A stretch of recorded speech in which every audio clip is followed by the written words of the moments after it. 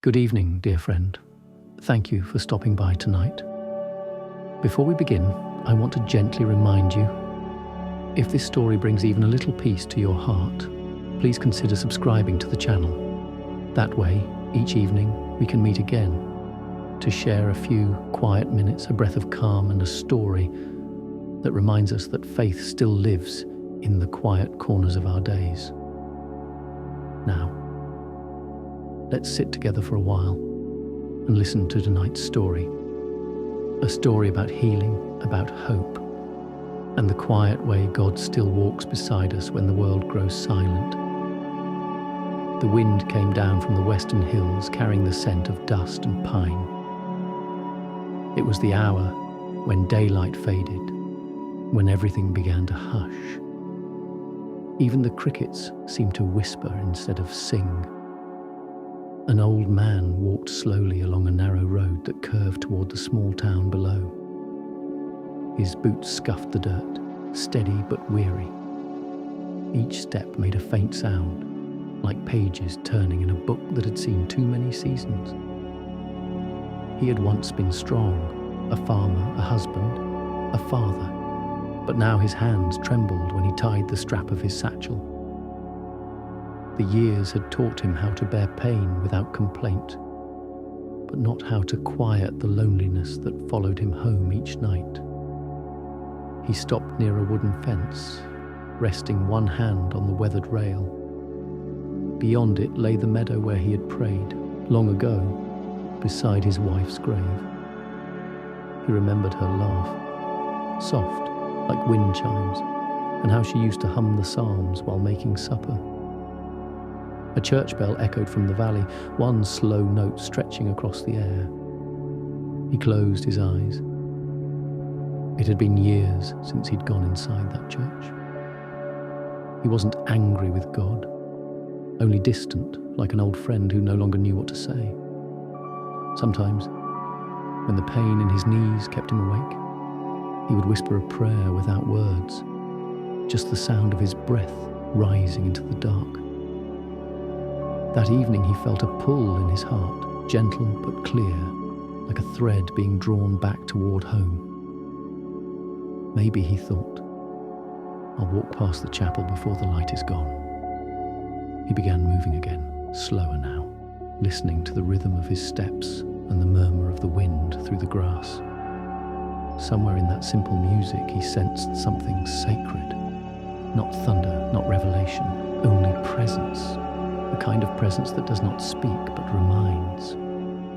At the edge of town, the street lamps began to flicker on, their glow resting softly on the old wooden cross above the chapel door. He stood there for a long moment, the evening cool on his skin, the sound of the bell fading. He did not go inside, not yet. Instead, he touched the brim of his hat and whispered, "Maybe tomorrow." Then he smiled, the small, uncertain smile of someone who isn't healed yet, but who finally believes that healing is possible. Emotional anchor. Sometimes faith doesn't shout. It simply waits beside the road until you're ready to come home. The quiet steps toward the chapel. The next morning broke in pale gold. Mist drifted above the fields and the air smelled of wet soil and cedar bark. Birds sang low, almost hesitant, as though they too were waking from a dream. The old man rose from his small bed and stood by the window. Light spilled over the worn boards of the floor, and for the first time in many days, he felt no rush to begin anything. He moved carefully, lighting the stove and waiting for the kettle to hum. As it whistled, he looked at the single cup on the table, the one his wife had painted with tiny blue flowers. He smiled faintly. It had a small crack near the rim now, but somehow the tea always tasted better in it.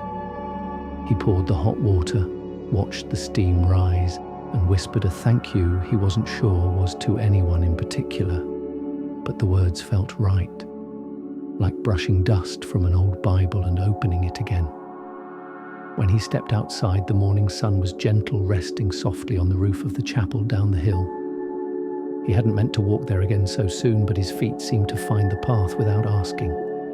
Each step on the gravel made a small, steady sound, as if the earth itself were whispering encouragement. Halfway down, he met the baker's boy, a thin lad with flour on his sleeves and kindness in his eyes. "Morning, Mr. Hale," the boy said. "Morning, son," the old man replied. "You heading to town?" "Maybe," he said with a faint grin. "Just stretching the legs." The boy smiled back and continued toward the market, but before leaving, he handed the old man a small loaf wrapped in paper. "Still warm," he said. "Mama said you used to like the honey bread." The old man took it, feeling the heat through the thin wrapping. For a moment his throat tightened. He nodded, unable to say much, and the boy waved and ran off down the road. He sat on a stone near the chapel gate and broke the loaf in half. Steam curled into the morning air, carrying the scent of sweetness and grain. He ate slowly, eyes half closed, hearing the echo of a psalm his wife once loved. "Taste and see that the Lord is good." The words weren't spoken aloud, yet they filled him like sunlight warming old wood. After a while he stood and looked toward the chapel door. It was slightly open, the light inside flickering like breath. He hesitated. There had been a time when he had entered that door every Sunday, when his hands were still strong and his back straight. He had fixed the hinges himself, polished the pews, and once helped the pastor mend the old window that looked toward the hills. That window was still there.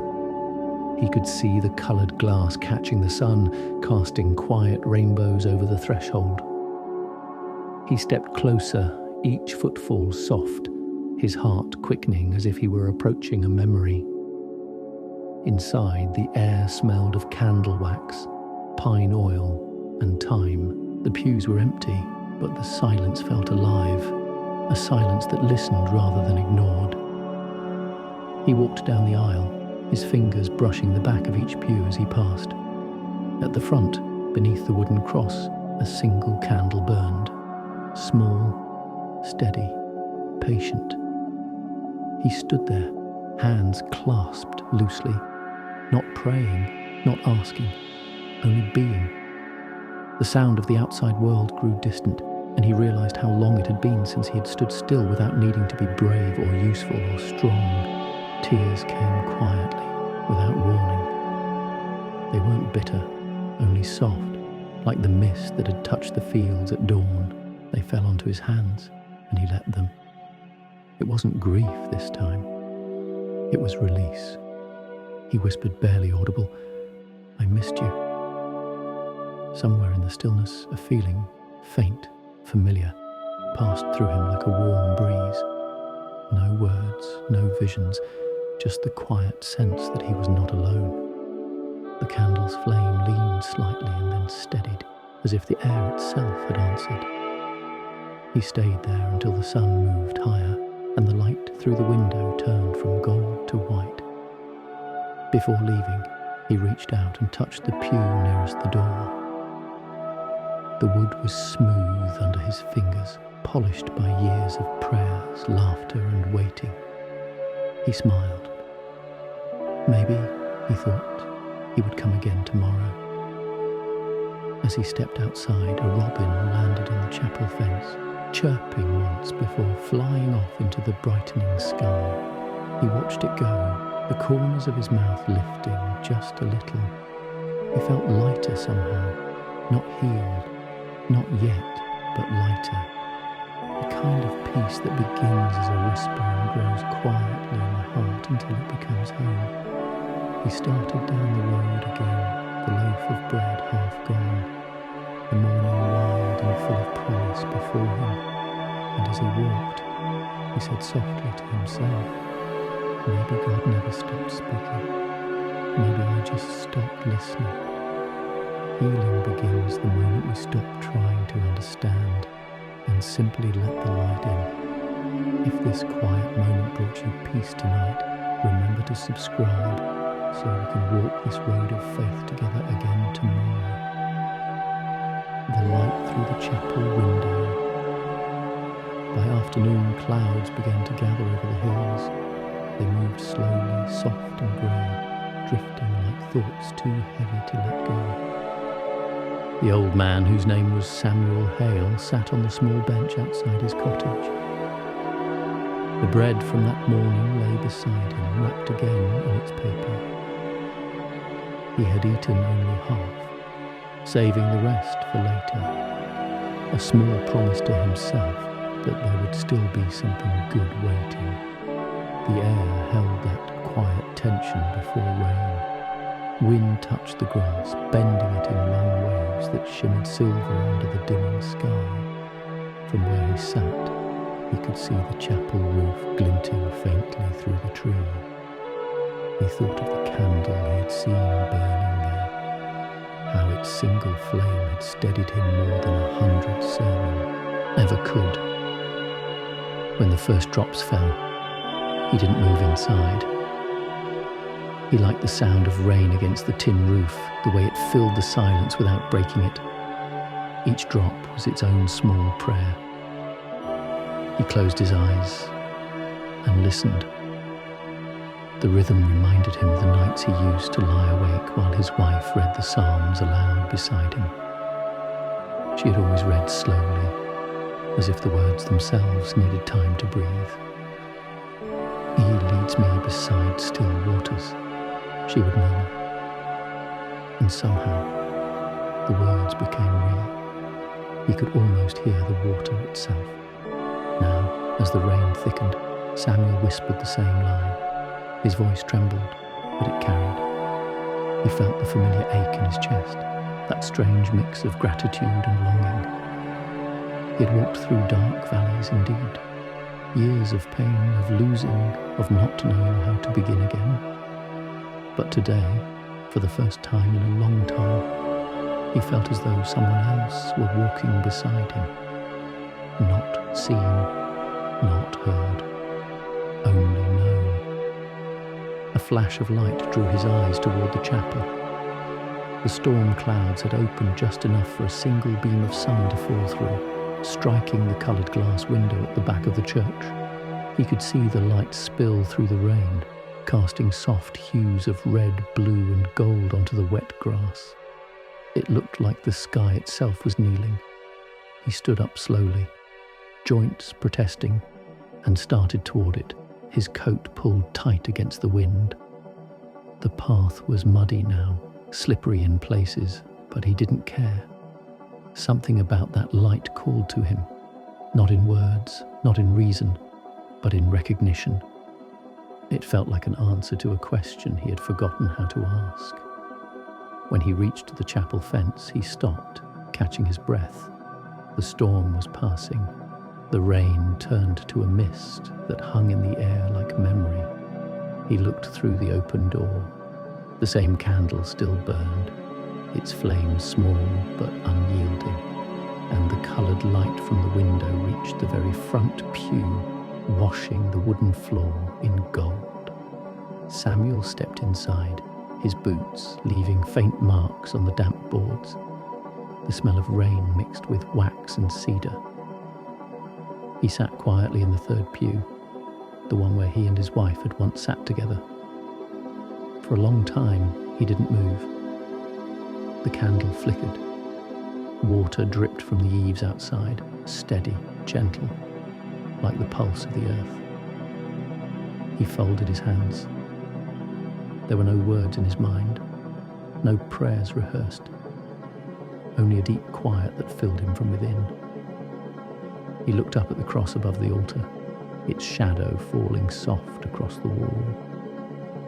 For the first time in years, he didn't feel small before it. He felt seen. All the years of silence, of anger swallowed and sorrow unspoken, they were not wasted. They had led him here to this small moment of understanding that grace had never left. He had only stopped noticing. He thought of the people he had lost.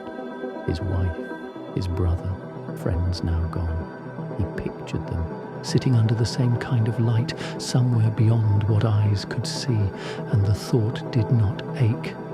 It calmed him. He whispered, "Thank you," and let the words drift into the still air.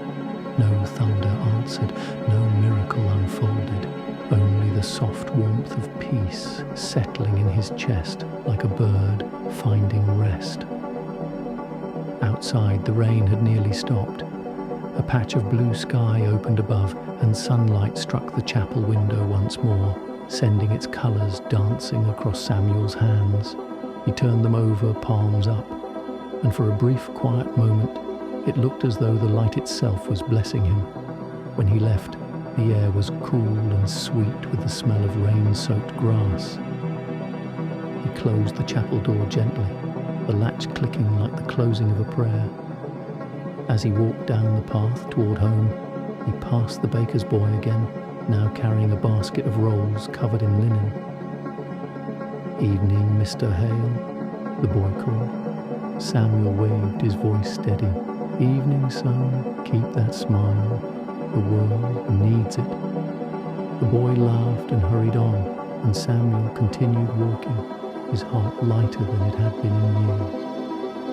When he reached the fence by his cottage, he paused to look back one last time. The chapel's window glowed faintly in the distance, and above it the clouds broke open into fading gold.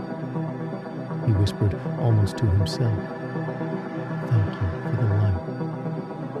Then he turned toward home, the gravel soft beneath his boots, the world washed clean again. Inside, he placed the rest of the bread on the table, poured a cup of tea and sat beside the window. The rain had stopped, but drops still fell from the eaves, each one catching a spark of light before disappearing into the earth. He watched them fall one by one and thought, maybe this is how prayer works. Not loud, not proud, just falling quietly, returning to where it began. Even the smallest light can find its way through the storm, and sometimes that light is you. If this story touched your heart, subscribe and return tomorrow. We'll walk together again through another quiet evening of faith and peace. The letter by the window. Morning came soft and silver, the kind of light that doesn't wake the world so much as it blesses it. Samuel rose slowly, feeling the gentle pull of sleep still on his shoulders, and shuffled to the small wash basin. Water, cool as creek stones, cupped in his hands and pressed against his face, sent a clean shiver through him. He stood quietly a while, listening to the cottage breathe, the old rafters settling, the kettle ticking as it warmed, the faint rustle of sparrows in the eaves. On the table by the window lay his wife's Bible. He hadn't opened it in a month. Last night, after the rain and the colours spilled across his hands, he brought the Bible down from the shelf and set it there near the light. Now the rising sun ran a thin gold thread along its worn spine. Samuel touched the leather, gently, as one might touch a sleeping bird, and eased it open. A folded paper slipped out and fell into his lap. He stared at it for a moment, the room holding its breath. The paper was yellowed at the edges and creased into careful thirds. In the top corner, the date was written in his wife's steady hand, years ago, the year before she fell ill. He swallowed, steadied himself, and unfolded it. Her handwriting, round, patient, beloved, bloomed line by line like a garden after rain. "Sam," it began, "if this finds you on a quiet morning, then let it be a quiet blessing. We do not know how many dawns we have, but we always have enough to give one away, to the Lord, to a neighbour, to a stranger in need of bread. If my hands are not there to make the tea, let your hands still be kind. Let them keep the small promises, sweep the step, mend the hinge, walk to the chapel when the hour is still. If one day your heart feels far, imagine me sitting in the third pew, humming a psalm under my breath, waiting for you to join me. We've always met there in one way or another." Samuel paused, breath caught between sorrow and gratefulness. He read on. "Sam, do you remember how you used to fix everything twice? First the break itself, and then the way the break made you feel, how it made you think you'd failed. You'd patch a fence and then sit beside it wanting to rebuild the whole field. I loved that about you. But there is a gentler way. Mending is not always building it back the same. Sometimes mending is letting light through where the crack used to be. If I go first, promise me you'll let the light in." He set the letter on the table and laid his hand over it. Outside, a wagon rumbled toward town, the horse's hooves a measured drumbeat on the road. Somewhere a door closed, and a woman's voice called a child to breakfast. The day had begun. He read the last paragraph. "When you feel alone, don't wait for Sunday. Walk down to the chapel on any day the sky is grey in your heart. Sit near the window. The light will find you there because it knows where you sit. And if a neighbour knocks, let them in, even if the house is not tidy and your shirt is not buttoned straight. I have never cared for a tidy table as much as a warm cup in a trembling hand. Remember Psalm 121, Sam. Remember how help comes from the maker of those hills you love. Remember how he keeps watch, not with thunder, but with quiet eyes. I will be with him, and he with you, and so we will not be far." Samuel closed his eyes. The letter was a thread thrown from a boat already across the river, and somehow it pulled him to shore. He folded it gently and slipped it back into the Bible, this time tucking it just inside Psalm 121. Then he stood and set a kettle on, adding 2 cups to the table. The habit felt almost foolish, and yet not foolish at all. A light knock sounded at the door. He opened it to find Mrs. Albright, the widow from the end of the lane, clutching a small bundle of kindling and looking apologetic. "Mornin', Mr. Hale," she said. "Forgive me. The wind's taken the latch from my chicken coop again and I can't seem to make it stay. Thought maybe if you had a mind." She stopped, embarrassed, as if she'd asked too much of a man already asked too much by life. Samuel smiled, the expression easy as breath. "We'll make it stay," he said. "But first there's tea." He ushered her inside, dusted off a chair and set the second cup in front of her. Steam rose in small, fragrant ribbons. They spoke softly of ordinary things. The late rain, the way the road washed out by the old cottonwood, the sparrows in the hedge as busy as gossip. He didn't mention the letter. She didn't mention the thinness of her arms or the way grief had trimmed her voice to a whisper these last 2 springs.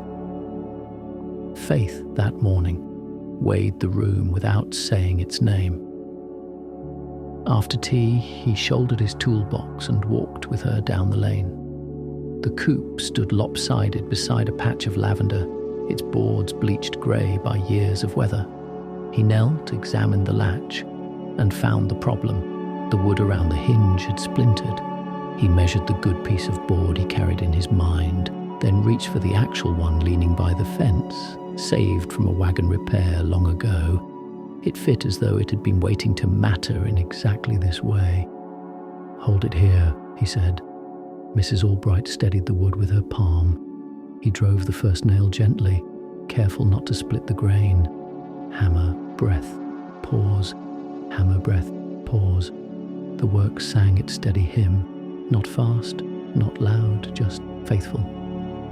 When it was done, the door swung smooth and sure. The latch caught with a clean click that sounded like a promise kept. She looked relieved in a way that went deeper than the coop. "You're very kind, Mr. Hale." "Not kindness," he said quietly, brushing sawdust from his hands. "Just the small promises." They stood together a moment, watching the chickens scuttle and complain. A breeze carried the lavender's smell through the yard. Mrs. Albright wiped her hands on her apron. "I can send you home with a loaf," she offered, then blushed. "It won't be as good as the baker's, but it's warm." "Warm is what matters," Samuel said, and he meant the bread and not the bread. He left with the loaf wrapped in a clean cloth, its heat seeping into his fingers. On the walk back he slowed near the chapel, drawn again by the quiet there. The door stood ajar. The pastor must have been dusting or airing the pews. Samuel hesitated, then stepped inside. The light through the window was softer than yesterday, less a trumpet and more a lullaby. Dust floated in it like snow that had forgotten how to fall. He took the third pew again, his place, their place, and sat. He didn't open the Bible. The letter was enough. He simply let the light rest on his hands, noticing the small scratches time had written there, the way the nails still held a faint crescent of lavender-coloured dust. He breathed slow and even until the room and his chest agreed with one another. In that unhurried ease, memories arrived without ache. His wife leaning against this very pew, drawing a finger along the edge of the hymn book. Her hat ribbon loosened by summer, the way she'd glance up during the doxology, not to make sure he was singing, but to share the simple joy of singing together. A sound came from the side aisle. The pastor, broom in hand, gave a polite nod and would have kept moving, but Samuel raised a hand. "Morning," he said. "Morning, Mr. Hale," the pastor answered. "Good to have you." The words were plain, and they landed right where they were needed. Good to have you, not good to see you, though it was that too. But have, as in belonging, as in kept. "I've fixed a latch for Mrs. Albright," Samuel said, surprising himself with the need to tell it. "She'll sleep easier, I think." "That's a sermon," the pastor replied, then smiled. "The right kind." When the sun slid a finger width across the floor, Samuel rose. He didn't want to hoard this peace. He wanted to carry it the way one carries a candle cupped from the wind. At the door he paused and, without quite deciding to, whispered, "Thank you for finding me by the window." Back home he set the warm loaf beside the letter, two kinds of sustenance waiting like close friends. He opened the window. The hills lifted their long shoulders toward the sky. He sat and cut a slice, the knife whispering through the crust, and placed the heel on a small plate. He would take it to the baker's boy later, let kindness complete its circle. The afternoon moved gently into itself. He stood, found a stray button on the floor and sewed it back on his work shirt, the thread pulling through the cloth with a satisfying hush. He swept the step. He tightened the hinge on the back door. He practiced letting the light in. When evening finally gathered, the cottage did not feel empty. It felt expectant. He set the Bible back on the table, not as a task to do tomorrow, but as a friend to sit with whenever the sky went grey in his chest. Outside, the first star pricked the deepening blue. Samuel lit a small candle and placed it near the window. It burned calmly, without show. He sat beside it, listening to the quiet between its steady breaths. Somewhere down the lane, a mother hummed a psalm, and a child's laughter tumbled like water over stones. He closed his eyes and let the sound become prayer. And when he blew the candle out, the smoke rose in a thin ribbon toward the twilight, a final line written on the soft page of the day. Sometimes mending isn't making things as they were.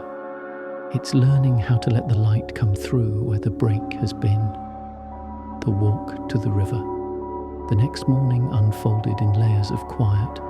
A thin fog rested on the meadows, soft as breath, and dew shimmered along the fence posts. Samuel opened his eyes to the pale light pressing gently through the curtains. For a while he lay still, listening to the morning's music, the far hum of insects waking, the hollow call of a dove beyond the ridge, and the slow tick of the clock on the shelf. He rose and dressed, his movements patient. The ache in his knees had become a familiar rhythm, not pain exactly, more like the body's way of remembering every field he had crossed and every nail he had driven. On the table lay the letter, folded neatly, beside the crust of bread he had saved. He smiled, placed both in his satchel, and stepped out into the cool air. The lane stretched ahead, silvered with mist. Each step he took left a faint print on the damp earth, filling softly behind him. It had rained again during the night, and the air smelled of cedar and clean clay. Somewhere to the east, the river whispered its endless song. He had not been there in years, not since before the illness, before everything changed. He followed the old path through the fields, where wildflowers bent beneath beads of dew. The sun climbed higher, turning the fog to gold, and for a moment the world seemed like a painting only God could finish. His thoughts wandered as he walked, to the chapel, to the pastor's quiet nod, to the warmth of Mrs. Albright's tea, to the laughter of the baker's boy. Each small memory felt like a pearl threaded on a single, unbroken string of mercy. When he reached the edge of the river, the current glinted like polished glass. The water was low this season. Smooth stones showed beneath the surface. He remembered bringing his daughter here when she was young, years before she had moved to the city. She had skipped flat stones across the water, each hop a burst of delight. He could still hear her voice calling, "Look, Papa, it danced."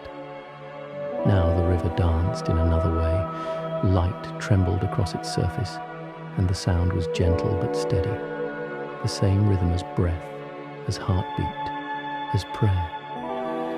Samuel lowered himself onto a smooth rock and watched. He reached into his satchel and drew out the letter. The edges were soft from his hands, the ink faint in places. He didn't open it this time, he just held it.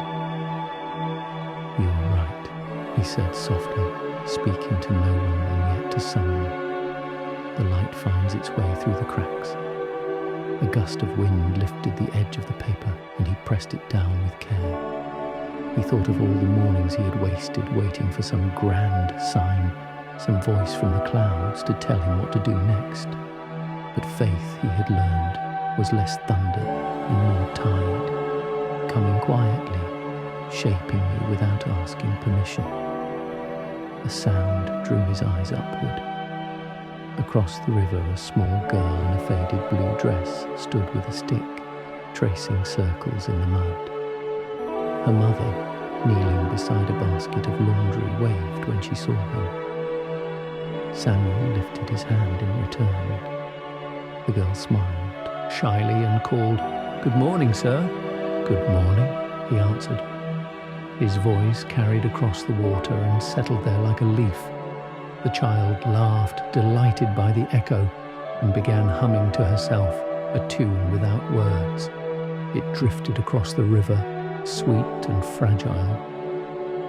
Samuel closed his eyes, letting it mingle with the murmur of the water.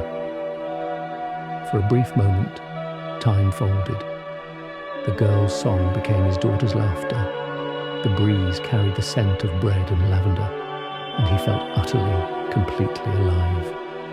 He drew a small pebble from the ground and tossed it into the river.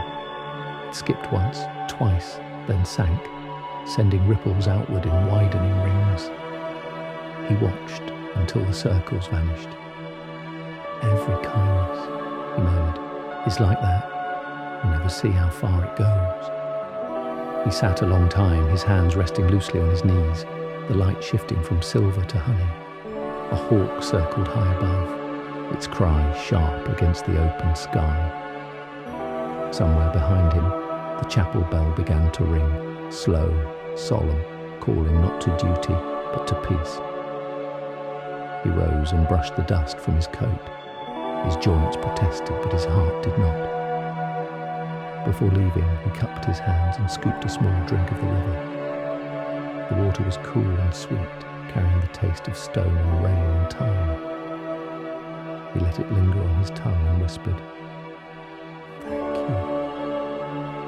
On the walk home, he noticed details he had forgotten to see. The way sunlight pooled in the hollows of the road. The sparkle of a spider's web stretched between fence posts. The small blue feather caught in the grass.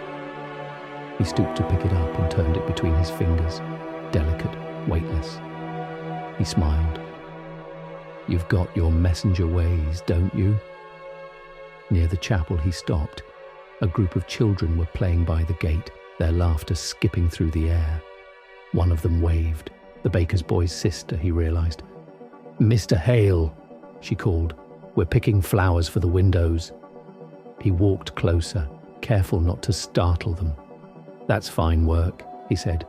"The Lord's house deserves its colour." She held out a small bunch of daisies. "Would you like one?" He nodded and took the flower gently. "Thank you, dear." When they ran off, he tucked the daisy into his coat pocket and continued home. The road wound through the same hills, yet it felt different now, not a path he travelled alone, but one shared with everything that breathed. The trees, the river, the faint hymn of the wind, all of it seemed to say, "You are not forgotten." At home, he placed the daisy in a chipped jar filled with water and set it on the windowsill beside the candle. The flame flickered, catching the petals in gold. He sat down, folded his hands, and let the stillness gather around him. The letter rested open on the table, and the words seemed to glow in the fading light. "Let the light in." Samuel smiled. "I'm trying," he said aloud, though no one was there to hear. He leaned back in his chair, watching the last light of day melt across the floor. Outside, the river kept its quiet rhythm, unseen but present, the eternal heartbeat beneath all things. He thought of the young girl's laughter, the kindness of neighbours, the soft weight of the daisy in his pocket. Every sound, every face, every moment, he realised, was part of the same long hymn, one that had begun long before him and would go on long after. He closed his eyes, not in weariness, but in gratitude. His breathing slowed to match the world outside. The candle flame steadied, its small light unwavering. And for the first time in many years, Samuel whispered not a plea, but a promise. "I will keep walking toward the light, however long it takes." Faith is not the absence of darkness, but the courage to keep walking until the river shines again. If this story brought you a moment of calm, remember to subscribe, so we can share another quiet evening where grace meets ordinary life. The Sunday that never came. Sunday arrived with a kind of hush that seemed deeper than rest. The town lay quiet beneath a slow-moving sky, the chapel bells silent for now, the air heavy with the scent of oak and the faint sweetness of last night's rain. Samuel woke before dawn. For years, Sunday had been a day that arrived whether he was ready or not. But this one came gently, like a guest who knew the house too well to knock. He washed, dressed, and lit a small fire. As the flames stirred, their light reached across the walls of the cottage, revealing small details he'd stopped noticing. The framed photograph of his wife as a young woman, her smile shy and knowing. The half-finished carving he'd left on the shelf, a wooden sparrow with one wing still rough. He ran his thumb over the carved feathers, feeling the grooves where the knife had once slipped. He had meant to finish it years ago. Outside, fog hung low over the fields, soft as wool. The chapel steeple barely peeked through the grey like a memory trying to return. Samuel tied his boots and stepped into the cool air. The world felt newly washed, fragile in its quiet. He walked slowly, the path familiar beneath his feet, the road damp but firm. When he reached the chapel, he found the door closed, unusual for a Sunday morning. A note, pinned carefully to the wood, fluttered in the light breeze. The pastor's handwriting was neat but weary. Service cancelled this week. Illness in the family. The chapel will remain open for prayer. May peace dwell among you until we gather again. Samuel stood for a while, reading the words twice, then 3 times. He wasn't disappointed. In a way, he was relieved. He had come for quiet, not company. He turned the handle and stepped inside. The air was still and cool. No candles were lit. No hymn books scattered across the pews. The silence pressed close but kindly, as if the walls themselves were keeping vigil. He walked to the front and sat in the same pew, the wood creaking softly beneath his weight. Through the coloured glass window, the morning light broke in muted tones, not the bright blaze of day, but a soft, steady glow. He closed his eyes and listened. Outside, a crow called from the field. The world, it seemed, was whispering its own liturgy. He thought of the pastor's family, of sickness, of the fragility that wrapped itself around every human life. He remembered the nights by his wife's bed, the way her breathing would falter, then return, as if she were caught between 2 worlds. He had prayed then not for miracles, but for gentleness, and God, he realized, had granted that. She had gone softly, like the last note of a hymn. He reached into his coat pocket and pulled out a small wooden sparrow, the one he had begun carving years ago. Its wings were uneven, one side feathered, the other still rough.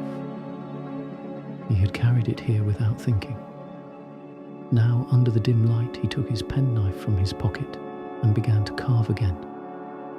Each stroke was slow, careful. Wood curled away in thin ribbons, falling soundlessly to the floor.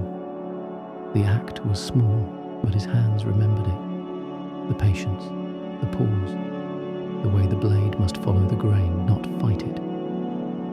The sound of carving filled the silence like prayer. When he stopped, he brushed the shavings aside and studied the little bird. Imperfect, yes, but complete in its own way. He set it on the pew beside him and smiled. "You'll do," he murmured. "You'll do just fine." He sat back, feeling the ache of old bones, and let his thoughts drift. What was faith, he wondered, if not the willingness to keep carving, even when no one saw the work? To keep mending fences, baking bread, showing up, not because the world rewards it, but because the heart asks for it. The coloured light reached farther across the floor now, touching his boots, his hands, the small sparrow. Outside, the fog was lifting, revealing the gentle roll of hills. He heard the faint laughter of children from a distant yard. The chapel, though empty, felt full, as though every prayer ever whispered there still floated in the air, shimmering and alive. He rose slowly and placed the carved bird on the windowsill, where the sunlight could touch its wings. "For the pastor's boy," he said aloud, a little something to remind him the world can still sing. As he turned to leave, his eyes fell upon the open Bible resting on the lectern. The page had been left on Psalm 34, the one that spoke of deliverance and the Lord's nearness to the broken-hearted. Samuel smiled faintly. "I suppose you chose the reading today," he whispered. He left the chapel door open behind him, letting the light spill inside. On the walk home, the fog thinned until the sky showed patches of clear blue. A breeze moved gently through the grass, brushing against his coat. He passed the baker's shop and saw the boy arranging loaves in the window. Samuel lifted his hand in greeting and the boy grinned. "Morning, Mr. Hale." "Morning, lad," Samuel said. "That's good bread you make. Keep it warm for the world." The boy laughed, and Samuel continued down the lane. He paused by the fence where lavender grew wild. The scent rose around him, sweet, familiar, alive. He broke off a small sprig and tucked it into his pocket beside the letter. Back at the cottage, he placed the kettle on the stove and waited for it to hum. The light through the window struck the daisy he'd kept from the children and turned it golden. He sat by the table, hands folded loosely, and felt a deep quiet settle in his chest. Sunday had not come as he expected. No hymns, no sermons, no gathering of neighbours. And yet, as he looked around the small, sun-warmed room, he realised it had come just the same, in the steady rhythm of the day, in the sound of water boiling, in the thought of the pastor's child holding the wooden sparrow. Grace had come. He poured his tea and raised the cup slightly, as though in a silent toast. "To the Sundays that never come," he said softly, "and the mercies that come instead." Outside, the church bell rang once, just once, as if to answer. Sometimes the Sabbath arrives without a song, only a silence deep enough to hold the whole world's prayer. If this story brought you peace tonight, remember to subscribe, so tomorrow we can share another quiet moment where faith speaks softly. The candle and the sparrow. Dusk drifted in like a gentle tide, turning the fields a quiet blue. Samuel lit his small candle by the window and watched its steady flame take hold. He had always liked how a candle does not rush the darkness away. It simply stands there, faithful and calm, until the room remembers how to breathe. On the sill sat the wooden sparrow he had carved, no longer rough, but not perfect either. He turned it in his hands once more, then wrapped it in a square of linen and tied it with a bit of twine. The bell at the chapel gave a single lingering note, the pastor's way of telling the town that evening had arrived and they were remembered. Samuel slipped on his coat and stepped outside.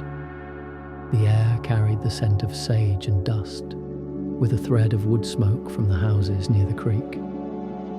Far off, a coyote called once and then fell silent, as if it too were listening. He walked the lane slow enough to notice the day's last details. A cow cropping grass along the fence line, a porch light flicking on, someone closing a gate, latch clicking like a tiny amen. At the corner by the cottonwood, the pastor's cottage stood with a lamp glowing in the parlour. A child's laughter, faint and breathless, floated into the yard and made Samuel's smile rise of its own accord. He knocked gently. After a moment, the door opened to reveal the pastor's wife, her face pale with tiredness, but warm with welcome. "Mr. Hale," she said. "Good evening." "Evening, ma'am," he answered, removing his hat. "Forgive the hour. I brought something for the boy." Before she could reply, a small figure appeared by her skirt, a boy with soft hair and solemn eyes, the kind that held back more than they let out. He clutched a woolen blanket at the edge, then loosened it when he saw the old man. Samuel crouched a little so their eyes would meet on level ground. "I heard you weren't feeling well," Samuel said, "so I thought maybe a friend could keep you company." He placed the linen bundle in the boy's hands. The boy unknotted the twine with careful fingers and peeled back the cloth. When the sparrow emerged, its carved wings glinting lightly in the lamplight, he drew a breath that sounded like wonder remembered. "It's a bird," he whispered, and then with a shy glance at Samuel, "Is it for me?" "If you'll have it," Samuel said. "It sings best when the room is quiet." The pastor's wife pressed her fingertips to her lips. Her eyes glistened and then steadied. "Won't you come in?" she asked. "Just for a minute." Samuel followed them inside. The cottage smelled of broth and fresh soap. On a small table by the window, a Bible lay open to a psalm he knew by heart without needing to see the page. The boy climbed onto the settee and set the sparrow in his lap, tracing the lines that suggested feathers. "It feels warm," he said. "That happens," Samuel replied. "Some things keep a little of the hands that made them." The pastor came in from the back room, sleeves rolled, weariness in his shoulders, gratitude in his eyes. "Mr. Hale," he said, offering a handshake that turned into a steadying clasp. "You've come at just the right time." "Only to say evening," Samuel said, "and to leave a small friend." They talked quietly, about nothing large, which was everything that mattered. The garden's stubborn tomatoes, the creek running slow, the way the church door sometimes stuck in damp weather. The pastor's boy held the sparrow and made a nest for it in the fold of his blanket, then looked up. "Will it fly?" he asked without hope, yet not quite without it either. "It already did," Samuel said gently, "all the way from my window to yours." The boy seemed satisfied by that kind of miracle, the ordinary sort that never makes the paper, and yet is what keeps the world together.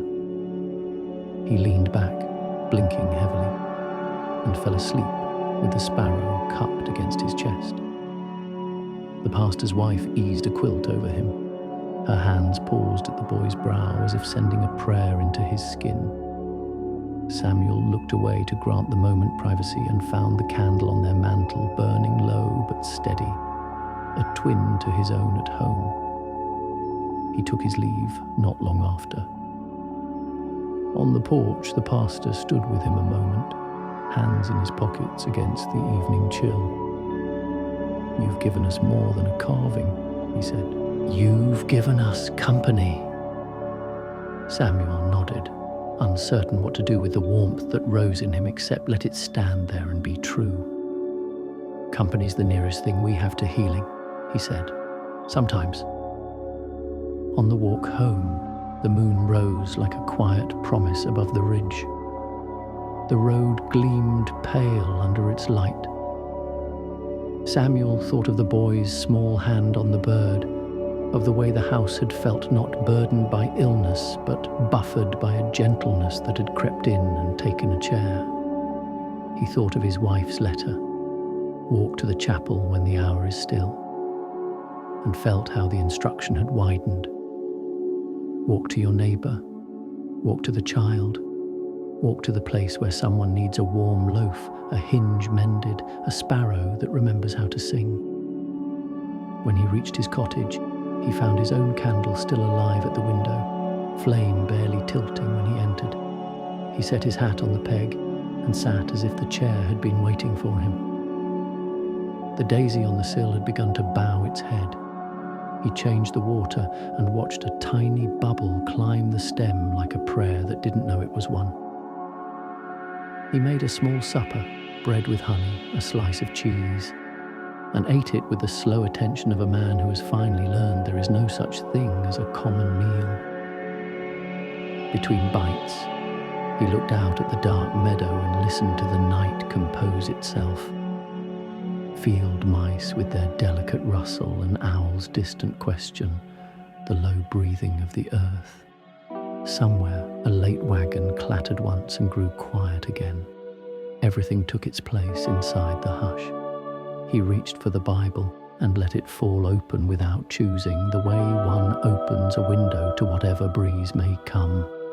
The verse his eyes met spoke of mercy older than fear and of a love that keeps its appointments. He read it as he might read a letter from a long-ago friend, slowly, gratefully, not trying to own it, only to be owned by it for a while. A soft tapping came at the pane. He looked up. A moth had found the light and was brushing the glass in soft, persistent arcs. For a moment he considered cupping it and setting it free, but he let it be. Not all creatures need saving from what they seek. Sometimes they simply need a place to circle and remember themselves. He set the Bible down and took up needle and thread to mend a small tear in his sleeve. The thread whispered in and out, and with each pass the cloth remembered its shape. Mending is letting light through where the crack used to be, he recalled. His wife's words no longer hurt, they held. When the sleeve was whole, he blew across the fabric and leaned back. The candle had shortened to a stub, yet it burned with the determination of the humble, never dramatic, only faithful. He cupped his hands around it and thought of the boy with the sparrow, the pastor's wife's hand on her child's forehead, the door left open at the chapel so the village could breathe its prayers. None of it was much if measured by headlines. All of it was everything, if measured by the heart. He rose and went to the door, stepping onto the stoop to look at the sky. Stars had multiplied, bright yet unboastful. He closed his eyes and let the cool air press kindly against his face. There were things he could not fix, wounds that lay beyond his reach, histories built from stones he could not move. And yet there were also hinges and loaves and sparrows and candles, small provinces of grace where his hands, however old, still had authority. When he returned inside, he cupped the candle with a palm and whispered, "Thank you for letting me carry a corner of the night." He pinched the wick. Smoke rose in a thin line and curled toward the ceiling like script that needed no reader. He sat in the near dark and listened to the house grow even. The sparrow was gone from the sill, but he saw it as clearly as if it perched there still, the curve of its wing catching light, the idea of flight resting without hurry. He imagined the boy sleeping with his hand on the little bird, and in that picture, something in Samuel's own chest found rest. He did not think about tomorrow. He did not need to. Tomorrow would have its own hinges, its own bread, its own flights. He breathed, and in that breath felt a kinship with the entire quiet town. The widow with her lavender, the baker's boy with flour dusting his sleeves, the pastor keeping watch in the next room, each life, a candle, each candle, a vow, to stand, to warm, to keep. The cottage clock ticked once, then again. Samuel folded his hands, not as a task, but as a posture the night seemed to request. No grand prayer came, only the simple consent of a tired man who had seen enough to know that grace does not need applause. He whispered into the dark, "Good night," and the room received it like a gift. A small candle and a carved sparrow cannot change the world, but they can teach a heart how to stay, and that is how light begins. The bells beneath the rain. The next morning began in grey. Rain had come quietly in the night and stayed past dawn, filling the fields with silver mist. Samuel woke to the sound of it, steady, patient, without haste. It drummed softly against the roof, trickled along the window panes, and slipped from the eaves like beads of glass. For a while he lay still beneath the quilt, listening. There was something holy in that rhythm, something like prayer that required no words. He rose slowly, joints complaining, and moved to the window. Outside, the world looked washed and new. The road glistened dark, the fences shone, and the hills beyond his gate were veiled in cloud. A sparrow darted from the lavender bush to the fence post, feathers slick and trembling. It shook itself once, brave against the chill, and began to sing. The sound was faint, yet it pierced through the rain as if determined to remind the day that joy had not drowned. Samuel smiled and whispered, "Good morning, little preacher." He filled the kettle, set it on the stove, and lit a match. As the flame caught, he thought of the boy with his carved sparrow and wondered if the child was awake now, perhaps turning the little bird over in his hands, wondering how something made of wood could feel alive. The thought warmed him more than the fire could. He sat by the window, mug of tea between his palms, and watched the rain gather and slide down the glass. Each droplet traced a different path, and for reasons he couldn't explain, he began to think of all the lives that ran beside his own, neighbours, strangers, souls who carried their private storms yet still walked upright beneath them. The pastor's wife tending her son through long nights, the baker's boy rising before dawn to knead dough in the half-light. Each person, he thought, was a kind of bell ringing quietly beneath the rain. When the kettle cooled, he reached for his coat.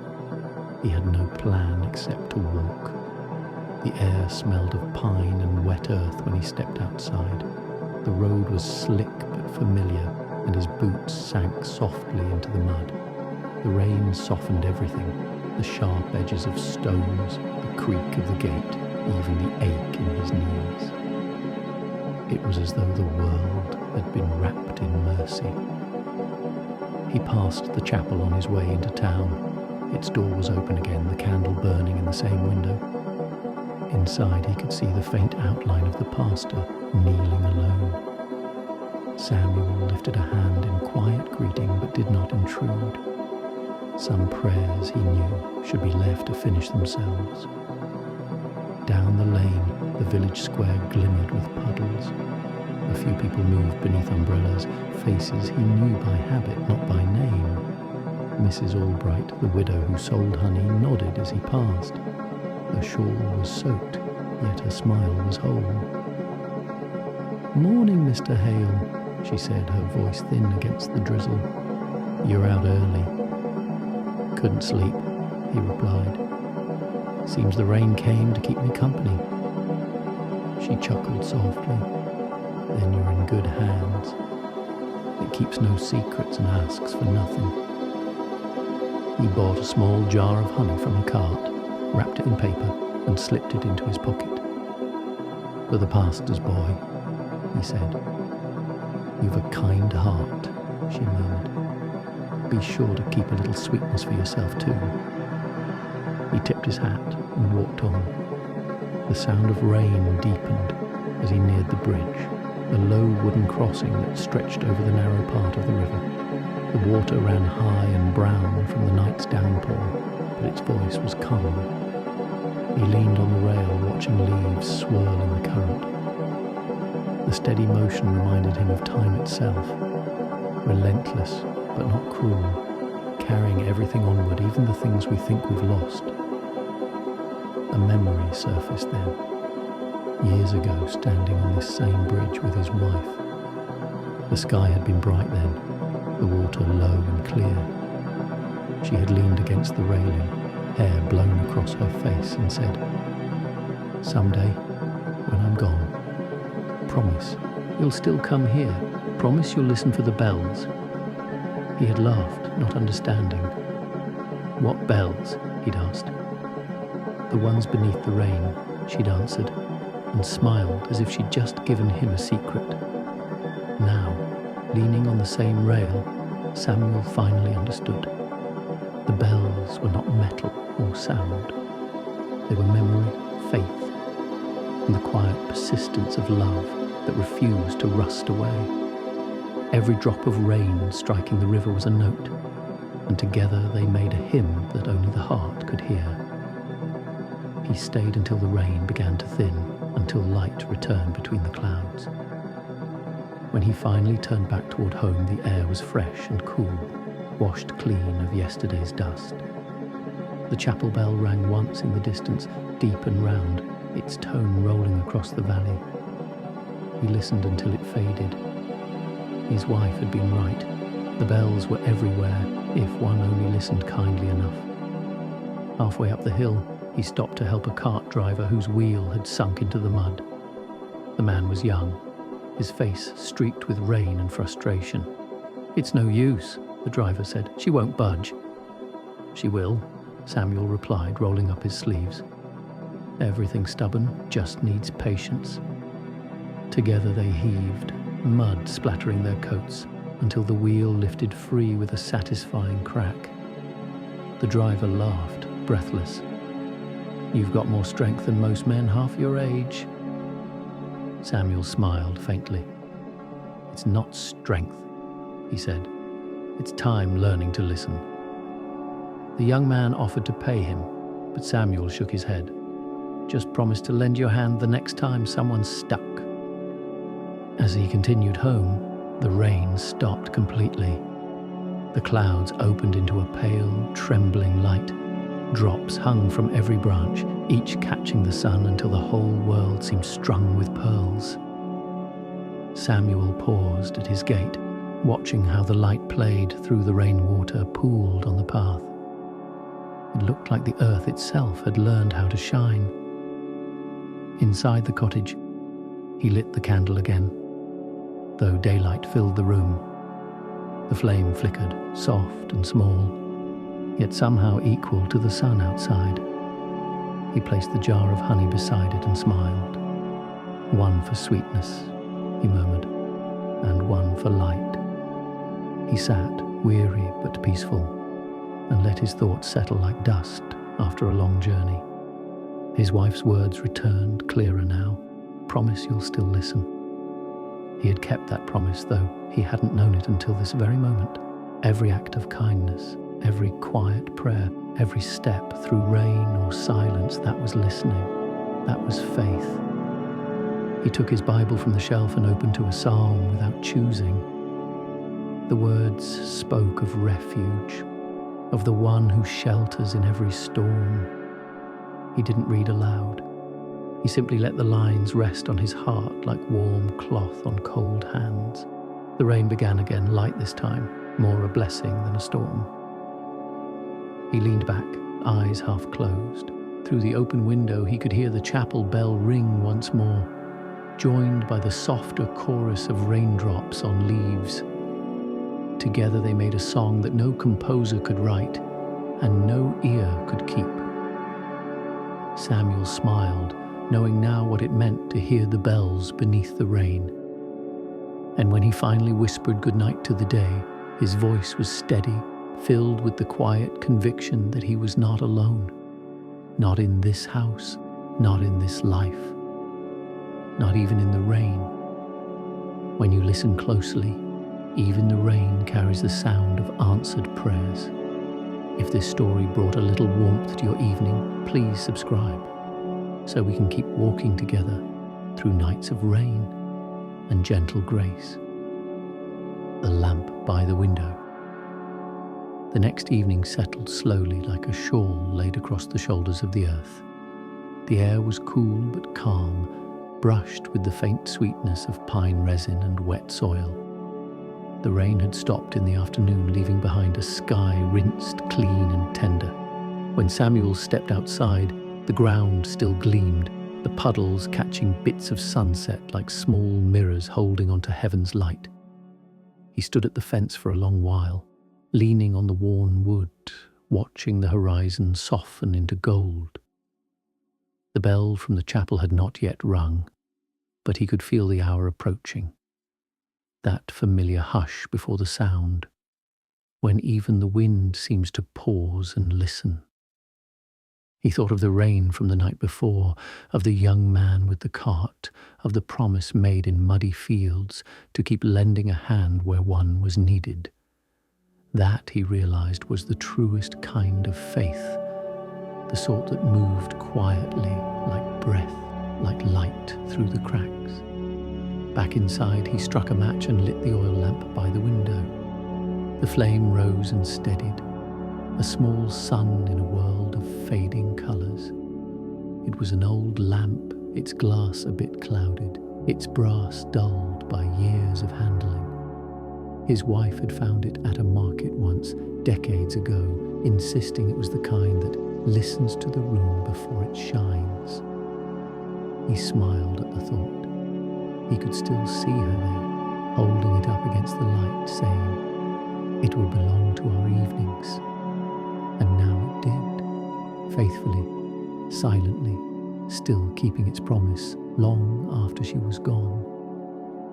The lamp's glow spread softly through the room, touching the Bible on the table, the daisy in the jar, the worn chair where he had sat for so many evenings.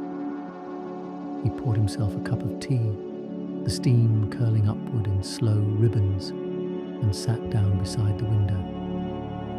Beyond the glass, the first stars had begun to show, tiny embers in the cooling sky.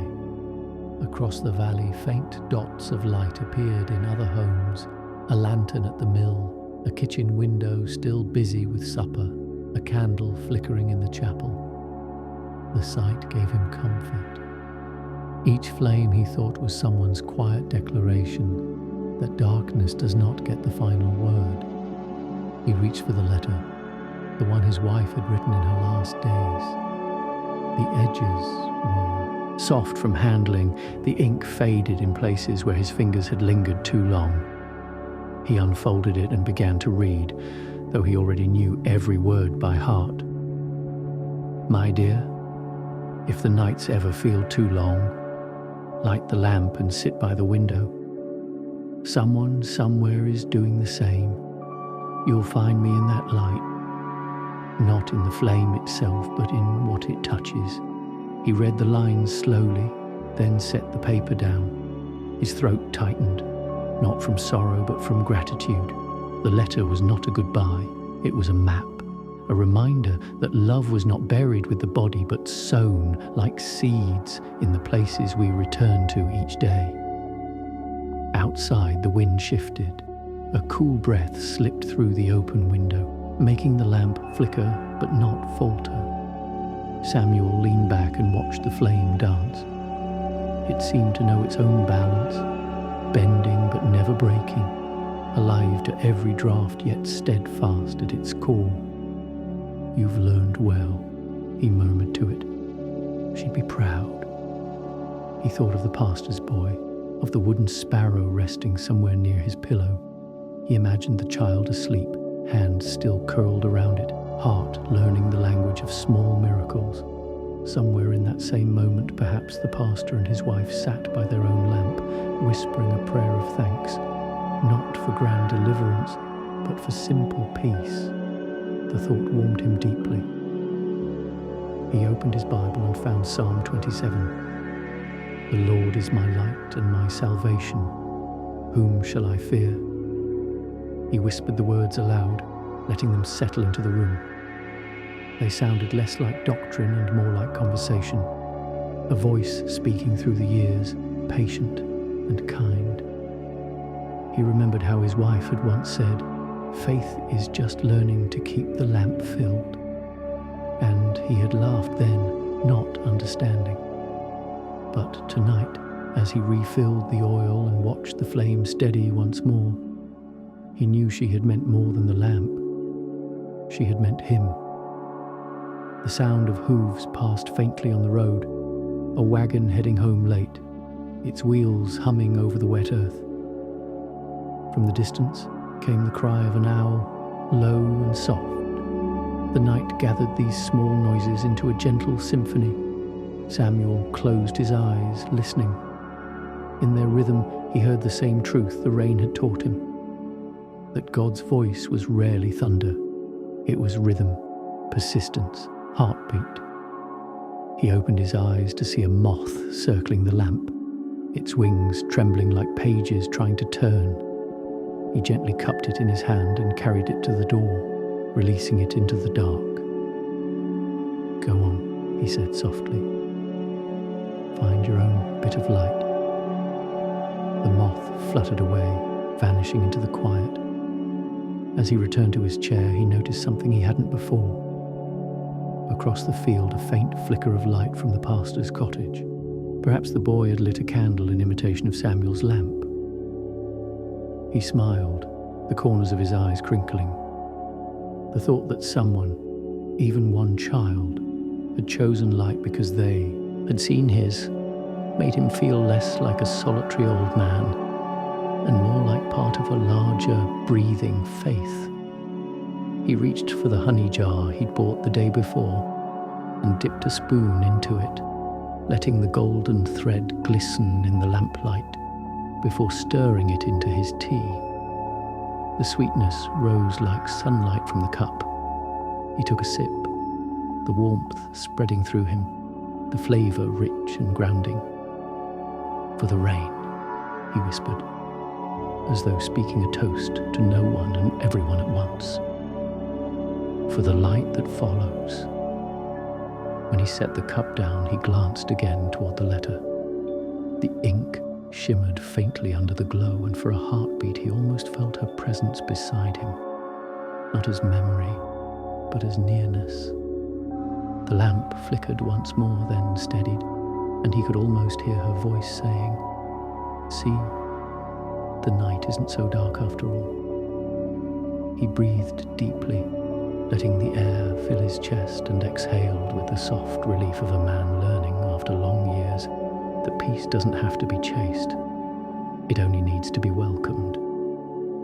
As the hour grew late, he rose and trimmed the lamp wick, just as she used to do, careful and unhurried.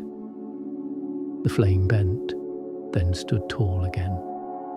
He left it burning on the windowsill, a small beacon in the sleeping town. If any traveller passed by the road tonight, they would see it and know someone was awake, someone kept watch. He stood at the doorway a moment longer, looking out across the dark fields. Somewhere far off, thunder rolled, not threatening, just distant, like a drumbeat reminding the world to rest. Samuel smiled to himself, then whispered, "Good night, my love. Good night, world." When he closed the door, the lamp glowed steady and strong, casting its circle of warmth over the table, the letter, the daisy, and the man who had finally learned how to live in the light again. Some lamps burn not to chase away the night, but to remind the lost that someone is still awake. If this story brought peace to your evening, please subscribe, so each night a gentle light will wait for you here. The Visitor at Dawn. The morning came softly, the kind of dawn that feels like it has been walking quietly all night to find your doorstep. Samuel stirred before the first light had fully crept into the sky. The lamp still burned faintly on the windowsill, its wick short, its glow tender and tired. He rose, touched the glass, and whispered, "Rest now," before snuffing it out with gentle fingers. Smoke curled upward, thin and fragrant, disappearing into the pale morning air. He brewed his tea, letting the steam rise and catch the faint sunlight slipping through the curtains. Outside, the world was hushed, not silent, but reverent. The grass shimmered with dew. Somewhere in the distance, a rooster called once, as if to say, "We're still here." Samuel sat by the window, hands wrapped around his cup, watching the horizon stretch into gold. He liked mornings like this, unhurried, filled with the small, honest sounds of life waking. He thought of his wife's letter again, of the promise it held. If the nights ever feel too long, light the lamp and sit by the window. He had done that faithfully, but she had never told him what to do after the light returned. A knock came at the door, soft, hesitant, like someone unsure whether they belonged. Samuel set his cup down and opened it to find the pastor standing there, hat in hand, raincoat still damp from the morning mist. His face carried both weariness and relief. "Good morning, Mr. Hale," the pastor said, his voice quiet but warm. "I hope I'm not intruding." "Not at all," Samuel replied. "The kettle's still warm, if you don't mind tea that tastes of yesterday's leaves." The pastor smiled faintly and stepped inside. Yesterday's leaves often make the best tea. They sat at the table. For a while neither spoke. The silence between them wasn't awkward, just full of things that didn't need explaining. When Samuel poured the tea, the steam rose between them like a veil that carried every unspoken kindness in the room. After the first sip, the pastor leaned back and sighed. "My boy wanted to thank you," he said. "He's taken quite a liking to that sparrow. Keeps it near his bed every night. Says it helps him sleep." He paused, looking down at the cup. "You gave him more comfort than I could." Samuel shook his head. "I didn't give him anything that wasn't already his. I just reminded him it was still there." The pastor nodded. Perhaps that's what faith really is, remembering what never left. They spoke for a while about the boy's health, improving slowly, the fever breaking at last. Samuel listened, his heart swelling with quiet gratitude. The child's laughter, he imagined, must be echoing again through that little house by the chapel. The thought was enough to fill his chest with warmth. When the conversation faded, the pastor's eyes drifted toward the window.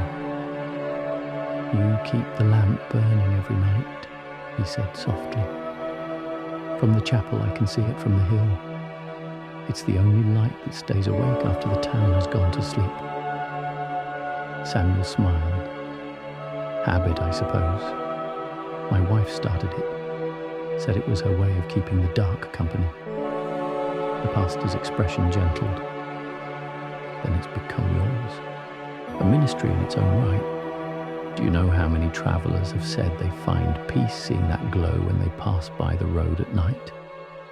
They call it the old shepherd's light." Samuel chuckled quietly.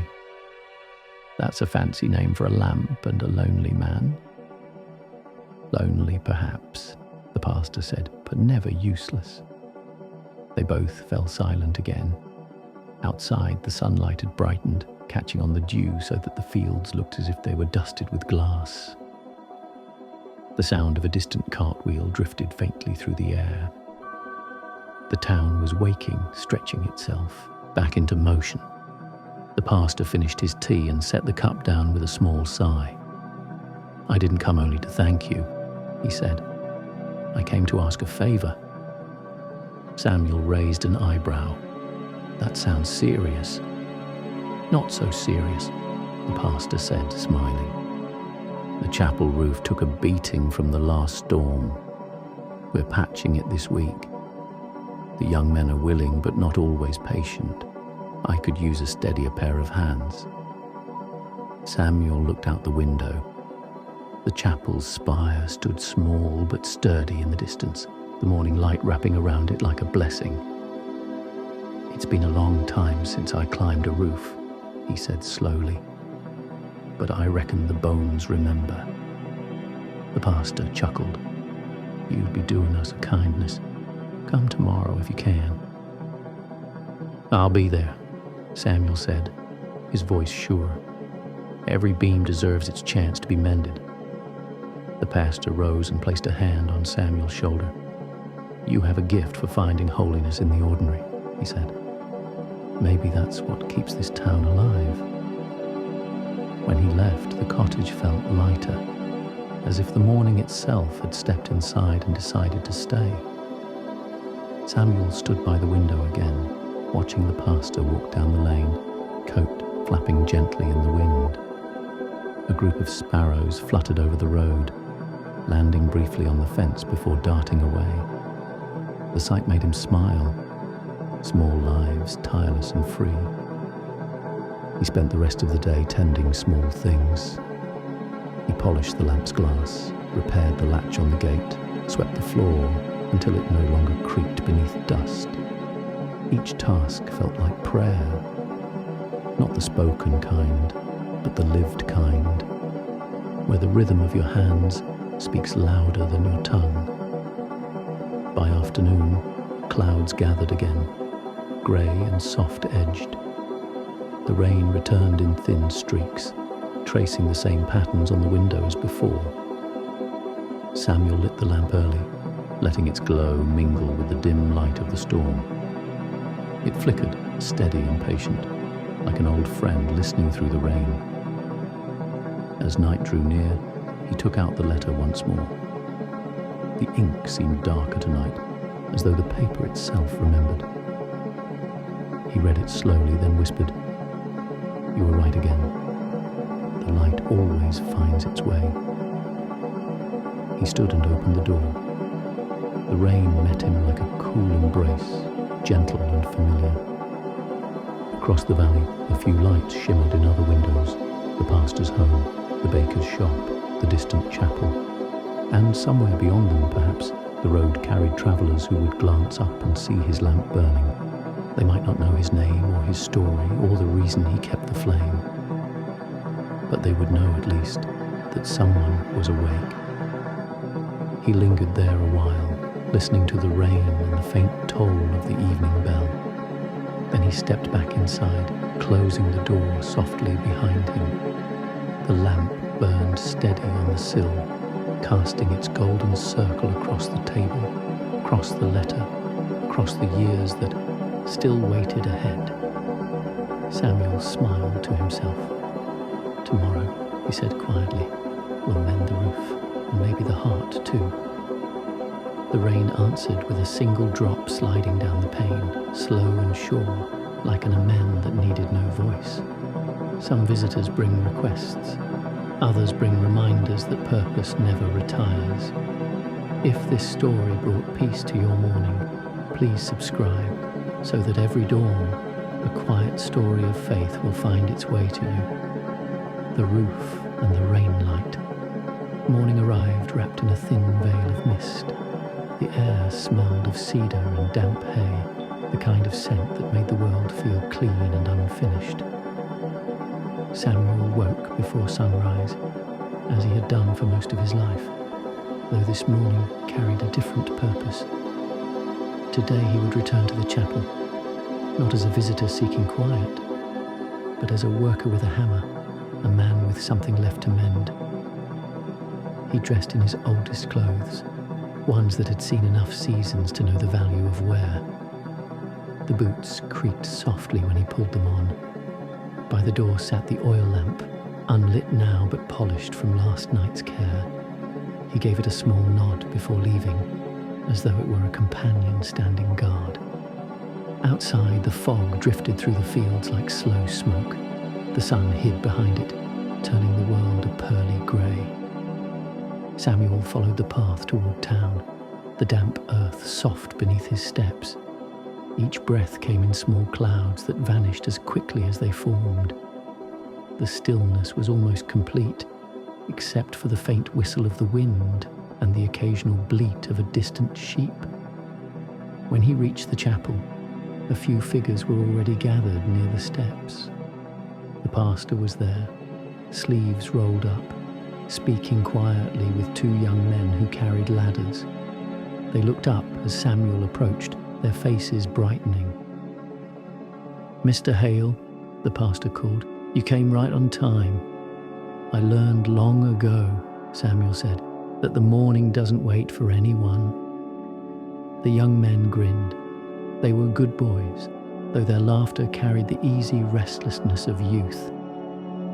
One offered Samuel a hand, and together they hoisted the ladders against the side of the chapel. The wood groaned, the nails creaked, but everything held. For the first time in years, Samuel felt the old rhythm return, the steady pulse of work done with purpose, the smell of wet shingles, the scrape of hammer against nail, the small shock that travelled up the arm with each strike.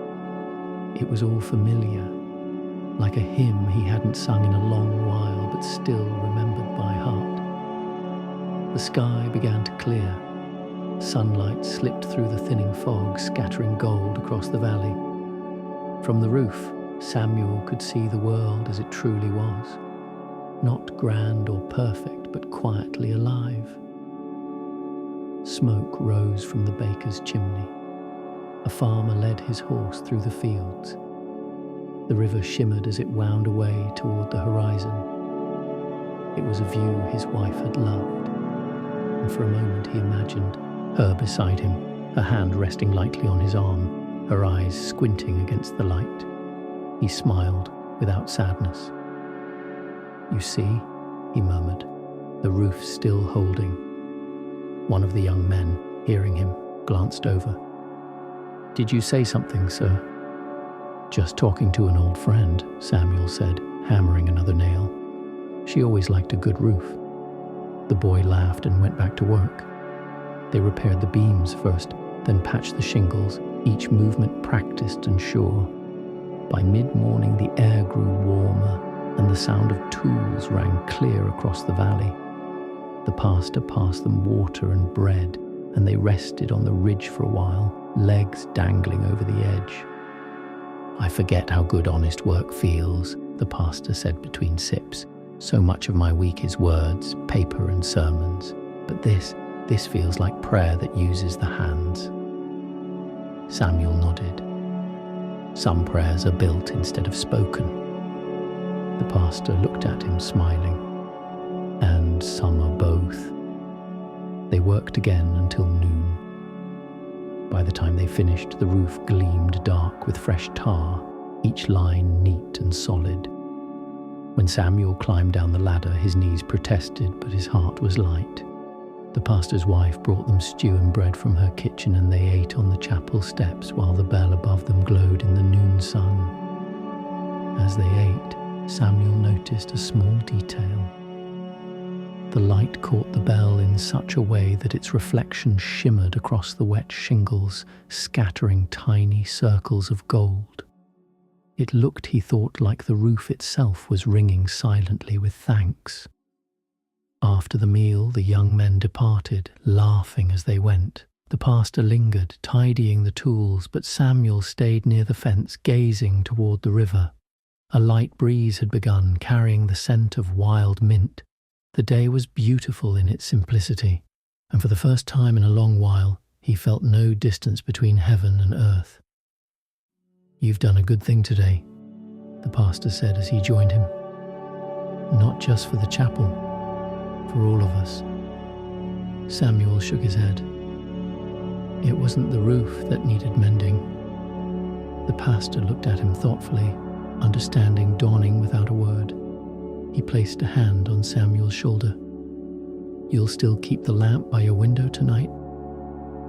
"As long as the oil lasts," Samuel said with a smile, "and maybe a little after." When he returned home, the sun was already sinking low, painting the hills with amber light. He stopped by the fence to rest, leaning on the rail as he had so many times before. The wood was warm beneath his hands. A flock of starlings wheeled above the fields, moving as one body, dark against the fading sky. He watched them for a long while, marveling at how easily they turned, how no single bird seemed to lead, yet none were lost. Perhaps faith was like that, not a command to follow, but a quiet belonging, a movement held together by love unseen. Inside the cottage, he washed his hands, the water turning grey with dust and tar. He lit the lamp early, even before the sun had fully gone, and set it once more on the windowsill. Its glow spread across the walls, finding familiar places to rest: the table, the Bible, the photograph, the letter.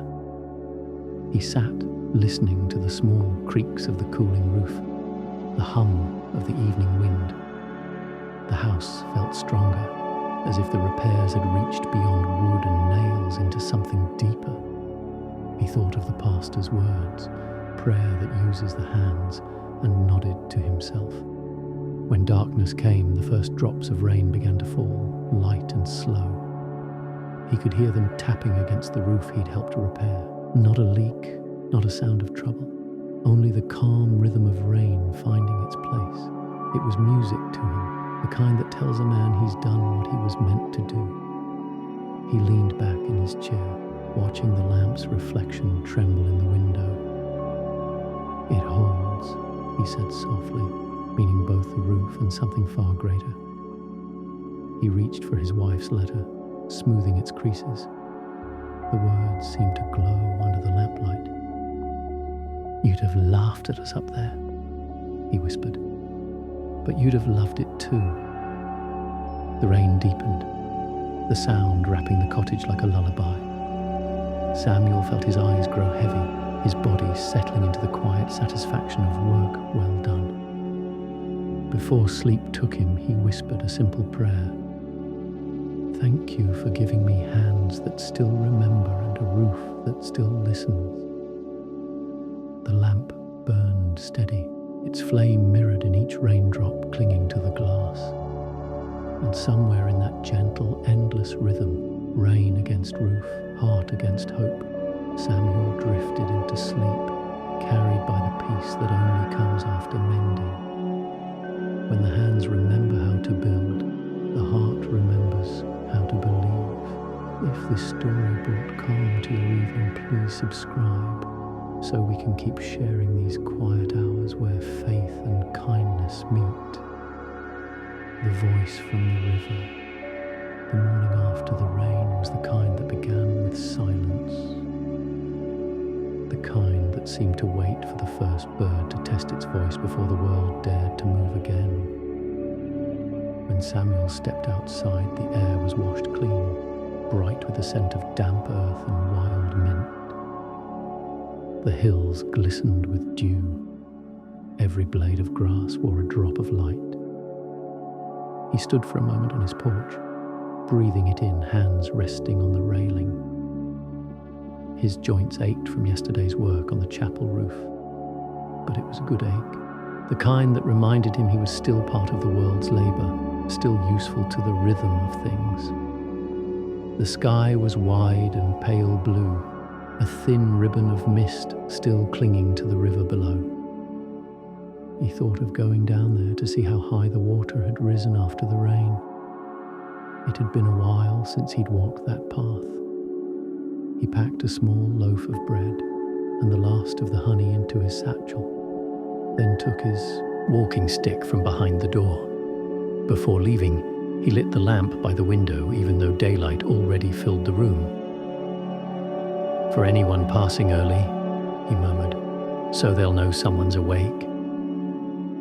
Then he closed the door gently behind him. The road to the river curved through meadows heavy with dew. The sunlight turned every droplet into a spark. He walked slowly, taking in the small, quiet miracles. A spider web strung like lace between two fence posts, a rabbit darting through the grass, the echo of a woodpecker tapping on a distant tree.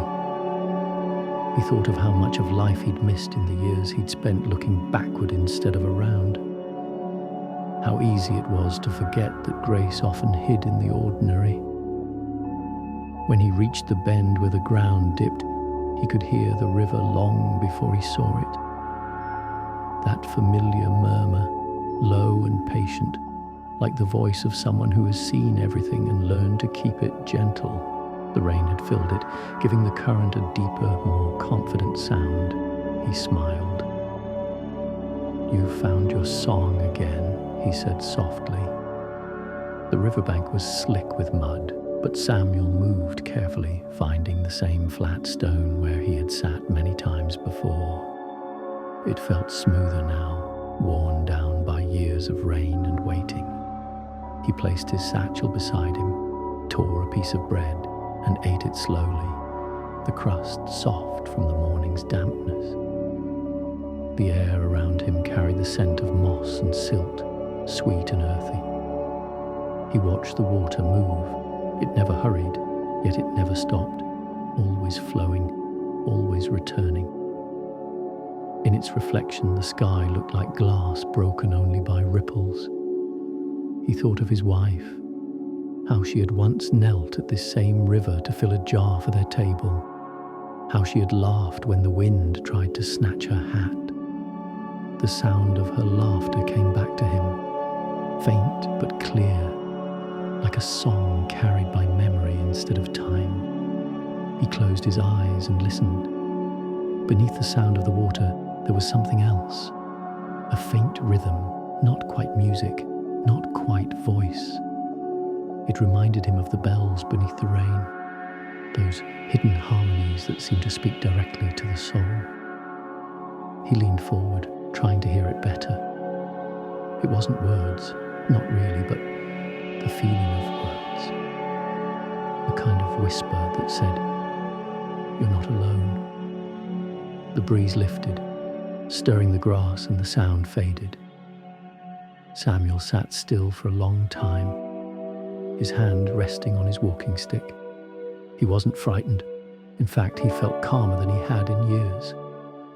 He thought of all the times he'd prayed and received silence, only to realize too late that silence had been the answer all along. Not empty, but full, waiting for him to learn how to listen. Across the river, sunlight broke through the trees, scattering gold onto the surface. Fish darted beneath, their shadows quick and bright. He could see in the reflection the faint outline of the chapel roof glinting in the distance.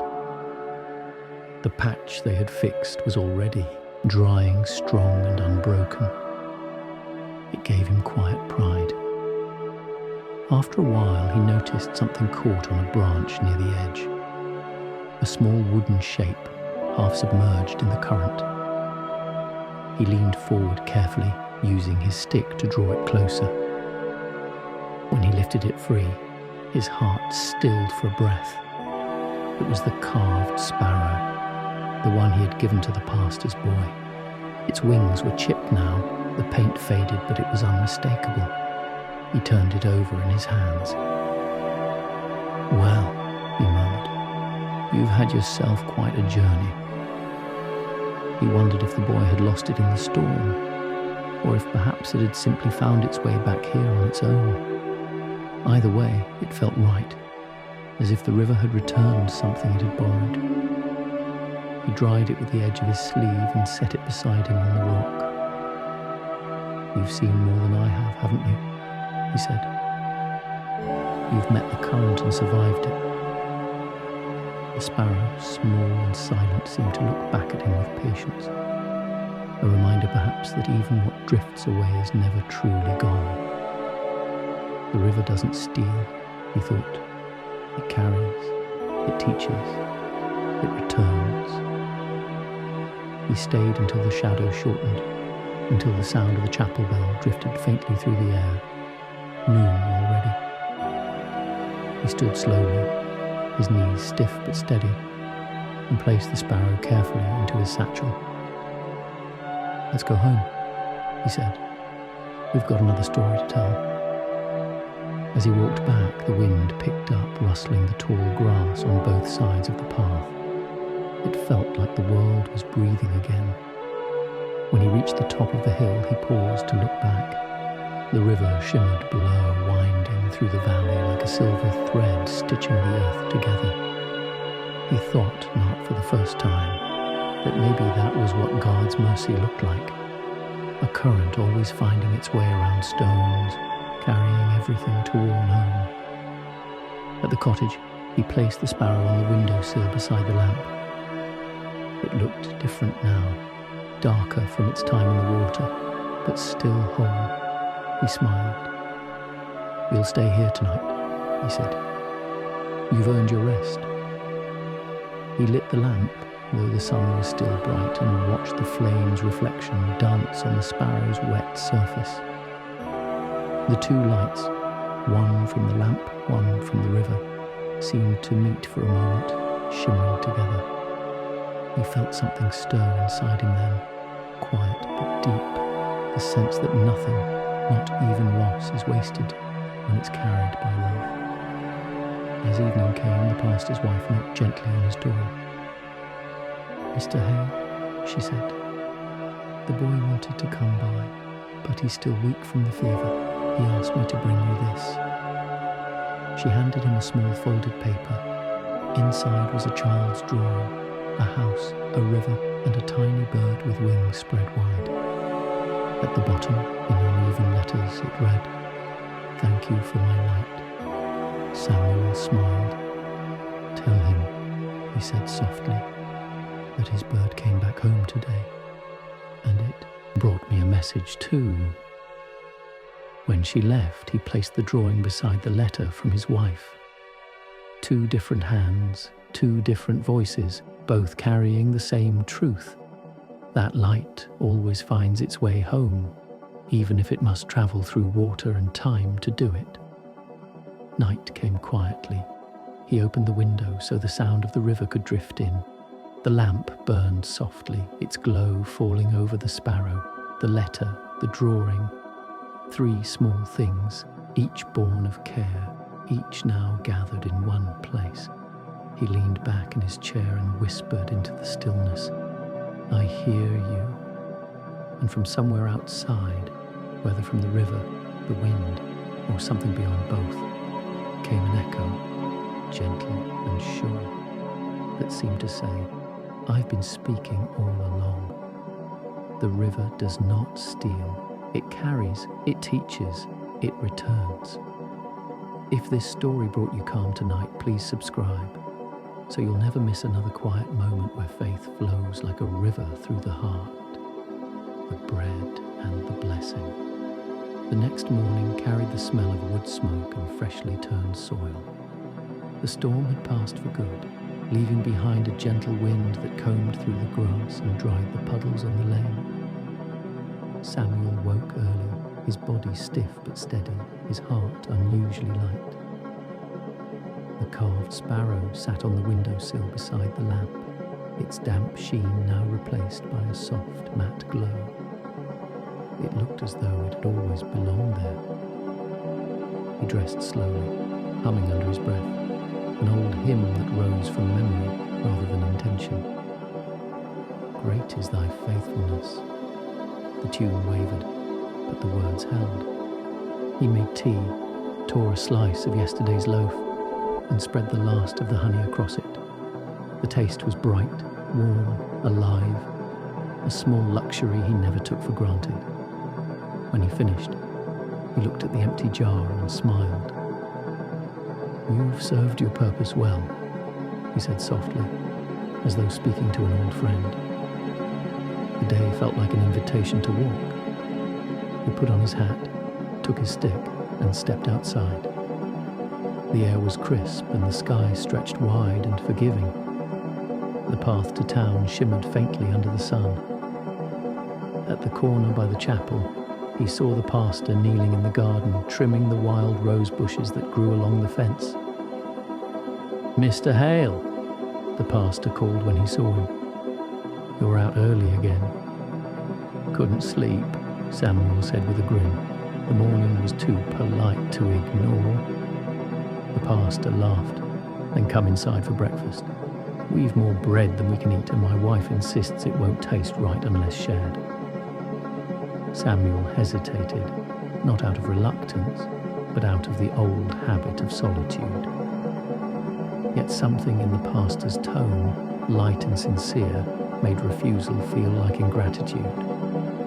"All right then," he said. "If you promise not to let me leave without a blessing." They entered the small parlour, where the morning light fell across the table. The smell of baking lingered in the air. On the counter sat 2 loaves, round and golden, their crusts still warm and glistening. The pastor's wife looked up from the stove and smiled. "Good morning, Mr. Hale. Sit, please. The bread's nearly ready." Samuel nodded politely, but his gaze drifted to the young boy sitting by the window. The child looked stronger now, a faint flush in his cheeks. In his hands he held a small twig, whittling it clumsily with a dull knife, tongue poking from the corner of his mouth in concentration. "Morning, young man," Samuel said. "Working on something?" The boy looked up, eyes bright. "A bird," he said, "like yours, but mine's not flying yet." "They all start that way," Samuel said. "Takes patience to teach a bird its wings." The boy grinned, a missing tooth catching the light. "Mama says patience is the hardest thing to grow." "She's right," Samuel said, "but it's the only crop that never fails." The pastor laughed softly from across the table. "He's been carving ever since you gave him that sparrow," he said. "Says he wants to make one for every window in town." "That'd be a fine sight," Samuel replied, "a town full of wings." They sat together as the bread came from the oven. The smell filled the small house, wrapping around them like a hymn. The pastor's wife placed a loaf on the table, its crust crackling faintly as it cooled. She sliced it open, steam rising in gentle curls, and poured tea into mismatched cups. Samuel broke off a piece and held it between his fingers. It was soft, warm, still breathing from the oven's heat. They bowed their heads as the pastor gave thanks, not in the polished rhythm of a sermon, but in the quiet tone of a man speaking to someone who already knew. "For this bread," he said, "for these hands, and for the light that wakes us again. Amen." They ate slowly, each bite a kind of silence. Samuel had forgotten how different food tasted when shared. The sweetness of the bread, the warmth of the tea, the sound of the boys' quiet humming, all of it mingled into something larger than comfort. It was belonging. After breakfast, the pastor walked him to the door. "You'll join us for service this Sunday?" he asked. Samuel looked toward the chapel, its bell gleaming faintly in the sun. He hesitated, not out of doubt, but because he wanted the answer to be honest. "Perhaps I already have," he said with a soft smile. "Some sermons are baked, not spoken." The pastor chuckled. "Then you've heard a good one." He waved as Samuel walked away, the boy running to the window to show his half-carved bird. Samuel raised his hand in salute. "Keep going," he called, "even if the wings take time." On the walk home, the world seemed brighter, not louder, just more awake. The clouds had drifted off, leaving a wide blue expanse that felt both infinite and close. He passed Mrs. Albright's stall by the road. She was arranging jars of new honey, the glass catching sunlight like captured stars. "More sweetness today?" she teased. "Not for me," he said. "I've already been fed." She laughed. "Then take one for the lamp," she said, pressing a small jar into his hand. "Light and honey, they belong together." He thanked her and slipped the jar into his satchel, feeling its gentle weight against his side. When he reached home, he set it on the table beside the sparrow and the letter. The collection of small, ordinary things, a bird, a light, a drawing, a jar, looked almost sacred now. Not because they were grand, but because they were held with care. He brewed another cup of tea, sweetened it with a touch of the new honey, and sat by the window. The river shimmered in the distance, and the chapel bell rang once, its tone deep and clear. He closed his eyes and let the sound settle over him. The lamp beside him flickered, though there was no wind. He smiled. "I know," he whispered. "You're here." He reached for the bread crust left from breakfast and broke it in two. One half he kept, the other he set on the windowsill beside the sparrow. "For whoever's hungry," he said softly. "Feather or man?" A small bird, not the carved one but a living sparrow, landed moments later, bold and quick. It pecked once, then twice, and looked up at him. Their eyes met. Samuel chuckled. "You're welcome," he said. "Take what you need." The bird lifted into the air, the crumbs still in its beak, and disappeared toward the trees. He watched until it was gone. The air felt lighter somehow, as if something invisible had passed between them, a quiet understanding that giving, no matter how small, is never wasted. As the day waned, the sunlight turned amber across the room. The sparrow's wooden wings glowed in the fading light, the honey jar shimmered, and the lamp stood ready for nightfall. Samuel leaned back in his chair, the rhythm of the morning still alive in his bones. For the first time in years, he realized he hadn't thought once about what was missing, only about what was here. He lifted his cup toward the window. "To the bread," he said softly, "and to the blessing that baked it." Outside, the river caught the light, carrying it forward like an unbroken promise. Some blessings are spoken, others are baked, shared and passed from hand to hand until they taste like grace. If this story brought you warmth, please subscribe so that tomorrow we can share another quiet story where faith rises like bread in the oven of an ordinary morning. The letter returned. The morning began with a soft wind moving through the cottonwoods, the leaves talking in their small green voices. Samuel woke to the rustle and to a feeling he could not name. Not urgency exactly, but a kind of invitation, as if the day itself had knocked gently and stepped back from the door. He sat up, listened to the cottage creak into wakefulness and swung his feet to the floor. The carved sparrow kept watch on the sill beside the lamp. The honey jar caught a thread of light and held it like a memory. He brewed tea and broke a slice of bread, the crust murmuring under the knife. As the kettle quieted, he noticed something on the floor near the table leg. A slip of paper, edged with dust, as if it had been hiding and had finally grown brave. Samuel bent carefully, picked it up and rubbed the surface clean with his thumb. The paper was thin, the ink faded to the grey-brown of old bark. He knew the hand before he made out the words, his wife's. He set the cup down, steadying it with a fingertip so it wouldn't rattle, and carried the paper to the window. The morning's light climbed the letters, letter by letter, and the voice he loved most returned to him, not as sound, but as shape. "Sam, if you find this someday, I hope it means the house has kept good secrets. You always said I tucked notes into books like a squirrel tucks acorns. Forgive me. I wanted to thread our days together in case the wind grew strong." He smiled in spite of the ache that rose with the words.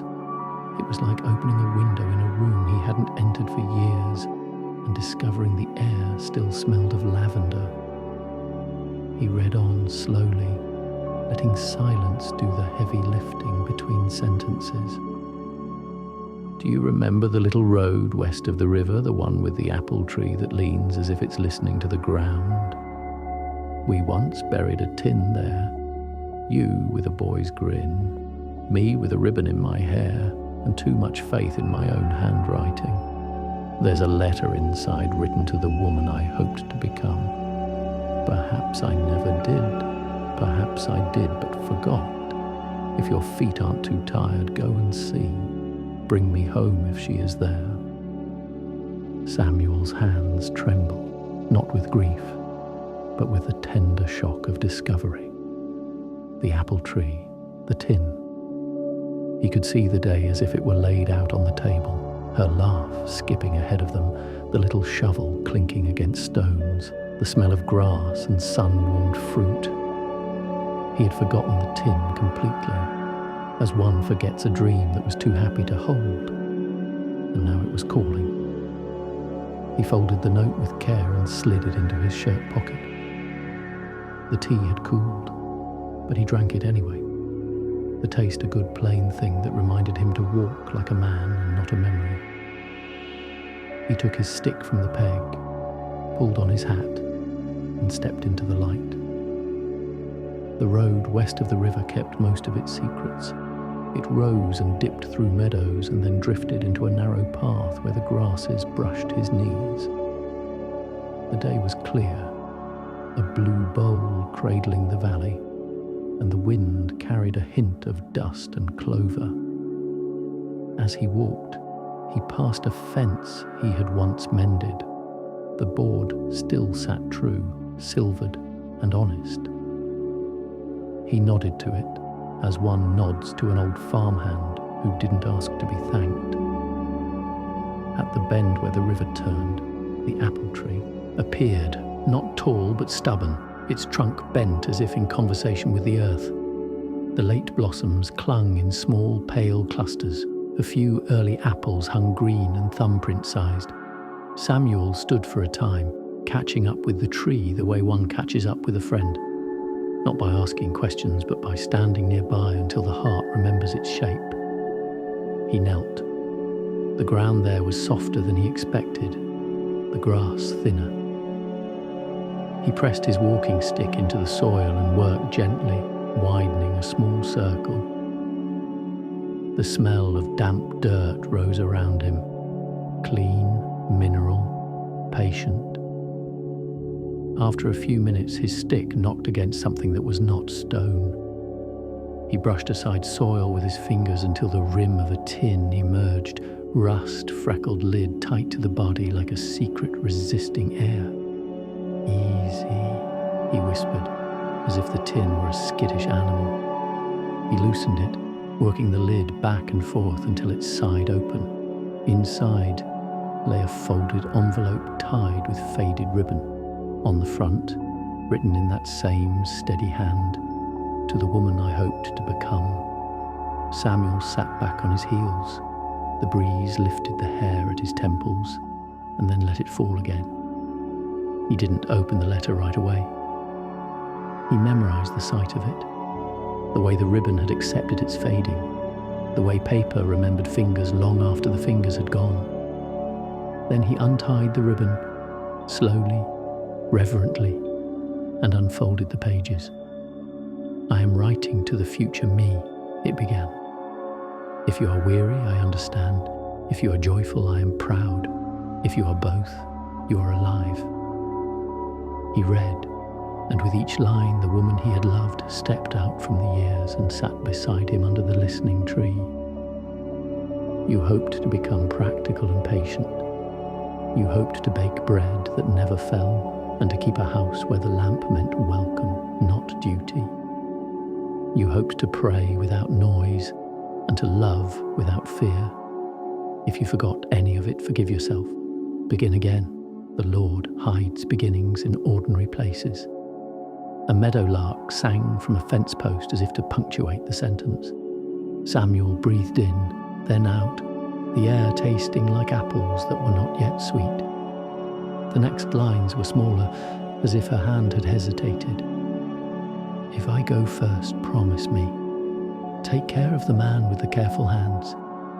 He will call himself alone, but he will never be, not in a world that keeps such lights as stars and kitchen lamps. Remind him to keep the lamp filled. Tell him to give away small things.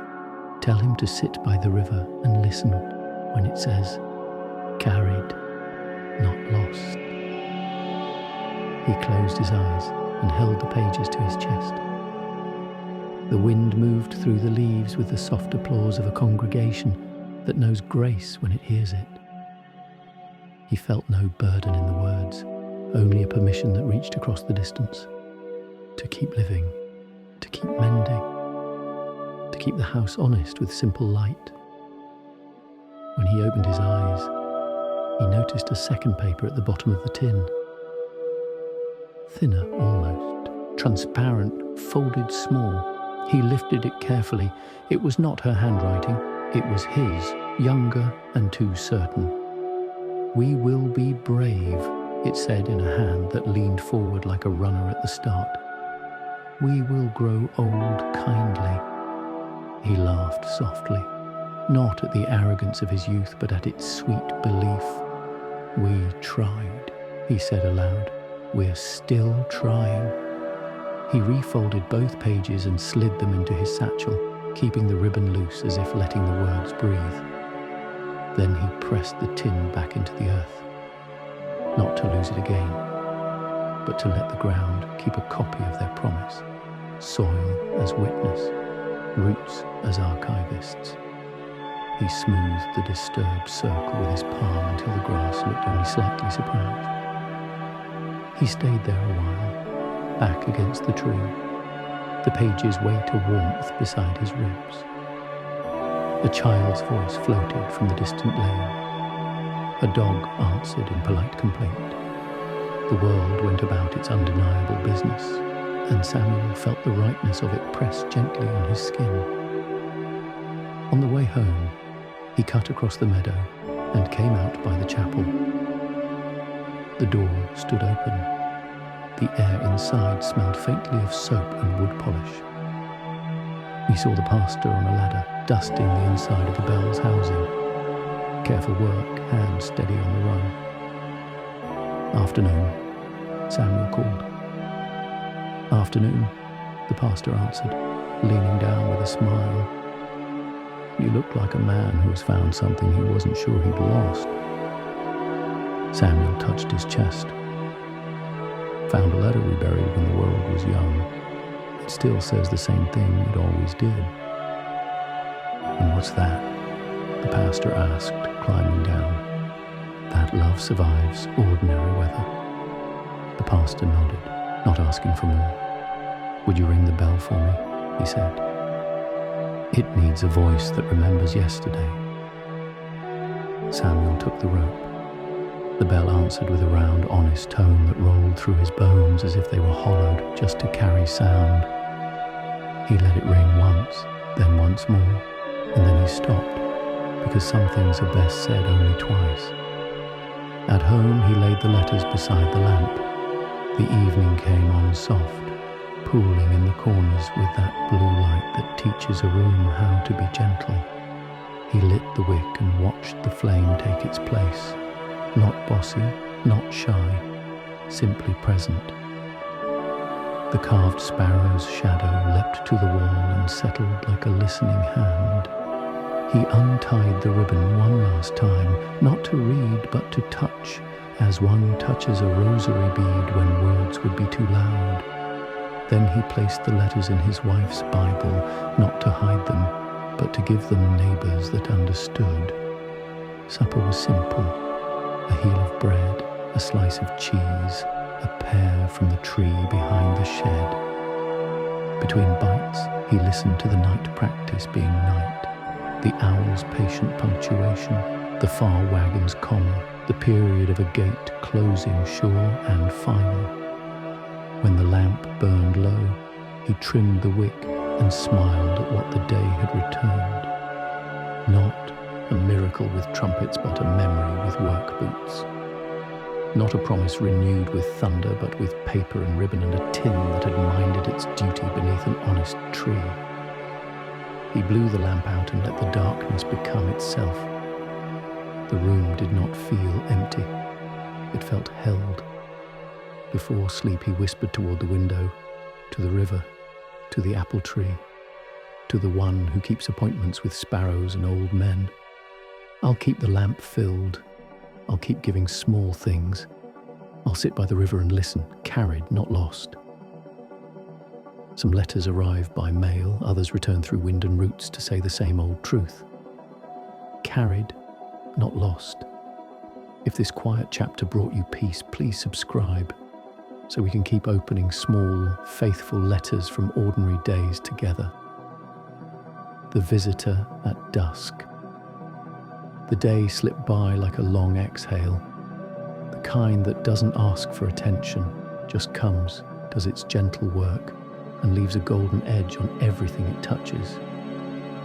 By late afternoon, Samuel was sitting by his window, mending a tear in his old jacket. The needle trembled slightly in his fingers, but the rhythm of sewing had always calmed him. Each stitch felt like a small prayer, patient, necessary, enough. The air carried the hum of distant bees and the low murmur of the river beyond the fields. From where he sat, he could see the chapel steeple, catching the last of the light. He had not yet decided whether he would go there this Sunday, though the thought had begun to feel less like a question and more like an invitation. Faith, he'd come to realize, wasn't a door one knocked on once. It was a threshold that waited until your feet grew willing. He tied off the last thread and leaned back. His eyes drifted to the little wooden sparrow on the sill. It looked peaceful there, framed by the fading sky. Below it, The new honey jar glowed like amber, and beside it lay the letter and ribbon, quiet witnesses to the day he had unearthed them. The stillness was kind, until a soft knock came at the door. He hesitated, surprised. It wasn't common for visitors to come by at this hour. The knock came again, polite, deliberate, but with an edge of uncertainty. He rose, his knees protesting, and made his way to the door. Standing there was a woman he did not know. She was young, perhaps in her early 30s, wearing a plain travelling coat and carrying a leather satchel. Her dark hair was pinned loosely and strands had come free in the wind. There was dust on her boots as if she'd walked a long way. But her eyes held the same stillness he had felt by the river that morning, a kind of quiet resolve born from having lived through both sorrow and sunrise. "Good evening," she said softly. "I hope I'm not intruding." "Not at all," Samuel said, stepping back. "Come in. The day's almost gone. It's a good hour for company." She smiled, faint but warm. "I wasn't sure this was the right house. The pastor told me about you. That's not always a safe introduction," he said with a chuckle. "But come on, you look like you've been walking since breakfast." He poured her tea from the kettle and set out a few slices of bread. She thanked him quietly, folding her hands around the cup as though it were something precious. For a time, they sat without speaking, listening to the clock's soft ticking and the occasional sigh of wind at the window. Then she said, "I came here because of a letter." Samuel looked up, heartbeat skipping. "A letter?" She nodded. "My grandmother used to write to a woman named Margaret Hale. Your wife, I believe." The name struck him like a familiar bell. He felt it echo through the hollow spaces of his chest. "Margaret," he murmured, almost to himself. "Yes, that was her." The woman reached into her satchel and drew out a folded envelope. The paper was yellowed, the edges worn soft by time. "I found this among my grandmother's things when she passed," she said. "It was never sent. The date says June 1947. I thought you should have it." Samuel accepted the letter with hands that shook slightly. Not from frailty, but from the strange reverence of being trusted with the past. The handwriting on the envelope was elegant, the ink faded to a dusty blue. He could just make out the words, "To my dearest friend, Margaret Hale, at the house by the river." He did not open it right away. Instead, he studied the visitor's face. "What was your grandmother's name?" "Eleanor Wright," she said. "She and your wife worked together during the war, at the supply post near the railway line. I remember her speaking of a friend who taught her how to laugh even when the sirens wailed." Samuel smiled faintly. "That sounds like her. She always believed laughter was the second language of faith." The woman nodded, tears shining but not falling. "I think she wrote this after the war, but maybe she never found the courage to send it." He set the letter gently on the table. "Would you mind if we read it together?" "Please," she whispered. He untied the ribbon that bound it and unfolded the paper. The writing was firm but tender, the kind that speaks from gratitude rather than grief. "My dearest Margaret, if this letter finds you, it will find a friend who once brought light into a dark place. I still remember the way you shared your bread when rations grew thin, and the way you prayed without words when words would have broken. If the world has gone quiet since then, I hope you still hum that song you used to sing by the window, the one about mercy that follows us even when we forget the road." The woman across the table clasped her hands tighter. Samuel's throat ached as he continued. "There are many things I wish I'd told you. chief among them, that I saw Christ in you, not in sermons, but in the way you lifted others without knowing. You once told me that faith was not a feeling, but a decision made each morning before the kettle boils. I've kept that with me all my life. He paused. The words blurred as tears filled his eyes.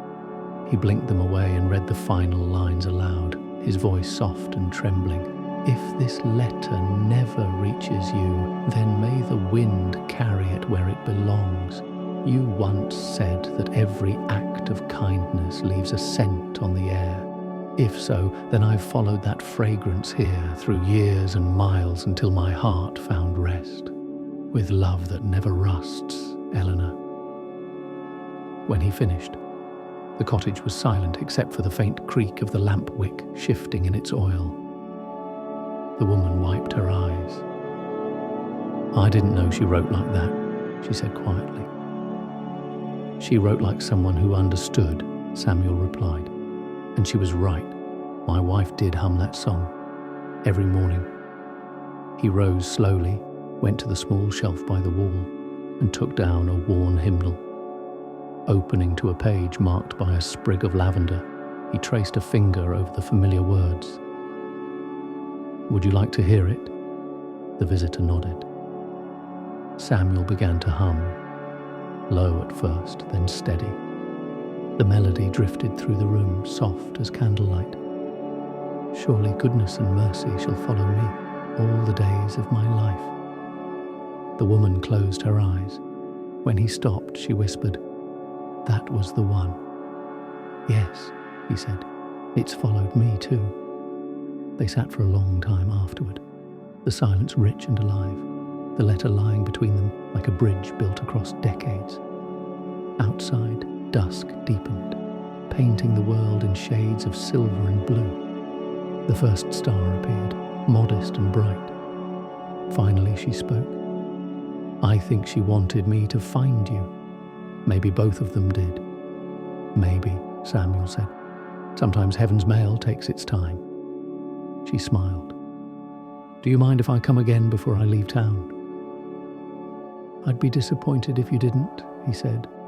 There's always tea here, and stories, though they mostly walk in on their own.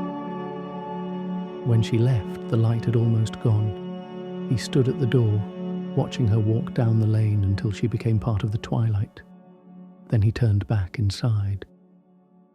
On the table, the letter still lay open, the ink catching the glow of the lamp. He placed it gently beside Margaret's Bible, next to the tin letters he had found beneath the apple tree. The wind slipped through the open window, stirring the pages just enough to make them whisper. He could almost hear both women speaking, one voice from the past, one from the road, and both saying the same thing. You are not alone. He leaned back in his chair, eyes on the fading light beyond the window. The sparrow's shadow trembled against the wall like a pulse, steady and alive. He smiled. Not alone, he said softly, and let the word settle into the quiet.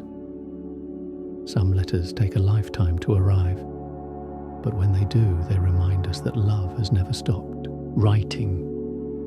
If this story touched your heart, please subscribe so we can keep opening more letters from the quiet corners of faith where love still waits to be read.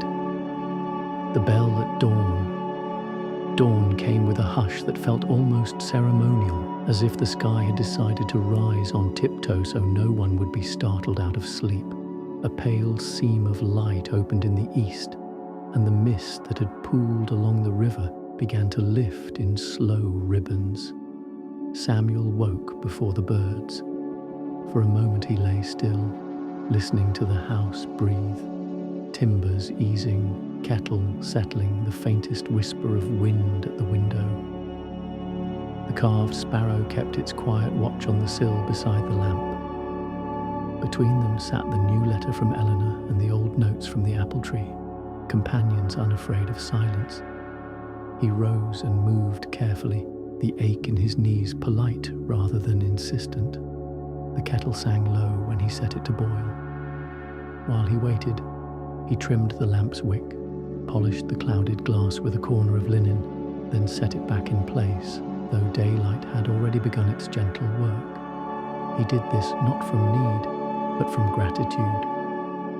Keeping the small promises he had learned keeps the large ones possible. Tea poured, he stood by the open window.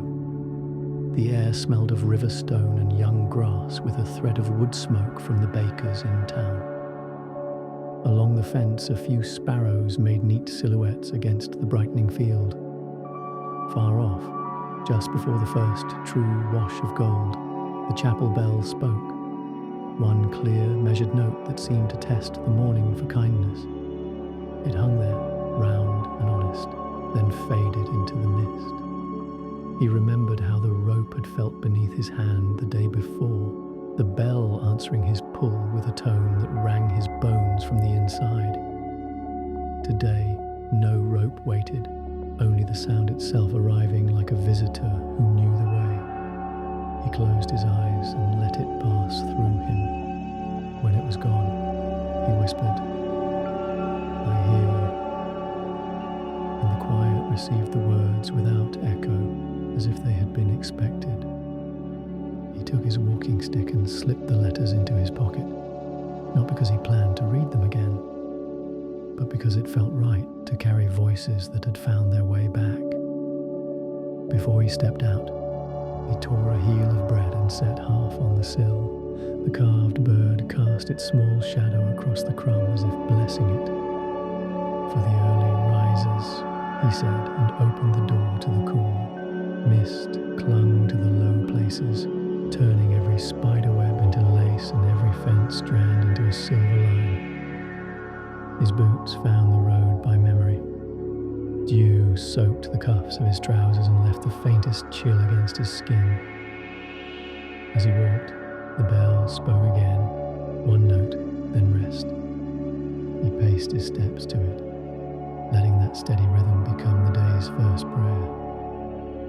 Near the turn where the lane narrowed, he saw the baker's boy trudging uphill with an empty basket and flour still clouding his cuffs. The lad lifted a hand. "Morning, Mr. Hale." "Morning, son," Samuel answered, slowing so the boy could catch his breath without shame. "You're up before the sun." "It likes to sleep in," the boy said with a grin. "Bread doesn't." Samuel laughed softly. A sermon in 6 words. The boy walked on, something like pride in his shoulders. When he reached the crest, he turned and waved again, then disappeared toward town. Samuel watched him go and felt that warm ache that shows itself whenever the future stops to say good morning. By the time he reached the chapel, the mist had thinned to gauze. The door stood ajar. Inside, a broom leaned against the 3rd pew. Someone had been tidying and left the work to the hour. He entered and let the stillness close around him, not as a lid, but as a shawl. No candles were lit. The window's coloured glass gathered the pale day and let it fall in kind, washing the floor in soft, bruised hues, violet where the blue met the red, a gentle gold where morning pressed through. He took his seat in the 3rd pew, the wood warm from yesterday's sun stored and given back. For a while he did nothing but breathe, long in, long out, until the bell spoke again. The sound came down the rafters like a bird that had learned to fly circles inside the heart without needing to land. He did not try to hold it. He let it pass through, the way he had learned to let grief pass when it arrived. Welcomed, recognized, given a chair, then allowed to move on when it wished. Footsteps sounded behind him. The pastor slipped in and sat without ceremony at the far end of the pew, hands loose on his knees. They did not greet each other. They did not need to. The bell answered for them both. After a time, the pastor said, "It doesn't ring for attendance. It rings for mercy." Samuel nodded. "And mercy is never late, nor early," the pastor said. "It keeps the Lord's hour." They listened until the last echo softened into the boards. The pastor rose to fetch the broom. "I left my work in the middle again," he said with a wry smile. "The bell's to blame." "Let it be," Samuel said. "There are worse interrupters." He stood and took up a rag from the rail. Together they went quietly about the small work, dusting the sill, straightening a hymnal, setting a hymn board number a notch higher because the peg had slipped. The labour was almost nothing and entirely everything. When they finished, the room did not look different, yet it felt newly kept, as if the place had exhaled. Outside, the light had gone warm. The bell rope swayed once in a draught and stilled. Samuel touched it as he passed, then let it go. He walked the path behind the chapel that spilled into the meadow. The grass there was knee-high, beaded with dew that broke into sudden diamonds as he brushed through. The river lay ahead like a strip of hammered silver, soundless at this distance yet present in the way open water always is. He stopped, where the ground rose and sat on a low stone. From here he could see his cottage roof and the faint square of the window where the lamp would wait for evening. He imagined the letter on the table, the sparrow on the sill, the crumb already pecked to nothing by some early boldness. He smiled. So many small vows were keeping themselves without being watched.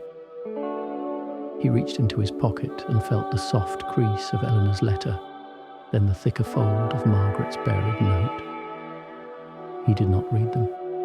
He held them like talismans, not to ward off harm, but to welcome joy.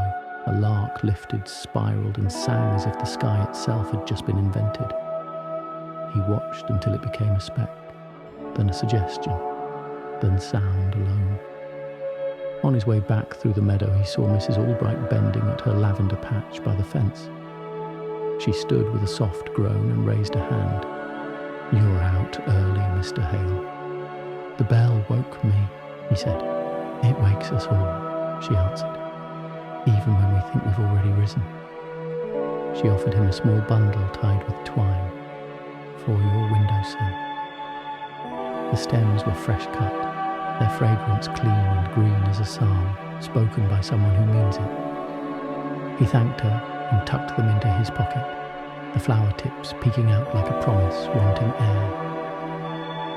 By the time he reached home, the sun had climbed past the ridge. He set the lavender in a chipped jar, added water, and watched the stems lean toward the open light. Then, without quite deciding to, he pulled his chair near the window and practiced a simple stillness. No words, no counted breaths, just the discipline of being where he was. When he rose again, the cottage felt newly inhabited, as if his quiet had been a way of cleaning it from the inside. He brewed another cup of tea. The day would have its errands, mending a hinge at the back shed, scraping the old varnish from the chair rung, carrying a bundle of kindling to the widow down the lane. None of it deserved a trumpet. All of it deserved attention. Before he stepped back outside, he paused at the window. The sparrow's shadow lay neat on the sill. The crumb was gone. Across the valley, the chapel stood as it always had. Small, faithful, a house built to keep watch. He thought of how the bell's single note had found him at first light, and of how it would find him again by evening if he were listening. He set his palm lightly against the glass and whispered, "Thank you for warnings that speak without instruction." The pain was cool under his hand, the world warm just beyond, and somewhere inside his chest, quiet as breath, steady as a bell's last echo, a response rose that needed no sound at all. Some mornings don't tell you what to do. They ring once and teach you how to be. If this gentle chapter brought you a little peace, please subscribe so we can keep meeting at first light where small mercies ring the day awake. The candle in the window. The evening settled, early, wrapping the valley in a hush that felt deeper than usual. Clouds drifted low, veiling the moon, and the air carried that faint metallic scent that comes just before a light rain. Samuel lit his lamp, but tonight the flame seemed to burn smaller, as if the darkness had grown hungrier. He turned the wick a little higher and set the glass straight. The carved sparrow on the sill caught the glow, its wings glinting gold at the edges. He moved around the small cottage, closing the shutters, checking the latch, performing the slow rituals that divided day from night. Habit gave shape to time. He poured a little water into the kettle, set it on the stove, and leaned against the counter, listening to it begin to whisper. The ticking of the clock, the low hum of the wind through the cracks. Together they made a kind of music that reminded him of prayer. Not the spoken kind, but the living kind that happens simply by staying faithful to the small things. When the kettle began to tremble, he lifted it off and poured the hot water into his mug. The tea leaves unfurled like shadows opening their eyes. He took the mug to his chair by the window and sat down. The rain began with restraint, polite at first, then growing confident. Drops struck the roof in a rhythm that sounded almost deliberate. Steady, cleansing, patient. He found comfort in that steadiness. Rain never argued with the world. It simply arrived and did what it was made to do. Across the valley, the chapel's light flickered faintly. He could just make out its windows through the mist, soft squares of gold trembling in the grey. He wondered if the pastor was still awake, perhaps writing his sermon or tending to the fire. The thought of another soul awake in the quiet brought him ease. He lifted his mug toward that far light in a small salute. As he set the cup down, his eyes fell on the old Bible that rested on the table beside him. The letters from Margaret and Eleanor were tucked inside it now, their edges peeking out like ribbons marking important truths. He opened the book not to any particular page, but to wherever it wished to fall. The thin pages sighed. His gaze landed on a verse he hadn't read in years.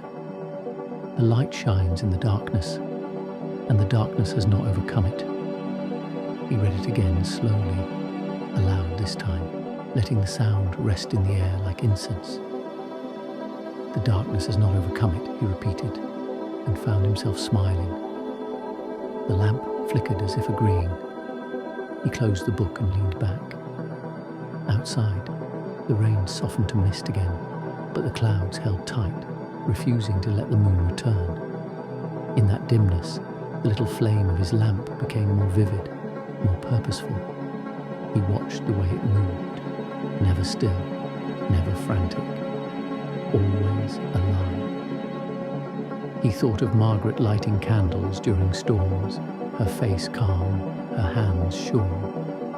A house with one light, she used to say, is a promise to every traveller who's lost their way.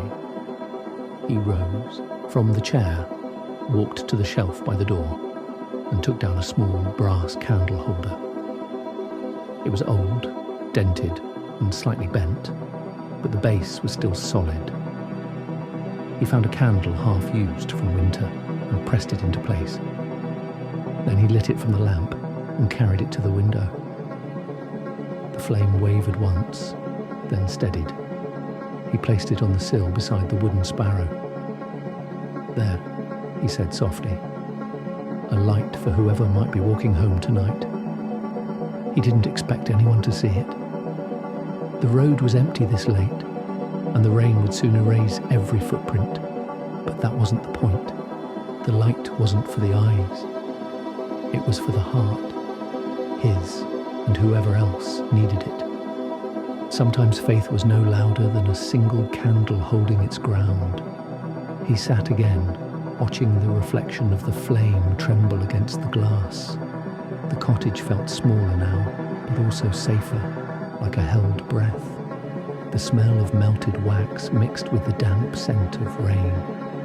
And somewhere under it all was the faint trace of lavender from the stems Mrs. Albright had given him. He closed his eyes. The rhythm of the rain slowed, became a lullaby. He must have dozed because when he opened his eyes again, the candle had burned halfway down. Outside, the rain had stopped completely. The clouds were thinning, letting the first threads of moonlight return. And down the road, faint at first, then clearer, came a figure walking slowly, a lantern in hand. Samuel leaned forward, peering through the glass. The figure moved with the hesitant steps of someone unsure if they were going the right way. A traveller, perhaps, caught by the storm and now seeking shelter. Samuel stood, took his coat from the peg and opened the door. "Evening," he called. His voice carried easily in the clean air. The figure paused, then lifted the lantern a little higher. A man's voice answered, weary but polite. "Evening, sir. I didn't mean to disturb. The rain took me by surprise." "You're not disturbing," Samuel said. "Come in, warm yourself. There's tea still hot." The man hesitated. "I saw your light," he said. Wasn't sure if it meant anyone was awake. "That's exactly what it means," Samuel replied, smiling. "A light that means someone's awake." The traveller climbed the short steps and crossed the threshold. He looked to be in his 40s, clothes damp, hair dripping at the collar. His lantern sputtered as he closed it against the night. Samuel handed him a towel and poured him tea. The stranger drank in grateful silence, both hands cupped around the mug as though it contained something more than warmth. "Name's Thomas," he said finally. "Was on my way to the next town, but the bridge washed over." Samuel nodded. "Happens this time of year. You're welcome to stay the night if you need." Thomas looked down at his cup. "You don't even know me." Samuel smiled. "Doesn't matter. I didn't light that candle for people I already knew." The man looked up, meeting his eyes for the first time. Something softened in his face. "You're a kind man." "No," Samuel said gently. "Just someone who's been found before." They talked a little after that, about the road, about the weather, about small things that made conversation feel safe. Thomas's voice was low and calm, but there was weariness behind it, the kind that comes not from distance walked, but from burdens carried unseen. Samuel didn't pry. Sometimes kindness meant not asking. When it grew late, he fetched a blanket and laid it on the spare cot by the fire. "Rest now," he said. "Tomorrow will bring its own light." Thomas nodded. "Thank you," he said, "for the candle and for not asking." Samuel smiled again. "When you're ready to tell, the walls here know how to listen." The traveller slept soundly, the slow rhythm of his breathing mingling with the last crackles of the fire. Samuel sat a while longer in the chair, watching the candle shrink. The room glowed with that kind of light that only comes from purpose, small, steady enough.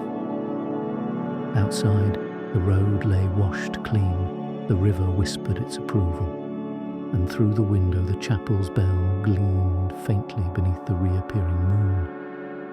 The candle in the window flickered once, then steadied again as if it too had chosen to keep watch. Before he went to bed, Samuel whispered toward the night, "For every soul still walking in the rain, may they see their candle." Then he blew out the flame. The candle in the window doesn't ask who's coming. It simply waits, steady, until someone finds their way by it. If this story's quiet light warmed you tonight, please subscribe so that next time you'll have a candle waiting too, burning. gently in the house of faith and rest. The bridge restored. Morning came soft and blue, the kind of light that rinses worry from the corners of a room. Samuel woke to the quiet breath of embers in the stove and the slower, steadier breath of the traveller on the cot. Thomas slept on his side, one hand under his cheek like a boy fresh from chores. The storm had washed last night clean. What remained felt like a blank page. Samuel moved with care, setting water to boil, coaxing the stove back to its mild glow. He laid bread on the iron pan to crisp and sliced an apple into thin fans.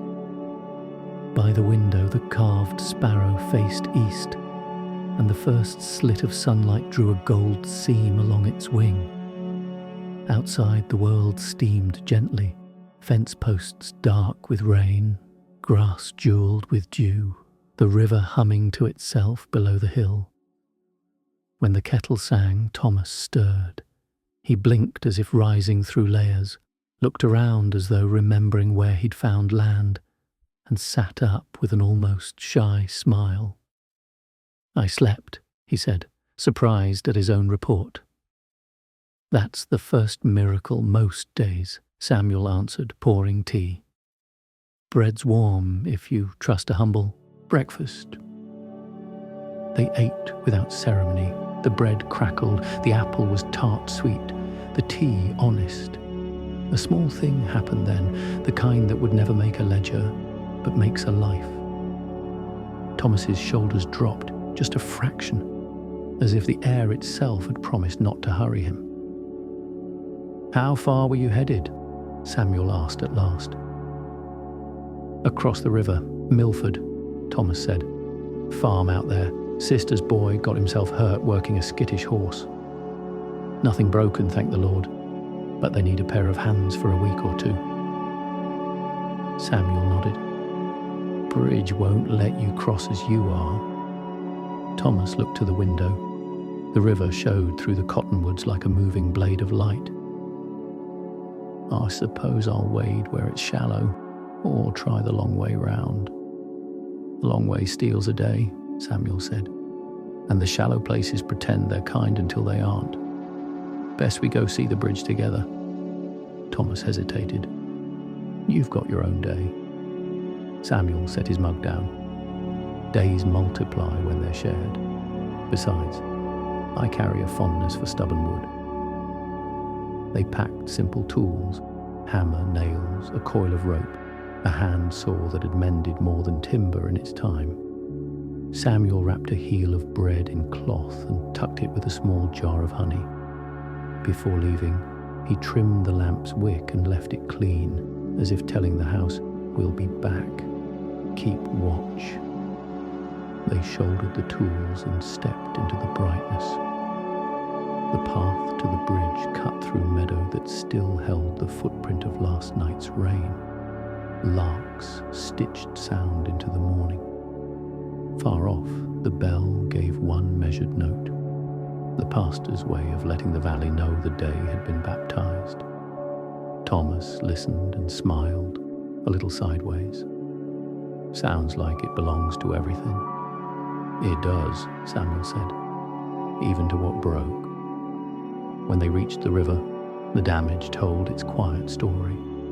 The middle planks had loosened, a rail hung like a tired arm, and one stringer had shifted where the water had bullied its footing. Not ruin, only discouragement. Samuel knelt, running fingers along grain and rust, greeting each board the way a shepherd greets his flock, by touch and by name not spoken. "She isn't gone," he decided aloud. "She's only remembering how strong she was." Thomas knelt too. "I can lift here." "Not lift. Listen first," Samuel said, smiling to soften the instruction. "Wood tells you how it wants to be forgiven." They began with the rail. Rope around the upright, a braced foot, a steady pull. The rail lifted, sighed, and found its true line when the post remembered the plumb. They lashed it, drove 2 nails where one might have done. the old habit of repairing twice, not from fear but from courtesy. Then came the planks, each persuaded, not forced, into its slot. The sun climbed as they worked. Sweat found their collars. Sawdust freckled their sleeves. A dragonfly hovered like a blue stitch over water, and twice a trout rose and marked the surface with a soft punctuation. They paused at mid-morning. Samuel passed the bread and honey. Thomas ate with quiet gratitude, watching the current shoulder past the middle stones. "I've been walking a long time," he said, not meaning the miles. "I guessed," Samuel said. Thomas waited, then continued. "I kept thinking I had to carry everything, leave before I'm left, fix it all before it fails. But last night, you lit a candle and didn't ask me a single hard question." "Fire asks only for patience," Samuel said. "So does a tired man." Thomas looked down, then up. It felt like permission to set something down. Samuel nodded toward the bridge. "Then let's set it down here, nail by nail." They worked until the shade swung to their side of the river. A pair of boys from town came along the bank with willow rods and stopped to watch. "Bridge is closed," one announced, with the delight of official news. "Closed to hurry," Samuel answered, "open to help." The boys traded a look, then trotted up the path. They returned carrying a pail and 2 armloads of scrapwood. "Mama said for the good men," the first boy said, cheeks pink with purpose. "That's more than good," Thomas said, grinning. "That's perfect." The last length to set was the shifted stringer. They rigged a simple come-along with rope and a fallen limb, then leaned their weight into the pull. No shouting, only breath in time. The wood protested, then yielded, nudged home by patience and leverage. When it settled into its cradle, the sound it made was clean and right, like a spoon resting in a saucer. Samuel straightened, rolled his shoulders, and tested the span with his foot. "Now we let her think about it." He walked halfway across, listening. The boards spoke in their old language. Creak, but not complaint. Give, but not surrender. He lifted his eyes. The far bank waited, lit like a promise kept. Thomas followed, a step behind. In the middle, he stopped, both hands on the rail. "You've done this before," he said. "Mostly I've been done by it," Samuel answered, and his smile reached the crow's feet at his eyes. They reached the other side and stood quiet a moment, letting the river translate itself back into peace. The boys cheered softly, as if in a chapel. Thomas looked upstream, then downstream, the long way and the longer way. He turned to Samuel. "I've got to go on today." "You do?" Samuel said. Thomas took a breath. "I left in a hurry, said foolish words to my sister, to the boy even. Fear makes you leave early and speak loud. I'll mend that too." "Bridges all the way down," Samuel said. "Some wood, some breath." Thomas faced the water, voice low. "You gave me shelter and no questions, built with me in the morning. If I never see you again—" "You will," Samuel said gently. "One way or another, light finds its own." Thomas swallowed, then laughed, the sound unexpected, like a gate swinging freer than you remember. "I'd like to leave something." He fished in his coat and brought out a little tin of salve. "For your hands, my sister makes it. Comfrey and beeswax. Says it convinces skin to forgive the day." Samuel accepted it the way a man accepts bread. Then its sacrament. He tucked it in his pocket next to the letters, where gifts spoke to gifts. They walked back across together. Samuel lifted the rope he'd tied across the entrance and looped it neatly out of the way. "Open," he announced to no one and everyone. On the path, a mare stood waiting, grey as morning. A farmer from upriver raised 2 fingers in greeting. "Bridge looks true." "She remembers herself," Samuel said. "Don't we all, given half a chance?" the farmer replied, and rode on. Thomas shouldered his satchel. The road toward Milford shone with leftover damp, bright as an intention. He took 2 steps, then turned. "Thank you," he said, "for the candle, for the bridge, for the quiet." Samuel tipped his hat. "For the boy," he said. "Tell him a stranger prayed with a hammer." Thomas nodded once, a promise, and set off. He did not hurry. Men walking toward mending learn a new pace. Samuel remained a while, hands resting on the rail. He watched a leaf approach the bridge from upstream, strike a stone, spin, and pass through the new shadow the span was throwing. Carried, not lost, he thought, and the river agreed. On his way home, he stopped by the chapel. The door stood open to the mild noon. Inside, the pastor set hymnals in tidy stacks. He looked up. "You've been working." "So has the river," Samuel said, "and a friend." "That's 3 sermons," the pastor replied. "Shall I borrow one?" "They're all the same sermon," Samuel said. "The one about how strength comes back when you use it for someone else." He walked the last field with that sentence in his pocket, beside the salve tin and the letters, and it warmed there like a smooth stone. At the cottage, he washed his hands slowly, then opened the tin and rubbed the balm into his palms. Comfrey, beeswax, a hint of something green, spring folded into ointment. The skin drank it like news. He set the lamp glass on a cloth and polished it until it caught the window's square of afternoon. On the sill, the carved sparrow seemed to lean a degree toward the world, as if listening for footsteps on the renewed boards. Samuel smiled at his own foolishness and let it stand. Evening came with a soft edge. He lit the lamp though daylight lingered, a courtesy to travellers he would never meet. Somewhere beyond the ridge, a mare's hoof fell sure on wood. He pictured Thomas crossing again someday, slower, with less freight in his chest. Before he ate, Samuel walked back to the window and laid his hand against the cool glass. "Thank you," he said, "for giving. Work to these old hands that builds more than it spends." The lamp's flame steadied, small and certain. Outside, the river kept its vow, sliding under the bridge it had tried to borrow and now had returned. And in the little house on the hill, a man felt mended in the same places the planks had been, by patience, by partnership, by the mercy of a morning that began with warm bread and ended with a way made passable. Some bridges are built with wood and nails, others with a candle, a patient morning, and 2 pairs of hands learning how to forgive the river. If this quiet chapter gave you a steadier step, please subscribe, so we can keep crossing these small, faithful spans together, where kindness makes the way sure. The postman's pause. Morning wore a fresh shirt of blue, stitched with high, thin clouds. Samuel woke with the sun laid soft across the quilt like a warm hand.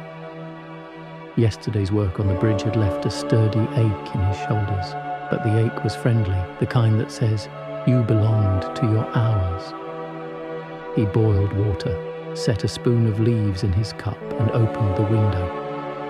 The river's voice drifted up the hill, steady, satisfied, like a worker humming on the walk back home. On the sill, the carved sparrow leaned toward the light as if it had learned a new habit. Beside it, the lamp glass held the room's small reflections, a memory for later when darkness would ask for evidence. Samuel tore a slice of bread, spread a thumb of honey, and counted, as he had been doing lately, the ordinary mercies that required no audience. A kettle that sang, a roof that listened, a chair that remembered his weight without complaint. He meant to carry a bundle of kindling to the widow down the lane before the heat rose, and to check the hinge on her garden gate that had started to speak in a tired voice. But halfway through tying the twine around the sticks, he heard wheels on the road and the quick two-note whistle that meant the postman was feeling cheerful. Samuel stepped onto the porch, wiping his hands on his trousers. "Morning, Mr. Hale," the postman called, drawing the reins to a gentle stop. He was a lean man with a sun-cracked grin and a red kerchief that did half the talking. "Got a small armful for the house that keeps a lamp?" Samuel smiled. "Then the lamp's been paid a visit." The postman reached into the canvas bag and brought out 3 things: a folded newspaper, a parcel wrapped in brown paper and knotted tight, and an envelope with his name in a careful hand. "Town's buzzing about the bridge," he said as he passed them over. "Says a couple of fellas gave the river a talking to." "We mostly listened," Samuel said. "Wood behaves better when you ask first." The postman chuckled. "Well, whatever you told it, folks crossed easy for market at dawn. Baker's cart rolled like the week had been reset." He tipped his cap. "Keep that lamp lit, sir. Makes miles shorter." Then he clucked his tongue, and the mare leaned into the harness, wheels crunching soft along the lane. Samuel set the kindling aside and carried the mail to the table. He opened the newspaper first. Seen before, all columns and pronouncements, the world's big matters trying to wear a hat 2 sizes too large for its head. He folded it neatly and put it under the sugar bowl. The envelope next. The script looked tentative, a traveller learning the road. Mr. S. Hale, house by the river. He slipped a finger under the flap. Inside was a single page. "Mr. Hale," it began. "This is Thomas's sister, Ruth. He came across the old bridge just after noon, dry boots, whole heart. He said you were the kind of neighbour a road prays for. The boy is mending. Thomas says there's a way to carry trouble without letting it boss you, and that you taught him with a hammer.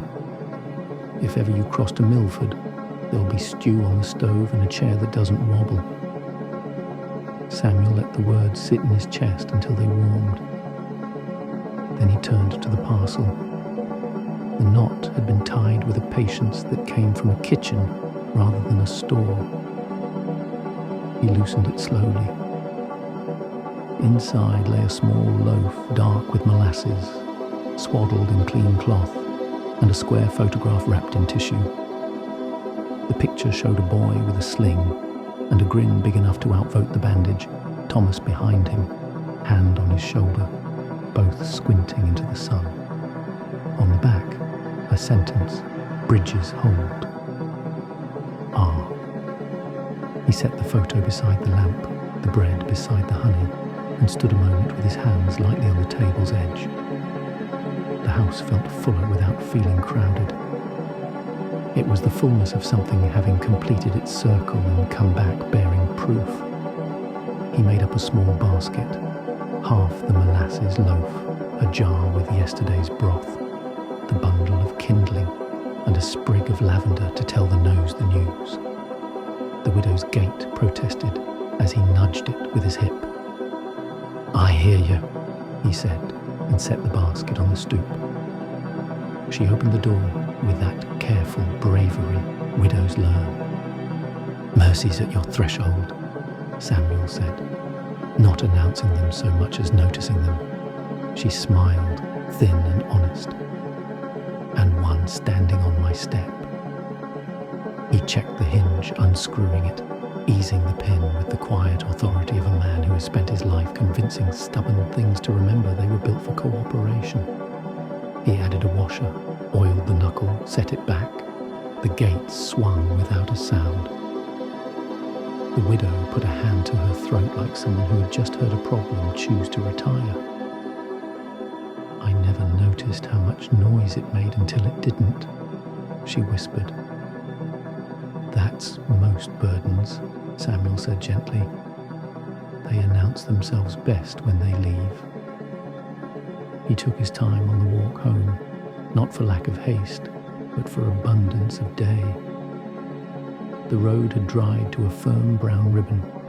The birds held parliament in the cottonwoods.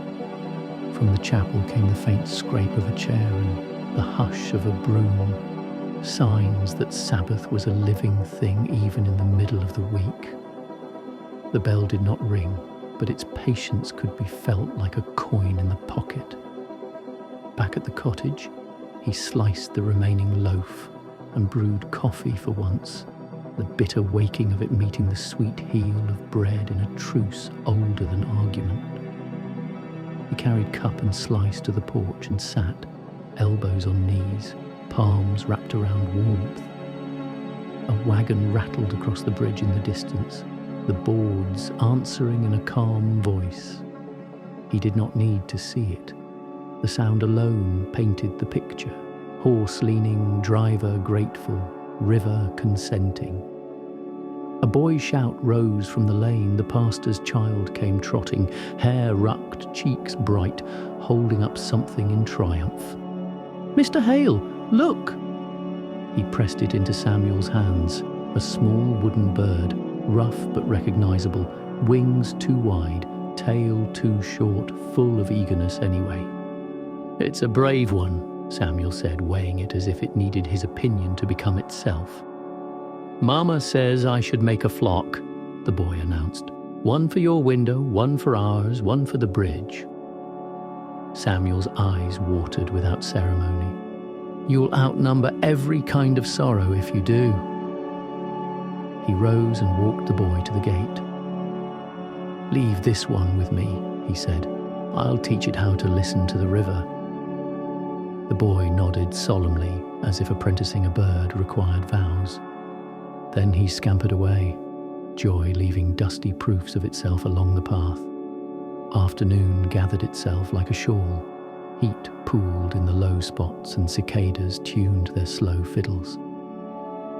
Samuel brought the two carved birds, the seasoned sparrow and the child's brave fledgling, to the window and set them so their shadows overlapped on the sill. He turned the lamp glass with a cloth until his reflection blurred and cleared again. The house had a way of making his face kinder than the mirror did. Maybe it was the work of light on a willing heart. He took out the letters, Margaret's from the apple tree, Eleanor's long-delayed courtesy, and read just a line from each, not to consume them, but to let them season the hour. Begin again. And faith is the decision before the kettle boils. He slipped them back. Habit had become reverence. When the sun learned gentleness again and pulled the day toward evening, he walked down to the bridge with a hammer, 3 small nails, and the boy's wooden bird in his pocket. No plaque, no speech, just a quiet errand. At the center of the span, he found a sound piece of rail on the upstream side and fixed the bird there, pointing it not forward or back, but slightly toward the water, as if appointing it witness. He tapped the nails home, 1, 2, 3, each a prayer with its hat off. A woman pushing a pram came from the Milford side and stopped. "Is it a charm?" she asked, smiling, the baby asleep with a fist like a knot of bread dough. "It's a reminder," Samuel said, "that small things can hold a crossing." She nodded, eyes dampening for reasons she did not name.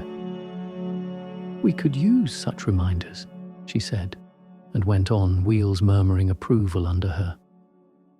Dusk deepened shyly.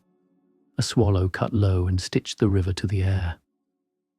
Samuel stood a time longer, hand on the rail, feeling the subtle tremor of the world doing exactly what it was made to do.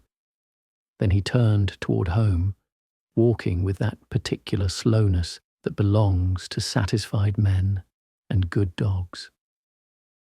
At the cottage, he lit the lamp before the dark could ask. The flame rose, hesitated, then settled into its office. He set Ruth's photograph against the base, the boy's grin catching firelight, Thomas's hand steady on the shoulder that would soon forget the sling. 2 birds on the sill kept watch, one seasoned, one learning. and beyond them the river stitched its silver seam through the town's dark cloth. Samuel sat, let his hands rest, and listened to the silence make room. He did not pray with words. He let the day's errands become the prayer. A hinge quieted, a loaf shared, a letter returned, a small bird appointed guardian of planks. The kind of prayer that leaves the room tidier than it found it. Before sleep, he lifted his cup in a small toast toward the window. To bridges that hold, he said, and to the little things that teach them how. Somewhere far off, a wagon rolled over wood with a satisfied whisper. Somewhere nearer, a child told a carved bird a bedtime story about crossing. And in the cottage on the hill, the lamp burned like a promise no storm could cancel. Sometimes the mail we need is not paper, but proof, a quiet crossing, a mended hinge, a small bird holding its post above the water. If this gentle chapter gave you a steadier heart, please subscribe so we can keep opening the day's quiet post together, where small mercies arrive right on time. The long Sunday dawned without hurry. The first light slipped through the cottonwoods like a whisper through folded hands. The river below wore its calm proudly, as though it too had attended service and received its peace early. In the cottage on the hill, Samuel Hale woke to the sound of bells from the chapel, soft, round, and unashamedly alive. They drifted through the open window, brushing against the walls and resting on his breath. He sat up slowly, letting his feet find the cool floor. The carved sparrow and its wooden fledgling stood side by side on the windowsill, both catching the pink thread of dawn. Between them, the lamp glass glowed faintly, even without its flame, remembering light the way an old soul remembers laughter. The two birds cast overlapping shadows, one steady, one learning, and Samuel thought, so it goes, we teach by standing near. He dressed with care, a clean shirt that still smelled faintly of cedar, brushed the dust from his boots, and folded a handkerchief into his pocket. On Sundays, he liked to move a little slower, as if each gesture were an invitation, rather than an obligation. He boiled water for tea, broke a small loaf in half, and left one piece on the sill.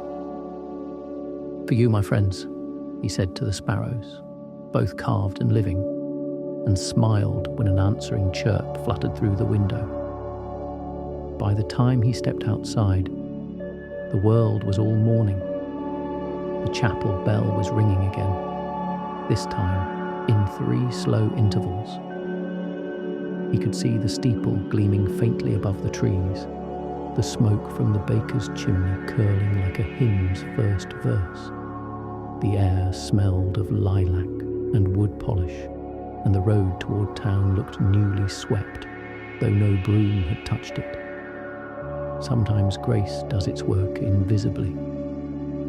Samuel walked with his stick tapping the rhythm of his steps, not for support, but for company. Along the way, he greeted those who had started out earlier. The widow from down the lane, a pair of children in pressed clothes, Mrs. Albright carrying a small jar of honey wrapped in a napkin. "Morning, Mr. Hale," she called. "The bridge thanks you again." "Then I thank the bridge," he replied, tipping his hat. "She held better than I ever did." They laughed, and the sound joined the bells, which by now had settled into their full voice, an old instrument declaring, "You're still invited." Inside the chapel, the air was cool and faintly sweet from the lilies placed near the altar. Samuel chose a seat near the back, his old pew, third from the end. He had not sat there in years. The last time his wife's hand had rested on his knee, warm and sure. Now that same warmth came back through memory and sunlight. It was enough. The pastor stood at the front, robe simple, smile unforced. When he saw Samuel, he paused, gave a nod, a greeting that meant welcome home without words. The congregation was small, but the hush that filled the room felt vast. The first hymn rose gently, carried by voices too fragile to be perfect and therefore perfectly human. Samuel did not sing. He listened. Sometimes listening is the higher harmony. When the song ended, the pastor spoke about mercy, how it travels quietly and returns disguised as ordinary kindness. God, he said, does not always arrive in thunder. More often he borrows your hands to pour someone's tea or fix their broken hinge, and when you think it's just you helping a neighbour, that's him reminding the world that it still has a pulse. Samuel felt his throat tighten. He thought of Thomas at the bridge, of the widow's gate swinging in silence, of the letter folded in his Bible, and the two birds on the sill. The pastor's voice drifted like a slow river. Mercy begins with the smallest courage, the courage to stay kind when no one is watching. Outside, sunlight slipped through the stained glass, painting the pews in colours that could only be borrowed from heaven.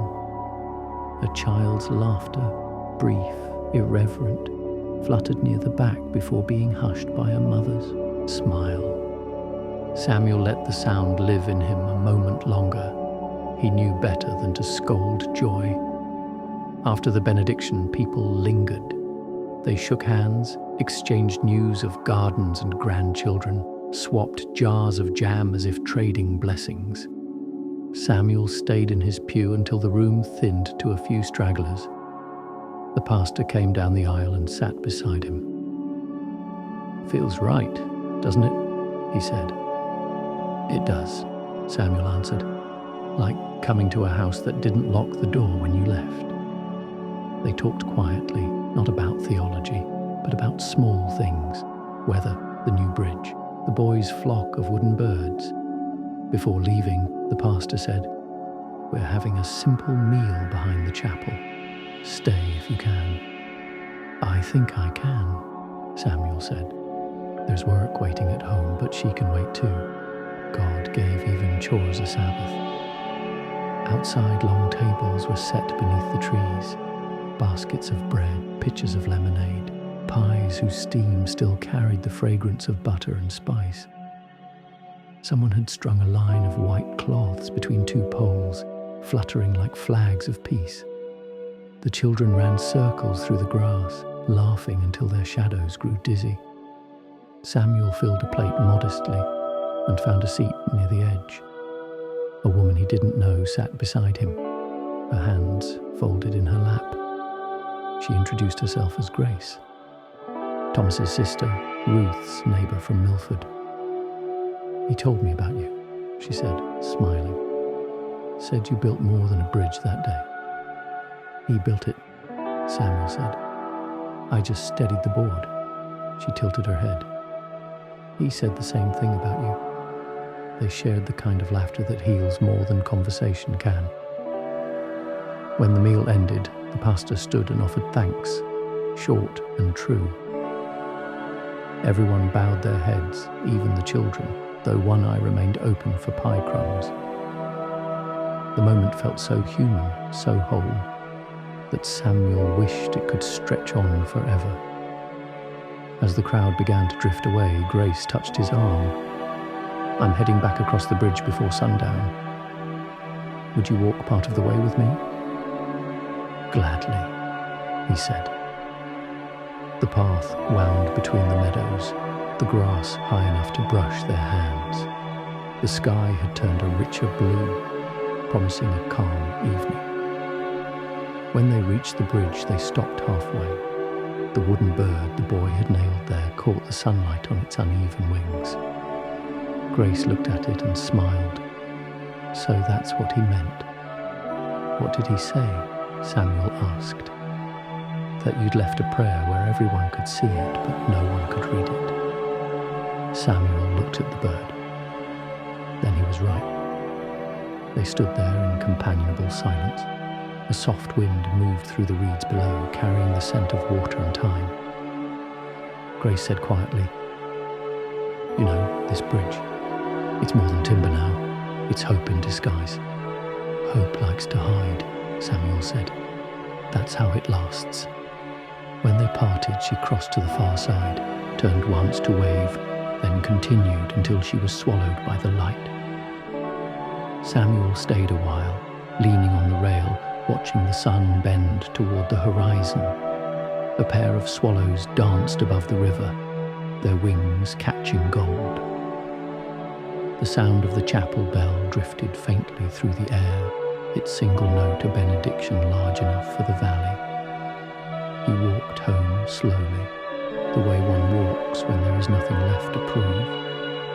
The path glowed with leftover light, the world smelling faintly of bread and river and forgiveness. At the cottage, he lit the lamp before the last colour faded from the sky. Its flame rose steady, reflected twice in the window, once in the glass, once in the eyes of the sparrows carved from patience and memory. He sat in his chair, folded his hands, and whispered the only prayer that ever truly fit his heart. Thank you for enough. Outside, the river answered with its low, eternal hum. The lamp kept its promise. The birds held their vigil. And Sunday, long and merciful, rested easy on the hill. Some Sabbaths aren't about stopping work. They're about recognizing that the work itself has already become worship. If this quiet Sunday brought you peace, please subscribe, so that next time you can return to this little chapel of stories where faith lives in small kindnesses and slow mornings. The storm that never came. The week began with a hush so wide it seemed the valley itself had paused to listen. Monday light spilled like warm milk across the fields, smoothing the furrows and waking the low hum of bees near the hedgerows. Samuel Hale stood by the window, coffee in hand, reading the day's first signs. The slow bend of the trees, the lazy current of the river, the stillness of the sky that felt almost too calm. He'd lived long enough to know that sometimes silence was the throat clearing before weather found its voice. On the sill, the two carved birds, one seasoned, one still learning, stood side by side. Between them, the lamp sat clean and waiting, its wick trimmed short. Samuel reached out and adjusted the smaller bird, setting it to face east toward the place where wind was born. Best keep watch, he murmured, the air's holding its breath. He stepped outside, the door creaking softly behind him. The air carried the scent of rain that hadn't yet arrived, metallic, promising. Across the field, Mrs. Albright was gathering her laundry from the line, quick and efficient, like someone hurrying to beat a clock no one could see. Samuel waved and she lifted a hand without looking up, her basket already half full of folded white. He made his way down to the river, past the old oak that leaned toward the water as if confiding secrets. The bridge waited there, whole and sure. The wooden bird still perched proudly on its rail, wings outstretched toward the current below. Samuel laid his hand on the rail. It was warm from the sun, smooth from the recent repairs. He closed his eyes and listened. The water's voice, the faint chatter of sparrows, the heartbeat rhythm of wind in the reeds. The world seemed to say, "Hold steady. All this belongs to you only for a while." By afternoon, the calm began to twist. A dark bruise gathered along the western edge of the sky, and the wind, once shy, started whispering secrets to the grass. Samuel stacked firewood near the door, checked the shutters, and brought the lamp inside from the porch. He moved without rush, the way farmers and sailors do when they accept that weather is not an argument to win, but a guest to prepare for. As he worked, he remembered other storms, the one that took the barn roof when he was 30, the flood that carried off his tool shed and returned it half a mile downstream, sitting upright like a man waiting to apologize. He smiled faintly at the thought. "We've danced before," he said to the gathering clouds. By evening, thunder rolled along the horizon, deep and distant, like the growl of an old hound reluctant to leave its porch. Samuel lit the lamp early, its glow steady against the dimming world. The river below had turned from silver to slate, still calm, but aware of its own power. He set a kettle on the stove, sliced the last piece of molasses bread and poured honey into a small dish. Outside, lightning stitched the far hills together for a brief, trembling moment, then left them darker than before. He thought of Thomas and Ruth, of Grace crossing the bridge at sunset, of the boy who'd carved the brave little bird, now facing the wind. Somewhere, he imagined, each of them was closing shutters, pulling curtains, lighting lamps of their own. The thought filled him with a quiet kinship, a communion without congregation. As the first drops of rain began to fall, slow and heavy, Samuel sat by the window. The lamp's glow spread across his hands, making them look younger, almost translucent. He spoke softly into the stillness, as if to the air itself. "We're ready," he said. "Do what you must." For an hour, the rain thickened, tapping its restless fingers on the roof, moving from whisper to applause. The thunder came closer, each roll a little louder, a little prouder. The cottage held firm, its timbers seasoned by many seasons of confession and forgiveness. Samuel listened, counting the seconds between flash and sound, measuring distance in heartbeats. Each crack of thunder felt like a punctuation mark in a prayer too big for words. And then, just as suddenly as it had arrived, the storm hesitated. The rain slowed. The thunder walked backward into the hills. The wind let out a long sigh and went still, like a dog curling at its master's feet. Samuel waited, expecting the next wave, but it never came. The silence that followed was heavy but kind, the kind that fills a church after the final hymn. He opened the door and stepped outside. The air was cool, rinsed, sweet with the scent of wet earth and pine. Moonlight, pale and tentative, peeked from behind a torn edge of cloud. The bridge below gleamed with rainwater, shining like polished silver. Every board was intact. The bird on the rail dripped but stood firm, defiant in its small way. Samuel walked down the slope to see for himself. His boots sank into the soft ground, but the path held. At the bridge's edge, he ran his hand along the rail, tracing the beads of water. "You did well," he whispered, as if speaking to an old friend who had passed a test. "You stayed."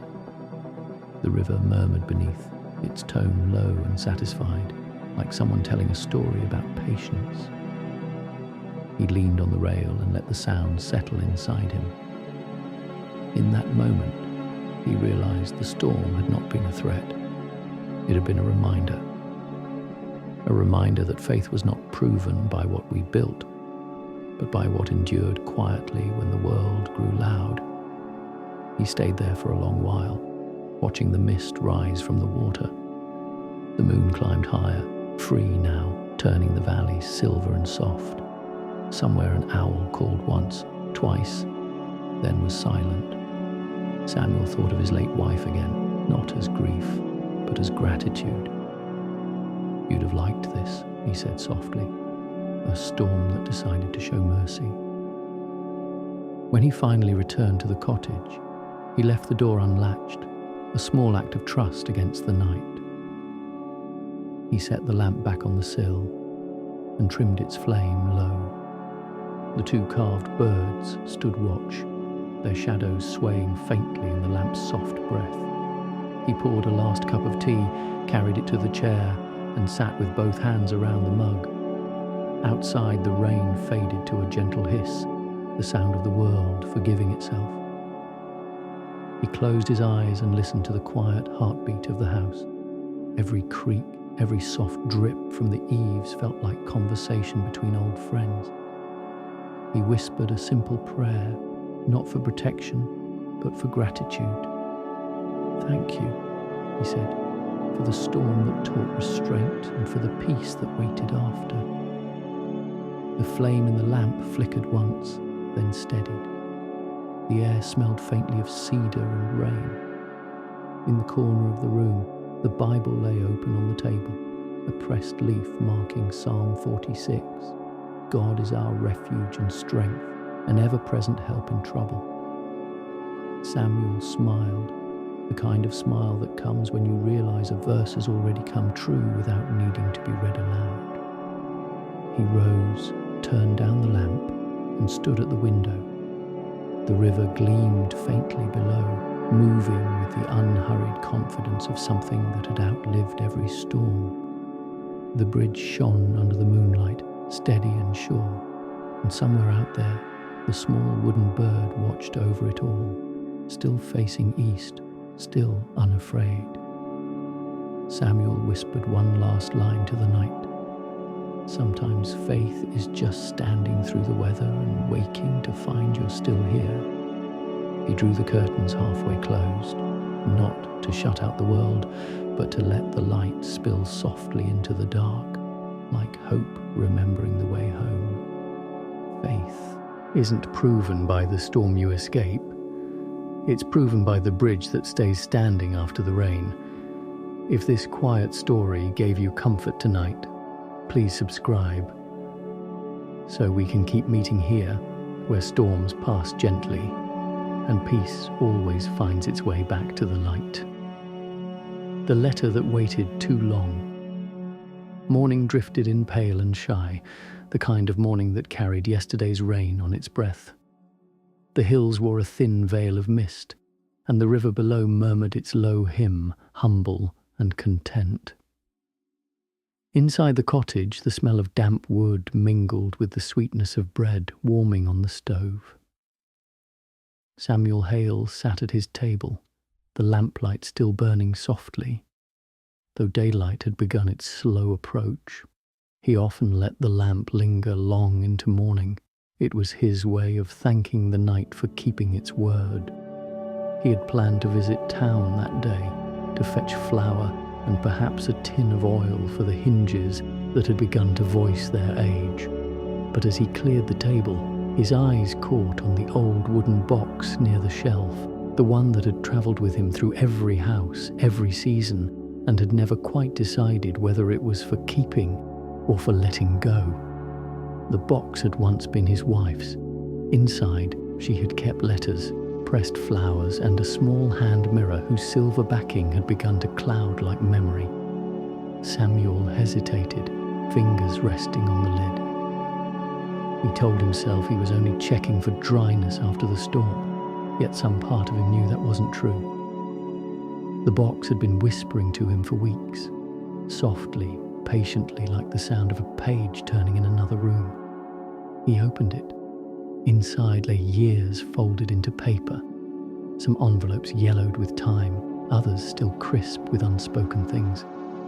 He sifted through them carefully, as though the past might bruise. Most were familiar. Margaret's letters from the farm, Eleanor's from town. But one caught his attention.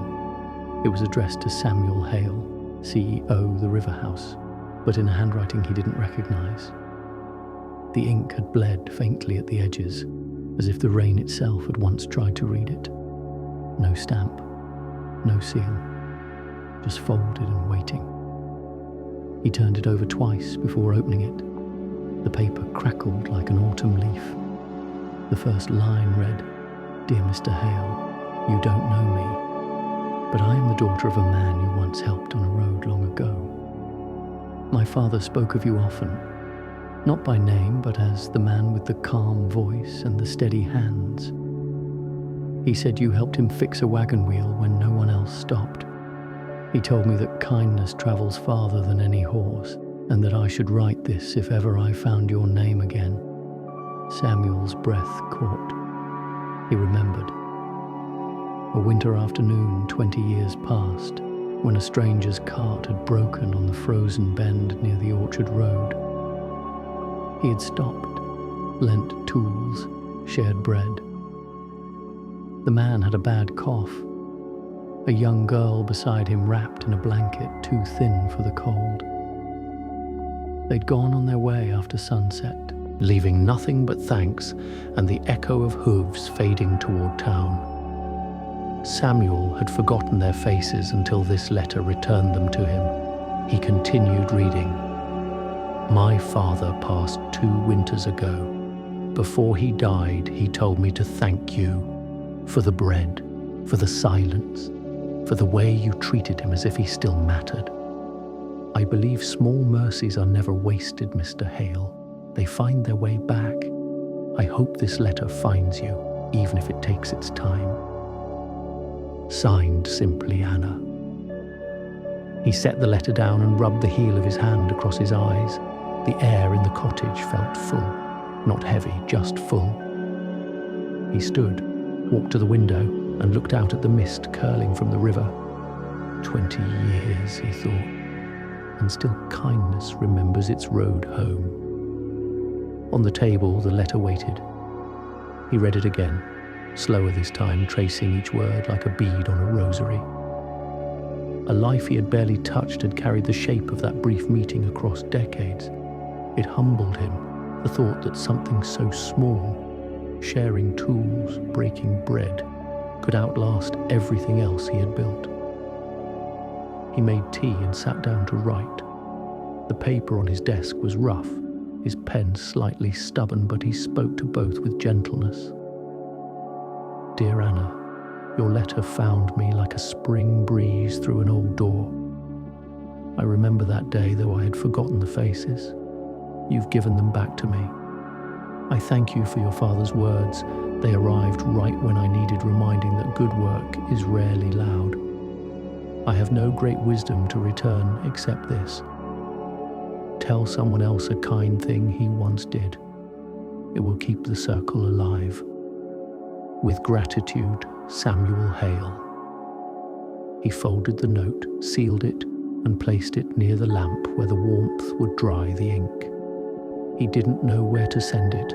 There was no address. But he didn't feel the urgency to find one. Some letters, he thought, are meant not to be delivered, but to be released. By afternoon, the mist had lifted. He carried his errands into town. The small sack of flour, the oil tin, and a parcel wrapped for Mrs. Albright. The main street was alive in its quiet way. The blacksmith whistling between blows, a child sweeping dust from the steps of the general store, the pastor leaning on the fence speaking softly to an old man whose eyes had gone cloudy, but whose smile had not.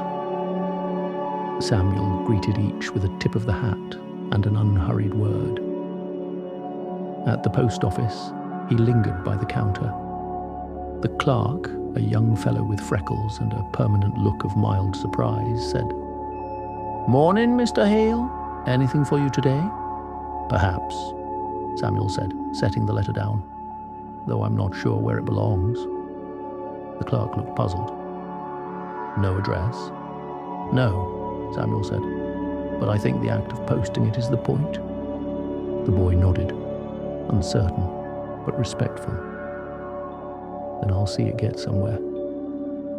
Samuel smiled. "That'll do." He left the building lighter than he'd entered. Outside, the air was bright, with the scent of lilacs blooming late in the season. He paused near the chapel where children were drawing on the steps with chalk, crosses, suns, and a bird that looked suspiciously like the one on his bridge.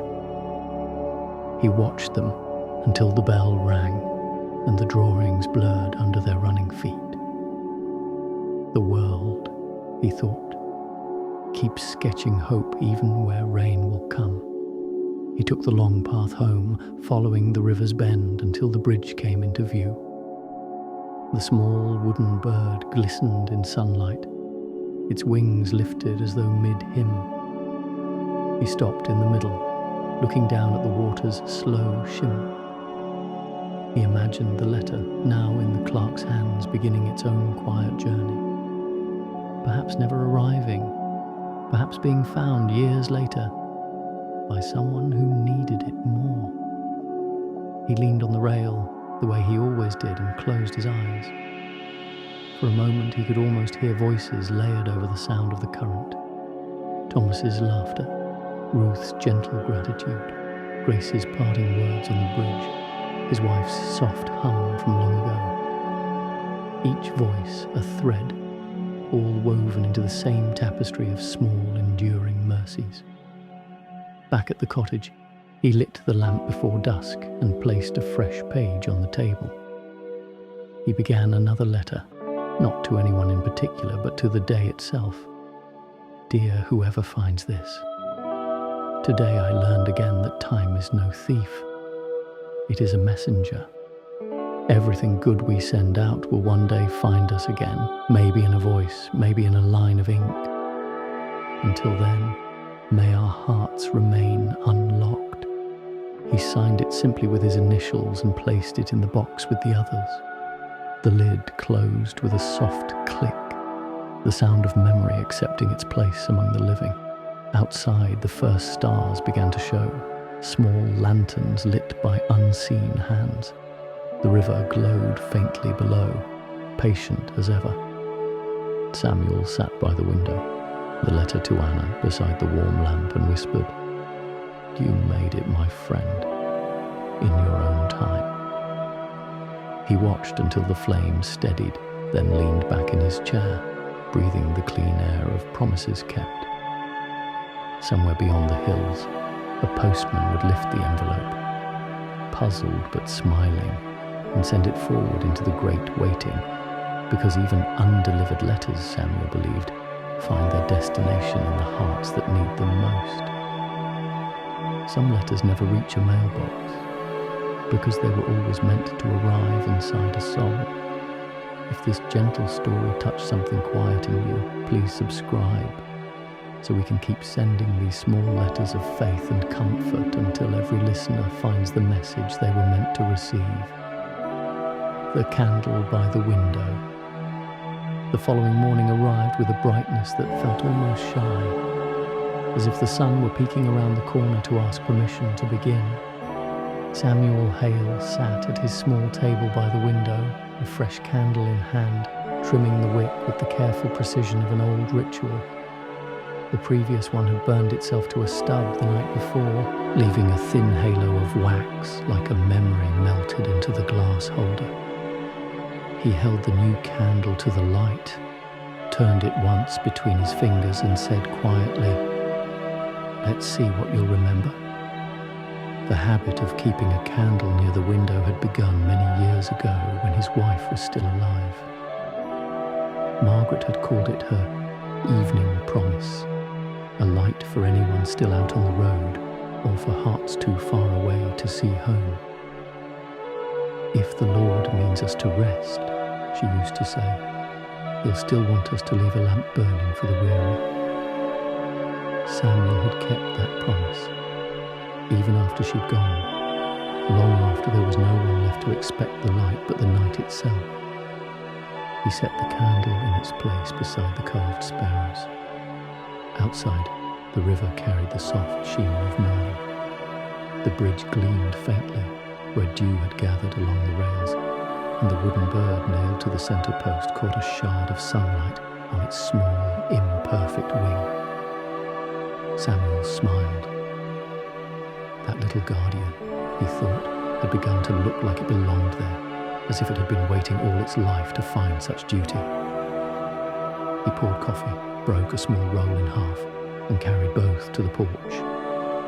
The world was quiet except for the steady heartbeat of the water below, and the distant call of a rooster who believed in announcing joy even when no one answered. Somewhere across the valley, a train sounded its whistle, a soft, low hum stretching through the hills. Samuel listened until it faded, its sound blending with the wind the way prayers sometimes do. Today was market day in town. He meant to go later, but there was no hurry. The air was cool, the light tender. He decided to visit the chapel first. It wasn't for service, only to light another candle there, one for Margaret and one perhaps for all the letters that had found him lately, carrying the quiet fingerprints of grace. The road to the chapel wound along the riverbank, passing the widow's garden, the fields near Milford, and the pasture where the preacher's goat stood like a philosopher considering eternity. The chapel itself waited in its small clearing, whitewashed and humble, the door open to both wind and worship. Inside, the smell of beeswax and pine greeted him like an old friend. Dust motes floated through the air like soft, wandering prayers. Near the altar stood the tall iron stand where candles waited to be chosen. Some burned high and proud, others flickered low, their flames whispering in different languages of light. Samuel knelt and struck a match. Its brief flare painted his hands gold. He lit one candle, then another, each for something unnamed. He did not need to explain. God, he believed, understood what silence meant when it bowed its head. As he stood, he noticed someone seated near the back pew. A young woman, perhaps in her 30s, her hands folded, eyes red but calm. She gave him a small nod when their gazes met, a kind of wordless acknowledgement between strangers who knew that pain was only half the story. He nodded back, then turned toward the door. Outside, the light had changed, warmer now, more certain. He began the walk to town. Along the way, he passed the bridge.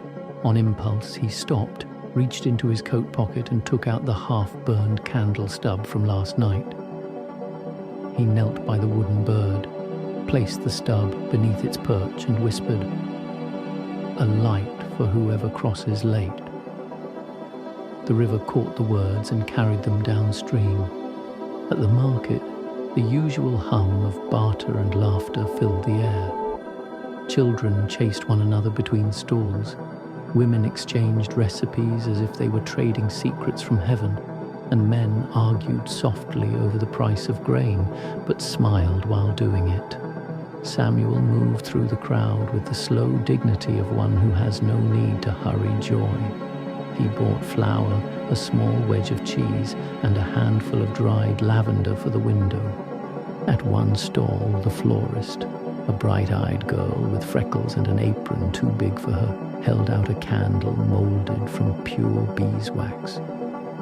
"For your house by the river," she said with a grin. "I see its glow every time I cross the bridge at night. Mama says it keeps the valley kind." Samuel's throat tightened. He took the candle carefully as if it were already burning. "Then your mama's right," he said. "Kindness needs all the keepers it can find." He paid her, tucked the candle into his coat, and left feeling lighter than he had in weeks. The walk home was long and golden. The clouds moved lazily, the wind trailing its fingers through the grass. By the time he reached the cottage, evening had already begun to blush behind the hills. He set the new candle by the window, struck a match, and watched the wick catch. Its flame rose tall and clear, steady as breath. He trimmed the curtain so it wouldn't block the light, then sat and let the glow fill the room. He imagined travellers out there, perhaps a farmer returning late, a mother rocking a child near the river, or Thomas leading the mare home under a moon half asleep. Someone might look up, see the light through the trees, and feel, even for a heartbeat, less alone. That was reason enough. The night deepened. Rain threatened but decided to stay polite, holding to the far horizon. Samuel brewed tea, the aroma of chamomile and mint filling the air. He took a sip and thought of Margaret's voice. "A candle can't chase away the dark, but it can convince your heart that light remembers you." He smiled at that memory, then turned to the window. Across the bridge, he saw another light, faint but certain. Perhaps the widow's lamp, or the chapel's candle glowing through its stained glass.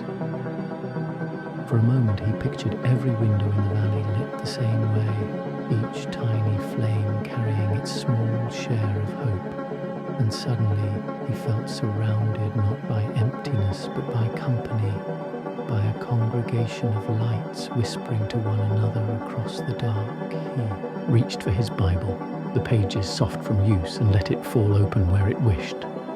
His eyes landed on Psalm 18. You, Lord, keep my lamp burning. My God turns my darkness into light.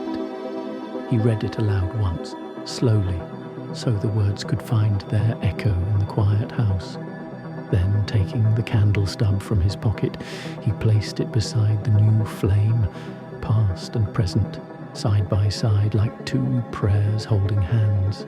He watched the wax soften, the wick lean toward its brighter companion, and thought, even what has burned down can still share its light. The clock ticked softly.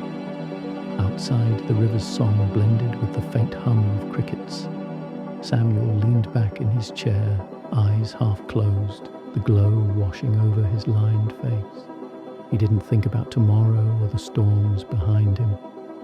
He only thought of this moment, the candle burning faithfully, the bridge still standing, the world still quietly good. Before sleep found him, he whispered toward the flame, "Keep watch tonight. Someone might need to know the way home." And with that, he let the peace of the valley settle over him like a blanket long promised and finally delivered. Sometimes faith is no more than a single flame placed by a window, its purpose not to chase the darkness, but to remind the lost that home still glows somewhere ahead. If this candle story warmed your heart tonight, please subscribe so we can keep these little lights burning together, each one a reminder that kindness like flame only grows when shared. The visitor at dusk. Evening arrived wearing a gentle gold, the kind that softened edges and made even the oldest wood look young again. The air was sweet with hay and rain-washed soil, and the river murmured low, full from the last storm, but peaceful now like a tired soul finally at rest. Samuel Hale sat on the porch steps, carving another small bird from a block of pine. The shavings fell like pale feathers onto his boots. His hands moved slowly with the patience of habit. He had started carving again after the widow's grandson brought him the brave little bird for the bridge. It feels right, Samuel had told himself.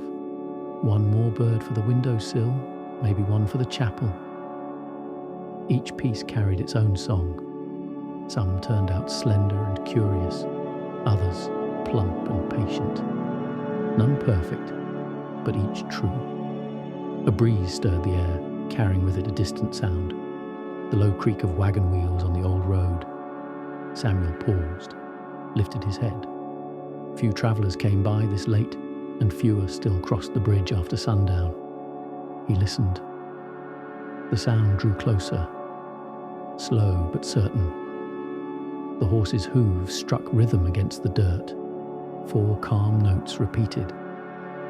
Whoever it was, they were unhurried, like someone who had made peace with lateness. As the wagon came into view, Samuel stood and brushed the curls of wood from his lap. The traveller was a man in his 40s, perhaps, his coat road-stained but tidy, his hat tilted low against the fading light.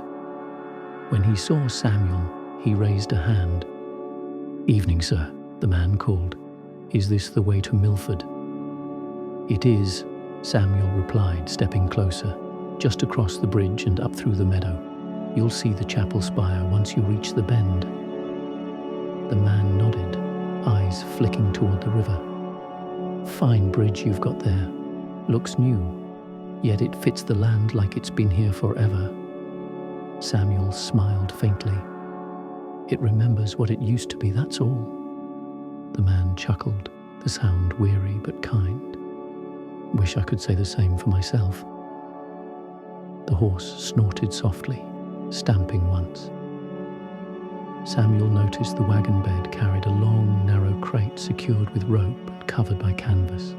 He thought of coffins, then scolded himself for letting his mind wander towards sorrow. "You've been travelling long?" he asked. 3 days, the man said. "From Carver Hill. Name's Lewis Carter. I carry goods, mostly tools and timber fittings, but this trip's different." He hesitated, then added quietly, "I'm taking my father home." Samuel removed his hat. "I'm sorry," he said simply. Lewis nodded. He wanted to be buried near the river where he was born, said the sound of water was God's own lullaby. "That's a fine wish," Samuel said, his voice low, "and you're a good son to see it done." They stood in shared silence for a moment, the kind of silence that holds respect rather than awkwardness. The sky deepened to lavender, and fireflies began to spark near the reeds. "Would you care for tea before you cross?" Samuel asked. "It's late, and the road on the other side has roots that like to grab wheels." Lewis hesitated, glancing at the crate. "I'd not trouble you." "No trouble," Samuel said. "The pot's already warm, and your horse will thank you." The man finally nodded. "Then I'll accept with gratitude." Inside the cottage, the lamplight welcomed them both. Samuel poured tea into 2 chipped mugs and set out a plate of biscuits that had gone soft but still smelled of honey. The 2 men sat opposite each other at the table, the candle between them making their shadows lean in like listeners. Lewis took a sip and sighed. "You live alone out here?" Samuel smiled gently. "Not entirely. There's the river, the sparrows, and sometimes a soul who stops long enough to remember their manners." Lewis grinned at that. "That's company enough." After a pause, he looked toward the window, where the 2 carved birds stood watch beside the flickering lamp. "You made those?" "I did. They look alive, like they're waiting for something." "Maybe they are," Samuel said. "Waiting's a kind of faith." Lewis's eyes softened. "My father used to say that too. He'd sit by the window evenings, looking out like someone expecting company, though none ever came." He rubbed his hands together. "When he fell ill, I promised I'd bring him back to where he could hear the water. I told him I'd light a candle by the river when I did. I thought it'd make the road shorter for him somehow." Samuel's throat tightened. "Would you like me to lend you one?" he asked, nodding toward the shelf where a line of candles waited their turn. Lewis smiled. "That would be kind, but I'll return it tomorrow, once he's settled." "Keep it," Samuel said. "Some light isn't meant to come back." They drank in silence for a time. Outside, the chorus of crickets swelled, steady and full. The candle burned low between them, the flame bowing slightly with every breath of wind sneaking through the window. When Lewis rose to leave, Samuel walked with him to the wagon. The night had grown deeper, stars beginning to pierce through the violet sky. He handed the man a lantern. "The bridge can be dark at the middle," he said. Lewis took it, then reached into the wagon and lifted the corner of the canvas just enough to rest his hand on the crate. "He'd have liked you," he said. "You remind me of him." Samuel placed a hand on the man's shoulder. "Then we're kin enough for tonight." Lewis nodded, voice rough. "Thank you, Mr. Hale," Samuel said. "Samuel Hale." "Then thank you, Mr. Hale." The horse snorted, eager to move. Lewis climbed up, the lantern swinging gently from its hook. The wagon rolled forward, wheels creaking in rhythm with the horse's slow trot. Samuel watched as it reached the bridge. The small light wavered at the midpoint, then steadied as the wooden bird caught its glow. For a moment the whole span seemed to breathe. Wood, water, light and silence woven into one steady hymn. When the wagon disappeared into the trees, Samuel stood there a while longer, hat pressed to his chest. The river's song rose and fell around him, unhurried. He thought of the candle Lewis carried and imagined its flame resting beside the crate, keeping quiet watch as the son carried his father home. Back inside, Samuel trimmed the wick of his own lamp and refilled his cup. He didn't speak, but the air seemed full of prayer all the same. On the table lay the piece of pine he had been carving earlier. He picked it up, ran his thumb along the grain, and began again. Slow, deliberate cuts, the blade whispering against the wood. When he finished, the new bird looked different from the rest. Its wings were folded, its head slightly bowed. He placed it beside the others, but turned it toward the window, facing east where dawn would come. "Rest well, traveller," he said softly. Outside, the stars gathered closer as if listening. The bridge glimmered faintly in the distance, and somewhere beyond the trees, a lantern's light moved steady and sure through the dark. Samuel sat until the candle burned low, its wax forming a small pool of gold on the table.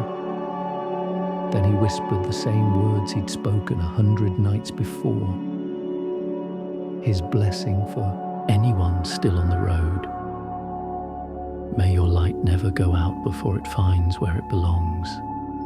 And as the last flicker bowed and went out, the flame's afterglow lingered in the glass, like a promise that had no need for proof.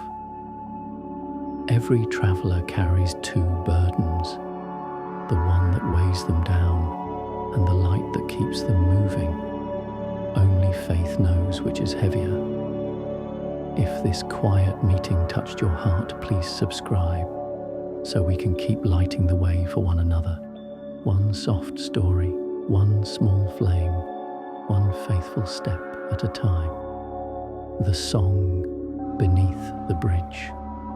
The next morning the mist came early, so thick it blurred the edge of every familiar thing. The cottage looked as though it had been set adrift in a dream, floating somewhere between earth and heaven. Samuel Hale stepped out onto the porch and breathed in the cool, damp air. The scent of wet earth and cedar wrapped around him like an old hymn. Down by the river, he could hear it before he could see it. The sound of water running swift over stone, soft but insistent.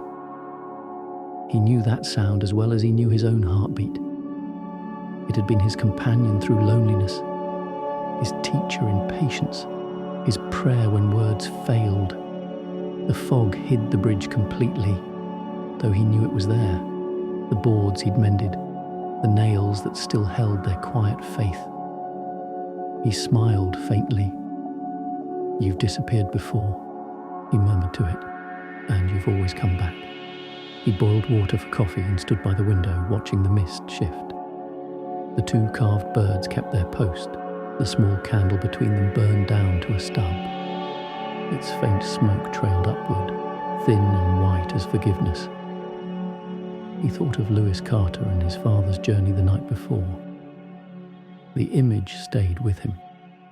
The lantern swinging gently over the planks, the steady rhythm of hoofbeats across the bridge, the faint echo of love doing its last duty. Samuel finished his coffee, pulled on his coat and decided to walk down to the river. He wanted to see how the bridge fared after the night's heavy fog. As he descended the hill, dew gathered on his sleeves. The world was all grey and silver, like a photograph developing in God's own darkroom. When he reached the edge of the bridge, he stopped. The fog clung to it like gauze, so thick he couldn't see the far side. He laid a hand on the railing, cool, damp, and slick with mist. A drop of water rolled beneath his palm and fell into the river below, with a sound too small for any ear but his.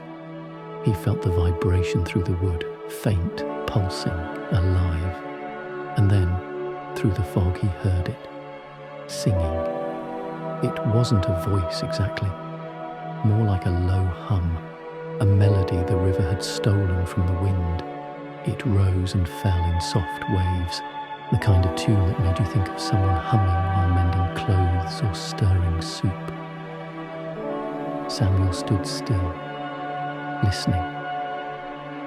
The bridge itself seemed to carry the sound, as though the wood were remembering every step that had ever crossed it. He closed his eyes and let it wash over him. In that sound he could almost hear them all, the travellers and friends, the living and the gone. Margaret's laugh, Thomas's hopeful tone, Ruth's letter read aloud in her steady voice, Grace's quiet words on the bridge, Lewis whispering his father's farewell, the voices braided together into one tender harmony. Ah, Samuel breathed. So that's what faith sounds like when it learns to sing. He crossed to the middle and leaned on the rail. The fog shifted, revealing the water below, dark, slow, full of secret. A leaf drifted past, turning circles on the current, caught for a moment under a beam, then released again. He watched it go until it vanished into the grey. Behind him, a soft step sounded on the planks. He turned. Out of the fog came the widow from down the lane, wrapped in her shawl, a small basket hanging from her arm. "Morning, Mr. Hale," she said, her breath showing in the chill air. "I was heading to the chapel. Couldn't see my own gate, but the bridge found me." "Morning, Mrs. Lorne," he replied. "The bridge does that. Knows where we mean to go before we do." She smiled and came closer. "I heard you humming as I walked up." "Didn't know I was," he said.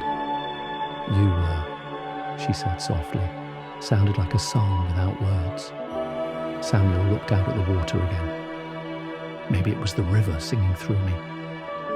Mrs. Lorne placed her basket on the rail. Inside were 2 loaves of bread, still warm. "For your table," she said, "and maybe for whoever else the good Lord sends to yours." He nodded, touched by the gesture. "You're kind." "Kindness is cheaper than flour, and it feeds longer," she said. They stood together in companionable quiet, the fog lifting slowly. The first shafts of sunlight pierced through, catching on the water and turning it to glass. A bird's cry echoed from somewhere unseen. Then another answered. The widow looked up. "Listen," she said. "The sparrows found the morning before we did." He smiled. "They always do. They trust the light even when they can't see it yet." When she left, Samuel lingered. He found himself tracing the rail absently, fingertips finding the groove of each nail. He remembered the day he and Thomas had rebuilt it plank by plank, and the way the wood had sighed into place as if grateful to be whole again. He whispered to the air, "Still holding, aren't you?" The bridge creaked softly in reply, wood and wind agreeing. As he walked back toward the cottage, the sunlight thickened, golden and strong. The mist retreated like a guest who'd overstayed, but left gratitude in its wake. The valley came alive again, roosters calling, a cow bellowing from a far pasture, the church bell giving one lazy note to announce the hour. The world was awake. Samuel placed the bread on the table, poured himself another cup of coffee, and sat near the window. The candle had gone out completely now, but its scent, faint honey and smoke, still lingered. He thought of all the candles lit across the valley, all the small flames in windows that said, "You're not alone." He picked up his carving knife again and began shaping another bird. This one, he decided, would not be for his windowsill. He would place it under the bridge, where the water lapped softly against the pilings. It would never be seen, but it would listen. By late afternoon he returned to the river. The light had softened to amber and dragonflies darted in pairs over the current. He knelt at the base of the bridge, the new bird in his hand. It was smaller than the others, plain with no polish, its eyes too shallow dense, its wings only hinted at by the grain. Still, he held it with reverence. He set it on a dry stone beneath the bridge and whispered, "For the ones who never cross, but still watch from below." Then he smiled. "Keep them company, little one." When he straightened, he realized the river's song had changed again. It wasn't only water now, it was wood and wind, wings and breath. A harmony made of everything that lived and everything that had once lived. He closed his eyes and let the sound move through him, slow and certain. As he turned to leave, a single line rose in his mind. Not from scripture, not from any sermon he'd heard, but from somewhere inside the marrow of faith itself. The Lord's mercy is not always seen. Sometimes it's only heard in the steady hum beneath your feet.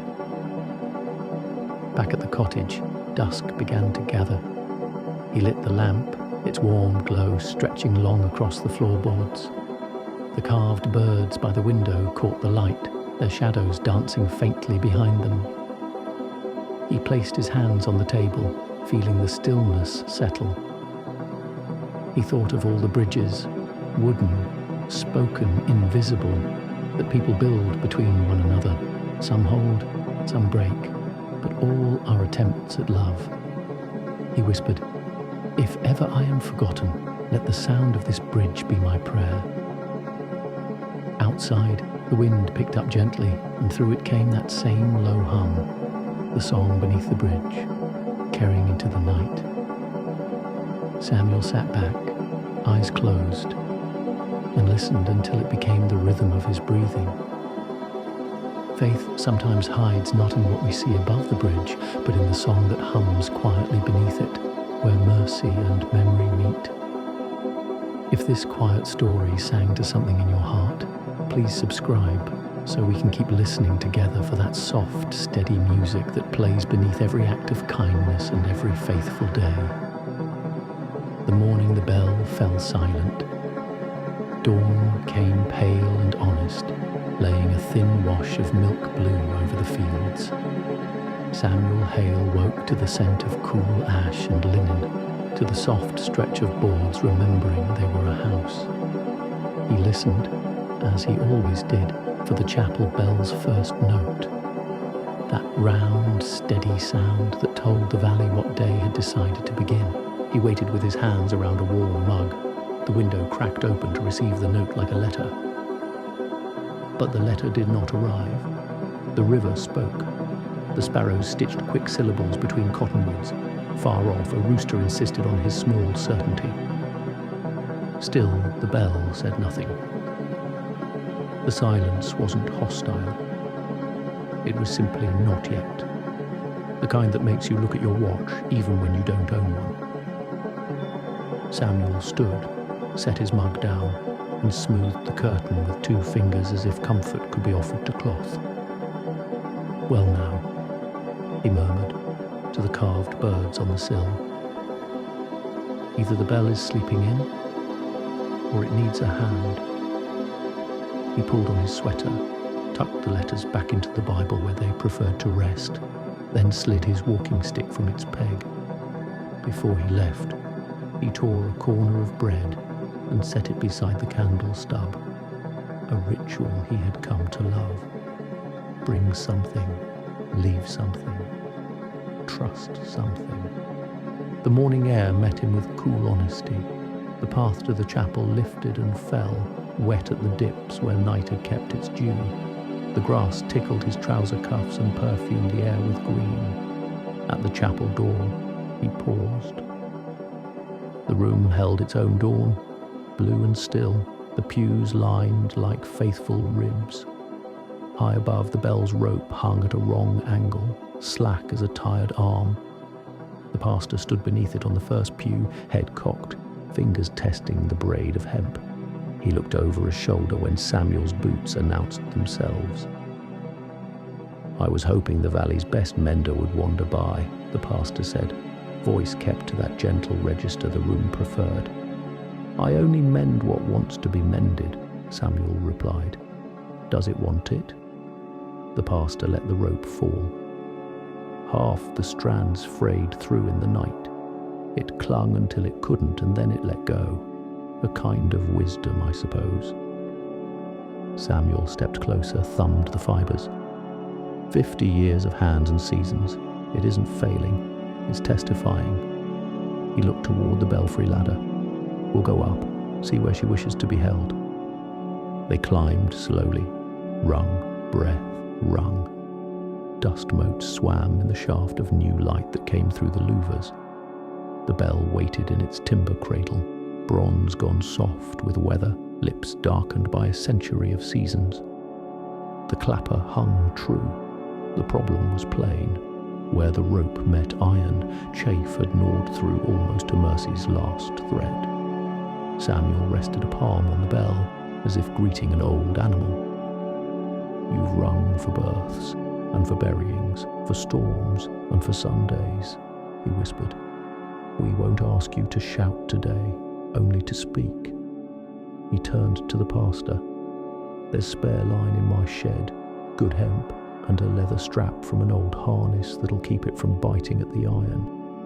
The pastor's eyes smiled. I'll sweep while you fetch. It will make the bell feel tended. By the time Samuel returned, coil of rope over one shoulder, leather loop softened with oil in his pocket. The chapel below had been freshened into a kind of quiet that carries gratitude in it. He and the pastor worked without speech, threading the new rope, setting the strap where Ware had started its slow sermon, testing the lay so the pull would be smooth. Their hands found a rhythm, pass, not cinch, the liturgy of repair. When they finished, they didn't ring it. They looked at each other and then sat down on the worn boards, backs against the beam, legs out, men content to share the same breath. Through the louvers, the valley widened, washed clean by morning. The bridge showed itself, thin and faithful, and a figure crossed it, the widow with her basket, shawl lifted by a polite wind. Samuel raised 2 fingers in a small salute no one would see. Strange, the pastor said at last. The silence felt like a problem when I woke. Up here with you, it feels like a Sabbath. Sometimes the Lord stills a thing so we can hear what's been keeping time underneath it, Samuel answered, thinking of the river's hum beneath the planks, of the breath between notes. They climbed down. At the rope's end, Samuel tied the old bellman's knot his father had taught him, the one that isn't much to look at but keeps faith better than a handsome one. He stood with his hand around the rope, then let go. Your bell, he said. Our bell, the pastor corrected, gathering the line. He closed his eyes as if consent were necessary and drew. The rope slid, the strap held, and the bell spoke, not loudly, not proudly, but true. One note rolled down the rafters and stepped out into the day. The boards felt it, the glass carried it, the very dust seemed to applaud. They let the sound finish what it had to say. Then the pastor pulled again. A second note, a little stronger, like a chest discovering it can rise without that old tightness. 2 will do, Samuel said. Today needs quiet. They coiled the tail of the rope so it wouldn't tangle a child's feet, then stood together looking up, the way you do after mending, as if sight were a final stitch. The pastor clasped Samuel's shoulder. You come like weather, he said. Untimed, necessary. I come like habit, Samuel said, smiling. But I accept your poetry. They shared bread and coffee in the small kitchen, standing steam curling into the cool of the corridor. The pastor told a story about a goat that refused to graze on Sundays. Samuel answered with one about a hammer that cracked only when used in anger. They both laughed more softly than jokes deserve, then fell quiet. Men who knew laughter and silence were kin. On his way home, Samuel cut round by the river path. The morning had deepened into that friendly brightness that asks nothing in return. He paused at the bridge, laying his hand as he always did on the rail. A smear of wax clung near the nail where the boy's bird kept its watch. Last night's candle stub melted into a misshapen star. He smiled and did not tidy it. Some evidence should be left as evidence. Across the water, Lewis Carter stood with hat in hand and lantern unlit at the place where the willow throws a gentle shade. He lifted his chin when he saw Samuel and waited. Samuel joined him, boots finding the truer ground by memory. "We settled him," Lewis said, voice even, eyes reddened honest. "Up above the bend where the river sounds like a lullaby. I lit that candle you gave me and let it burn down to a good ash." Samuel nodded. "He's where the Lord's voice travels by water." Lewis took a breath that he didn't hurry. "When your bell rang just now, it sounded like it reached him." He glanced at Samuel's hands. "You fixed it." "We mended the thing that carries the voice," Samuel said. "The voice was never broken." Lewis closed his eyes a moment as if storing the line somewhere useful. "I'll head back tomorrow," he said, "but this evening I'll sit by him till the stars persuade me home. Then we'll set a second light in the window," Samuel replied, "so the stars don't have to do all the persuading." They parted with that simple promise. Samuel climbed the hill, pleased by the work still in his fingers, the way honest labour leaves the bones humming a little, as if the body had overheard the soul's prayer and agreed with it. In the cottage, he washed his hands at the basin, the cold water encouraging the skin to remember morning. He set the coil's leftover length of rope on the table and cut a short piece from it. He tied the small bellman's knot again, snug but not showy, and laid it beside the carved sparrows. "For the days when I forget which pull wakes the valley," he said to the quiet room. Afternoon sauntered through the house and out the back door. He polished the lamp glass without needing to, then left it be. He put a heel of bread and a thin slice of cheese on a plate and ate at the window. The bridge held. The river kept its vow. On the far path, the widow's basket swung emptier and her step lighter. Before evening he walked once more to the chapel. No business, just thanks. He didn't enter. He stood beneath the eaves and set his palm against the door, like a man greeting a friend who was praying. The valley's creatures were in their evening voices now. Cows at the fence line conversing in moans, dogs annotating the road with single thoughtful barks. The bell line at his shoulder swayed once and stilled, a sign without message, like breath. Back home, the light thinned to honey. He lit the lamp early, not because darkness had asked, but because someone might. He took the scrap of rope, the small knot holding like a truth that doesn't need to be defended, and placed it in the wooden box with the letters. Proofs of voices, he thought. Paper and hemp and bronze, all carrying one word: present.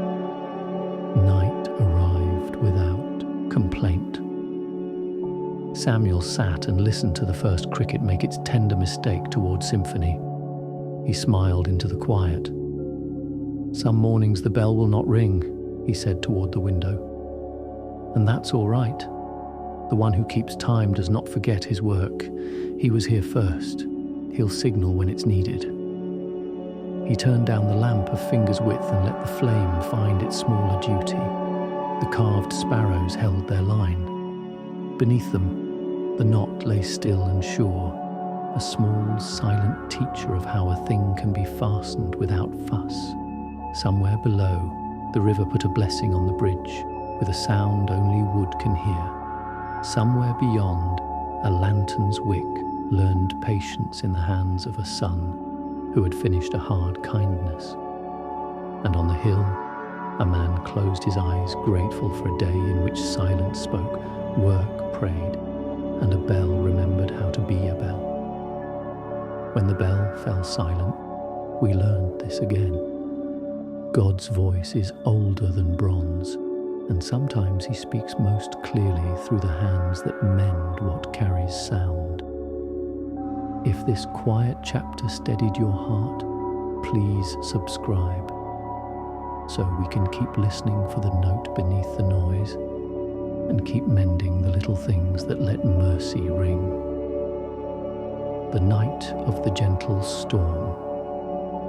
The clouds began gathering just before dusk, slipping over the western ridge like tired travelers seeking rest. By the time Samuel Hale noticed the smell of rain, sharp and earthy, the light had already turned the colour of pewter. He stood at his window, hand on the sill, watching the sky close its grey hand over the valley. It wasn't a fierce storm that approached.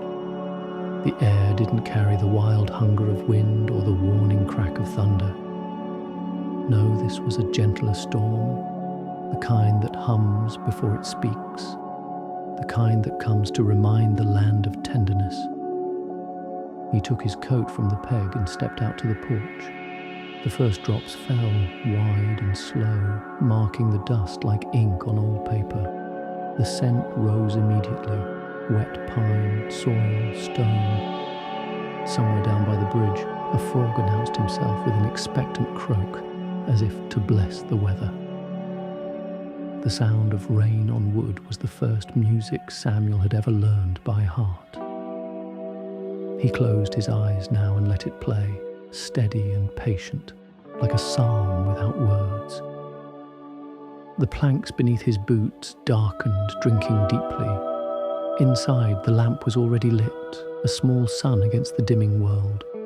Its glow touched the carved birds on the window ledge, giving them a living warmth. He moved toward them and whispered, "It's a good night for staying close." Then he reached for the small rope knot he had made from the chapel bell's leftover cord, still sitting beside the birds. It felt firm and faithful in his palm, a reminder that some bonds don't loosen with time. They deepen. The wind grew just enough to make the old boards creak. He smiled at the sound. "Everything's just remembering its age," he said softly, quoting something Margaret used to say whenever the shutters rattled. The thought of her voice in a night like this filled the cottage with her presence again, not as a ghost, but as comfort. When the rain thickened, Samuel took his chair to the doorway and sat with the lamp near his knee. From that spot, he could watch the world fade into softness.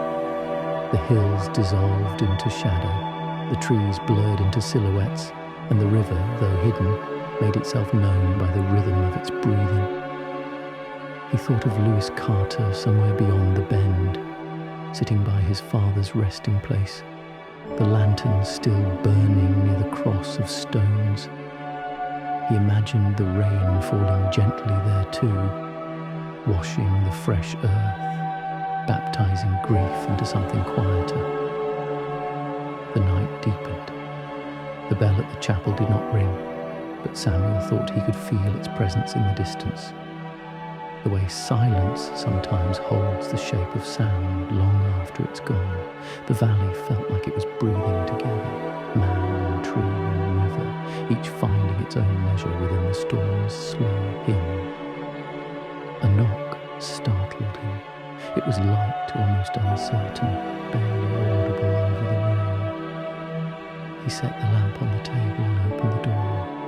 There stood Mrs. Law, shawl-soaked, basket in hand. Her cheeks were pink from wind. "Forgive me," she said quickly, "but the road's too slick to make it home. The bridge is fine, but I'd rather not test it twice." Samuel stepped aside at once. "You're not intruding, Mrs. Long. The Lord sends company when he knows a house could use some warmth." She smiled, relief showing in her shoulders. "I'll not argue with that." He took her wet shawl, hung it by the stove, and poured her a cup of tea. They sat near the window, the rain tapping its endless rhythm across the glass. "It's a kind storm," she said, after a while, voice quiet. "Doesn't roar, doesn't punish, just reminds the earth it's loved." Samuel nodded.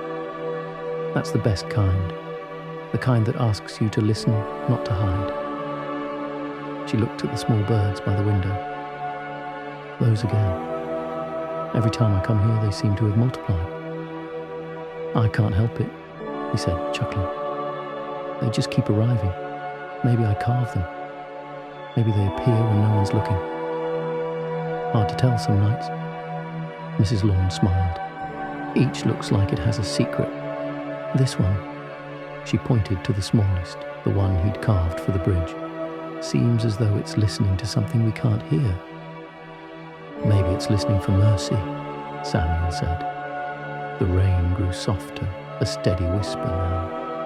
The lamp burned low, golden and kind. They spoke no more for a long time, content to share the sound of the storm and the warmth of silence that only old souls can make comfortable. At last, Mrs. Lawn said, "I passed the chapel before the rain began." The bell rope looked new. "It is," Samuel replied. "It remembers how to hold again." "That's good," she said. "We all need to remember how to hold." He looked at her, really looked at her, for the first time in months. The years had been gentle on her, but the sadness behind her eyes had its own kind of grace. She had lost her husband before Margaret passed, and though the ache had quieted, it had never fully gone. "Do you ever think," she said, "that maybe healing isn't something that happens to us, but something that happens through us? Like rain moving through soil, doesn't stay, but it changes what it touches." Samuel smiled faintly. "You've just preached a better sermon than I've heard in years." She laughed softly, and the sound lifted into the air like the bell's echo would have done if it had rung that moment. The storm outside began to slow. The rhythm turned to drizzle, then to a few lingering drops. The world smelled clean, as if forgiven. The widow rose to fetch her shawl, now dry and warm by the stove. "Stay the night," Samuel said gently. "The paths will still be slick." She hesitated only a moment before nodding. "If you're sure." "I am. I've extra blankets and the roof's a fine listener for rain's last sigh." She smiled again, small, grateful, unguarded. Later, after they'd banked the stove and said their quiet goodnights, Samuel sat alone for a few minutes longer. The lamp was nearly out. The last of the storm whispered against the eaves. He took the small rope knot into his hand once more, feeling its shape. He realized that all the mending, the bridge, the bell, the hearts around him, was not about fixing what was broken. It was about joining what still wanted to belong. He placed the knot back beside the birds, then whispered, "May this house never grow so quiet that kindness forgets where to sit." The wind carried the scent of rain through the open window. The bridge below gleamed faintly, washed clean. Somewhere the river sang a low lullaby, its current slow and full. Samuel closed his eyes, the sound of the gentle storm still echoing faintly in his chest. He felt, perhaps for the first time in years, that peace was no longer something to chase. It had already arrived and was waiting patiently for him to notice. Peace does not always come after the storm. Sometimes it arrives within it, softly, like rain blessing the earth it never means to keep. If this quiet rain found a place in your heart, please subscribe, so we can keep walking together through gentle storms, listening for God's whisper in the hush that follows, the morning after the rain. When dawn returned, the world felt newly made. The storm had gone without farewell, leaving behind a silence so complete it rang like a bell. Samuel Hale opened his eyes before the light had fully reached the window, sensing that the earth itself had paused to listen. The air held that fragile sweetness that only comes after rain, a mingling of wet cedar, damp clay, and something like forgiveness. He rose quietly, careful not to wake Mrs. Lorne, who had taken the guest cot near the stove. Her breathing was slow and steady, her face peaceful in the early half-light. Samuel smiled, realizing that even sleep can be a kind of prayer, the body trusting the world enough to rest. Outside, the yard shimmered. Every blade of grass carried a drop of light. The sky, rinsed clean, stretched in pale pinks and golds. Birds had already begun their chorus, their small voices rising as though to celebrate another chance at living. Samuel stepped onto the porch, the boards still damp under his boots. He stood there a long while, hat in hand, letting the warmth of the newborn sun touch his face. He could feel the damp air lift slowly, each breath a little lighter than the last. The bridge below shone faintly, its planks glistening. The river hummed its steady hymn, swollen but calm. It was strange, he thought, how storms made the world softer afterward, as if even the earth remembered humility. He took that thought into himself, the way one might take communion, slowly, reverently. When he turned back toward the cottage, he saw Mrs. Lorne at the door, a blanket wrapped around her shoulders. "Morning," she said, her voice still soft from sleep. "Morning, Ma'am," Samuel replied.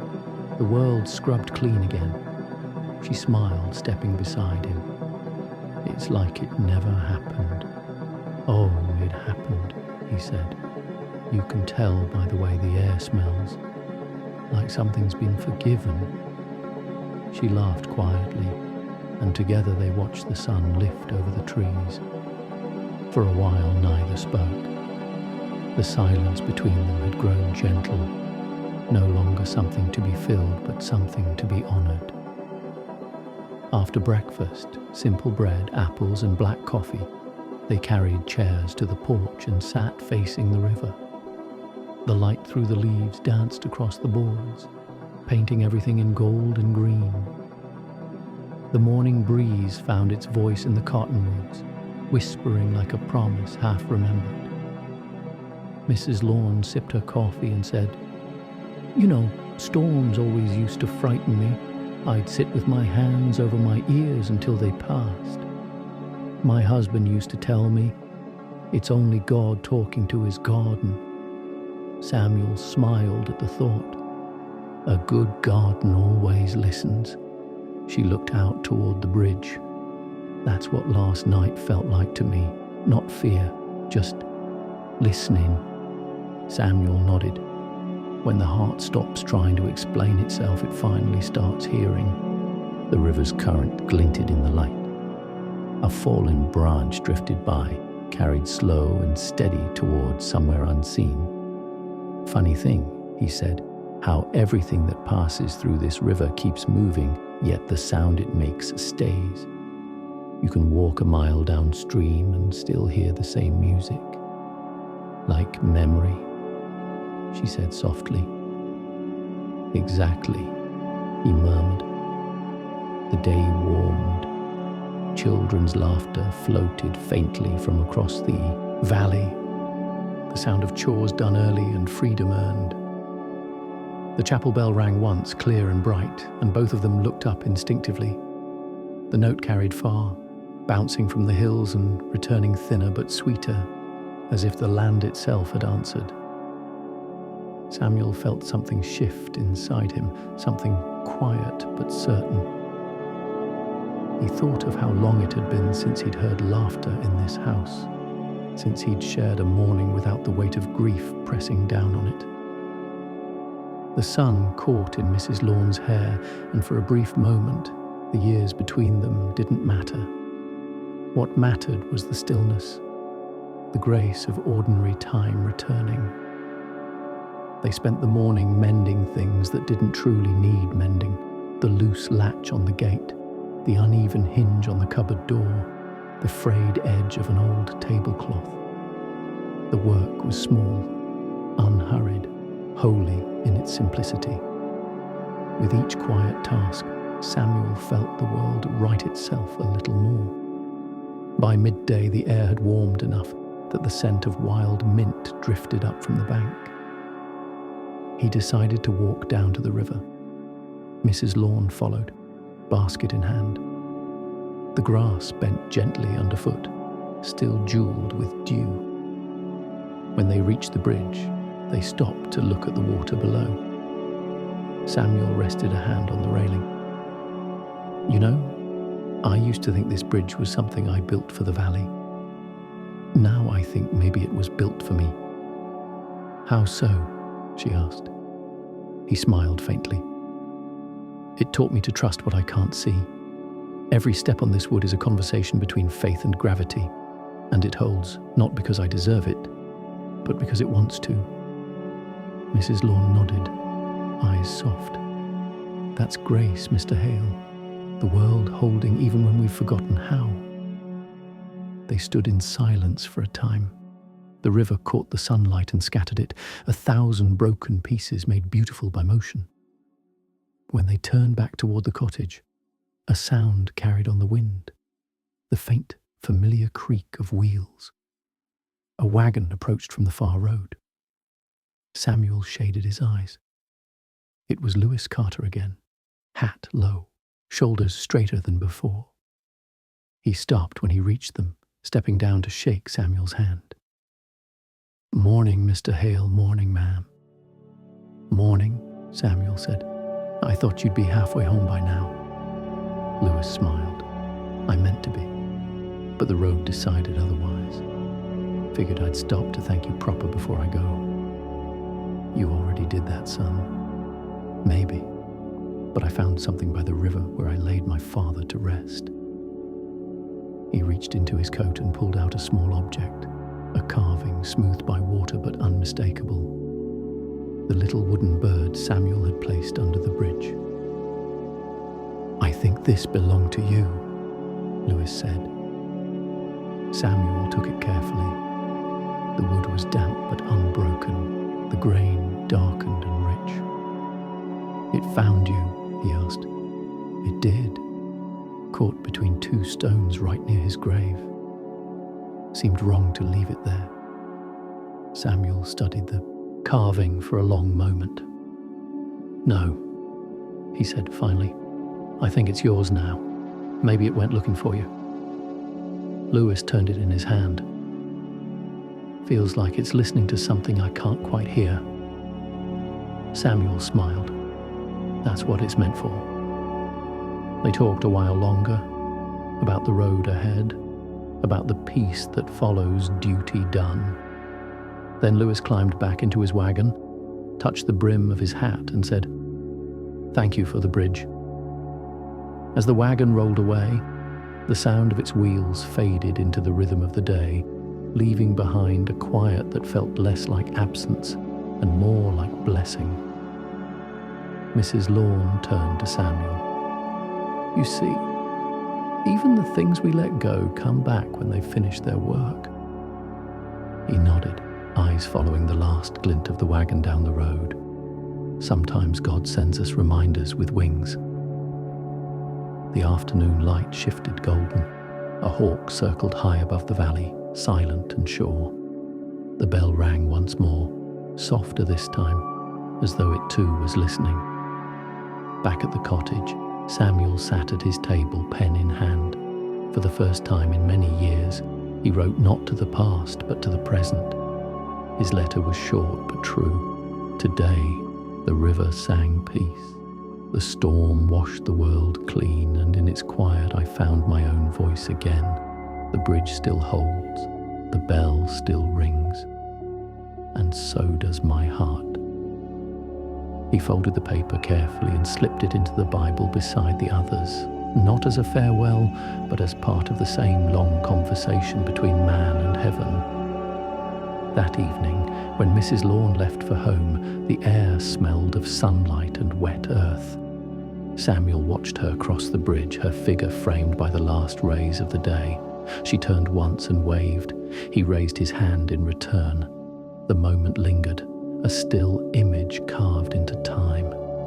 And when she disappeared down the path, Samuel whispered into the quiet, "Thank you." The river answered with its endless murmur, steady as breath, faithful as grace. After the storm, the world did not change. It remembered. And sometimes remembering is all the healing heaven requires of us. If this morning after rain brought a little peace to you, please subscribe so we can keep walking through quiet valleys together, where faith and sunlight meet between storms. The day the river stood still. The days after the storm passed in gentle procession, each one quieter than the last, as though the valley itself were practicing silence. Samuel Hale had begun to notice the difference, not just in the air, but in the way time moved. Morning no longer hurried. Evenings did not close so abruptly. It was as if the world had finally learned to breathe at the same pace he did. That morning began like many others, a cup of coffee warm in his hands, the slow stretch of light over the water, the faint toll of the bell drifting from the chapel down the hill. Yet something in the air felt different. The river, always restless, seemed to have fallen into a strange calm. The usual whispering of its current had dulled, the ripples smoothed, even the wind seemed to hesitate. Samuel stepped out to the porch, shading his eyes from the new sun. The surface of the water looked like glass, reflecting the sky so perfectly that for a moment he couldn't tell which was heaven and which was earth. The stillness unsettled him. Rivers are meant to move, he thought. Stillness in a river is like silence in a song. He made his way down the hill, the dew clinging to his boots, the smell of wild mint rising with each step. As he neared the bridge, he paused. The air was cool, the kind of cool that makes you listen harder. When he leaned over the railing, he saw the reason for the stillness. A great fallen tree lodged across the bend upstream, blocking the current. Branches spread wide like weary arms, leaves trembling faintly but unmoving. He studied it for a long while. The tree must have fallen during the night, loosened by the rain-softened earth. It hadn't broken the bridge, thank the Lord, but the river's voice had been caught in its branches. Samuel took off his hat and rubbed his chin. Even the strongest need clearing now and then, he murmured. Even faith. He went back to the cottage for his tools, a saw, a length of rope, and his old boots with soles that still remembered the rhythm of labor. When he returned, the morning had warmed and sunlight danced on the unmoving water, teasing it into small, reluctant shimmers. He climbed down the bank, careful not to slip on the wet stones. The fallen trunk was heavy. An old oak, its bark rough and dark as time. He set to work, each motion steady and deliberate. The saw's rhythm soon replaced the missing music of the current. Back and forth, breath and effort, the scrape of steel against grain, all of it forming a humble hymn of work. As he cut, fragments of memory surfaced. His son Thomas laughing as a boy, the same saw in his hands. Margaret humming by the porch while mending a tear in his shirt. The soft murmur of Sunday prayers rising like smoke in the old chapel. Each thought carried both ache and sweetness, the two inseparable now, like river and stone. Halfway through the trunk, he stopped to rest. The sun was high enough to warm his shoulders, and the scent of fresh-cut wood rose thick and sweet. He sat on a nearby rock, hat in his lap, and looked out over the still water. The reflection staring back at him was older than he remembered, but calm. A face weathered not by years, but by what those years had given him. Patience, humility, the quiet strength that comes when you no longer need to be heard to believe. He He smiled faintly. "You've done your share of bending, old man," he said aloud. "Now it's time to let the river pass again." By afternoon, the last cut went through. With one careful shove, the old tree began to move. It turned slowly, almost gracefully, then drifted aside. The water hesitated, then surged forward with a sound like applause, rushing around stones and roots, bursting free into its own song again. Samuel laughed softly under his breath. The sound startled even him. The river, alive again, carried the fallen oak downstream, its branches waving farewell. The current's low hum returned, blending with the sighing of the wind through the reeds. Life, patient and unhurried, resumed its chorus. Samuel stayed by the bridge a long while, watching sunlight catch the ripples. He thought of all the times his own heart had been damned by sorrow, the years he'd kept his grief lodged too firmly to let hope move through. Yet here was the river, teaching the simplest lesson all over again, that letting go is not losing, but allowing. He sat at the water's edge, feet dangling, and spoke quietly as if to the river itself. "You remind me that even what falls still serves," he said. "Even what blocks the way becomes part of the teaching." A small bird fluttered onto the railing above him. One of his carving's living kin, feathers slick from the morning's mist. It cocked its head, studying him. He chuckled. "You approve, little one?" The bird chirped once, sharp and bright, then lifted off, tracing a small arc over the bridge before disappearing toward the trees. He took that as answer enough. Later, as he walked back to the cottage, he noticed Mrs. Lorne crossing the field with her basket. She waved when she saw him. "Mr. Hale," she called. "I thought I heard laughter down by the river." I said to myself, "That can't be anyone but Samuel Hale." He grinned. "Then your hearing's fine." The river found its voice again. "I knew it would," she said. "You've got a way of helping things remember what they were made for." He shook his head. "No, I just listen long enough for them to tell me what they need." She reached the porch, setting her basket down. Inside were small loaves of bread and a jar of preserves. "Peace tastes better when it's shared," she said, handing them to him. He took the gifts, heart swelling at the simple kindness. "You'll stay for supper, won't you?" "If you insist." "I do." The two of them worked side by side, preparing the meal. Bread warming in the oven, butter softening on the table, the faint hum of a hymn escaping her lips. When they sat down to eat, the window framed the bridge below, washed in the warm light of sunset. The river moved freely again, catching the last glimmers of day like scattered prayers.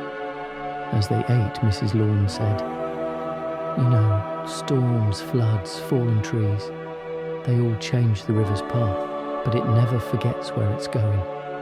I think people are the same." Samuel nodded slowly. Maybe that's what grace really is, the remembering. After the meal, they stepped outside as twilight settled. Fireflies blinked among the reeds, and the sky deepened to indigo. The first star appeared, faint, steady. The sound of the river drifted up to meet them, softer now but sure. Mrs. Lorne spoke almost to herself. "The bell rang at noon. I thought it sounded different." "It did," Samuel said.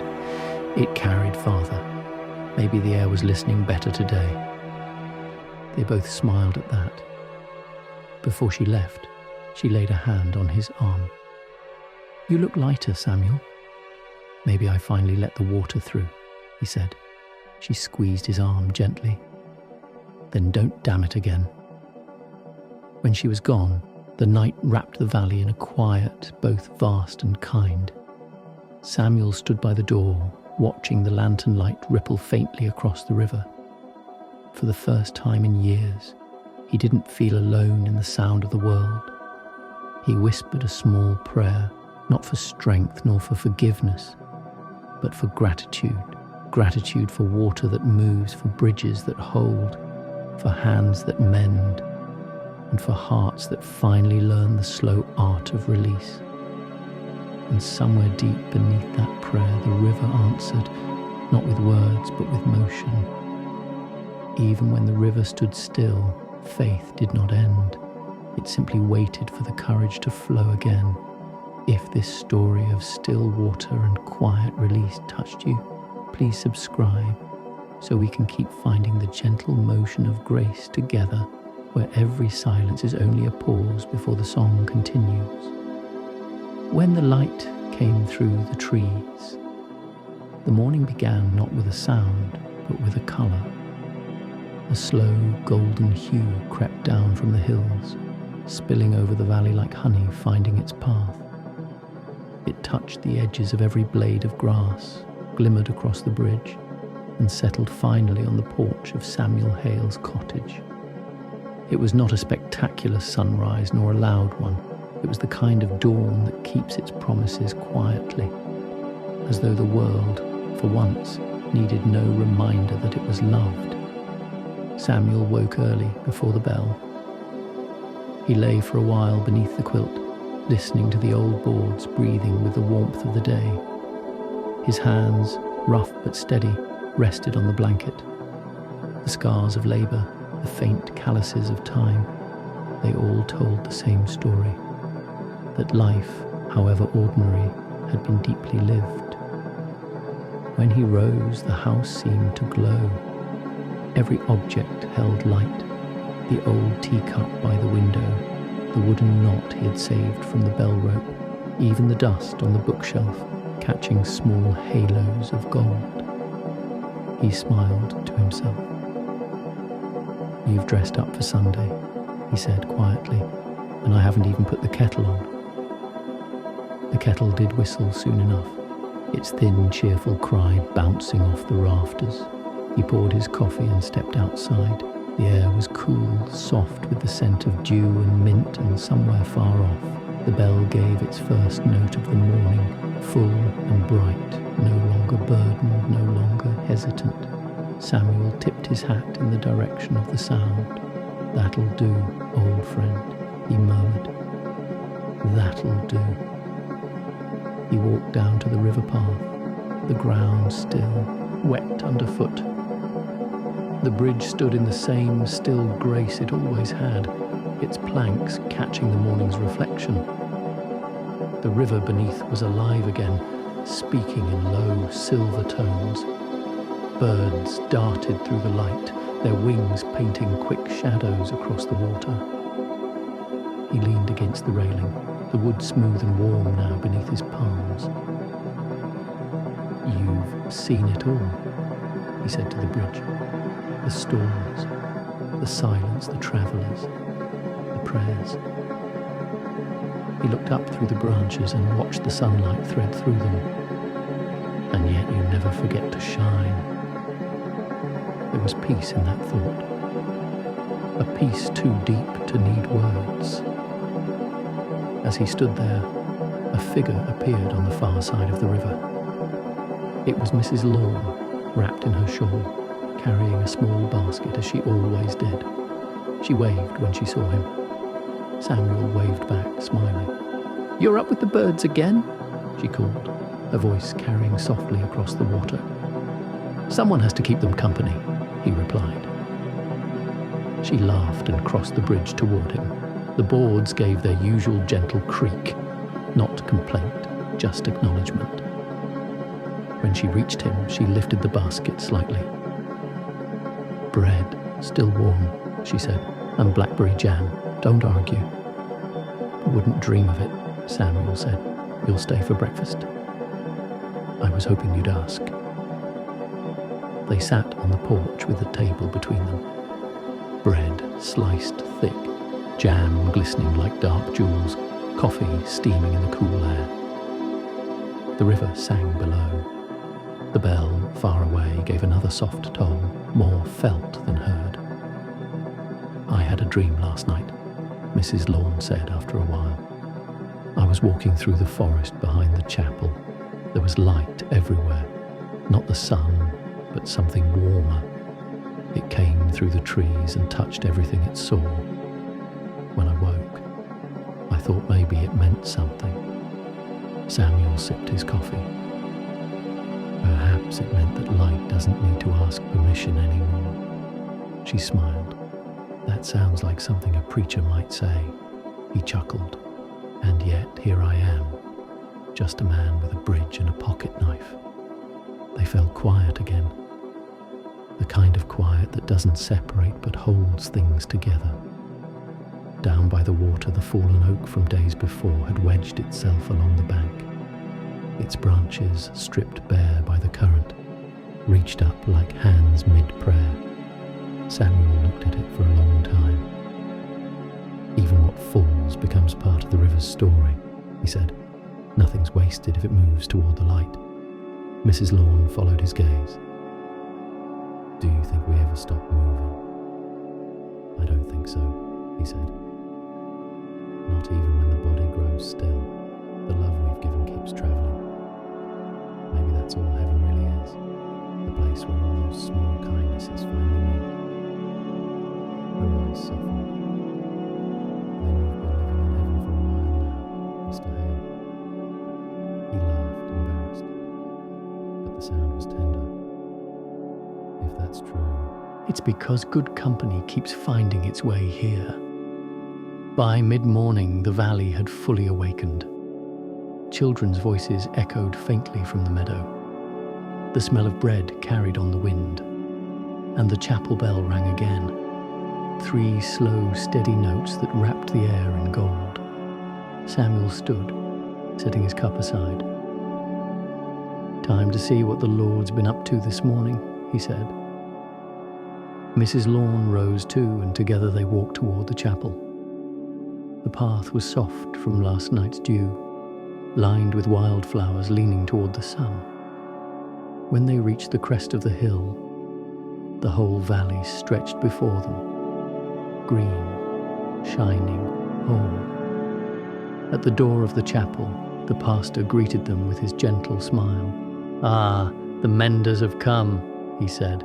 "We were about to start." They sat near the back, side by side. The light through the stained glass painted their hands in quiet colour. The hymns began, slow, old, filled with breath and memory.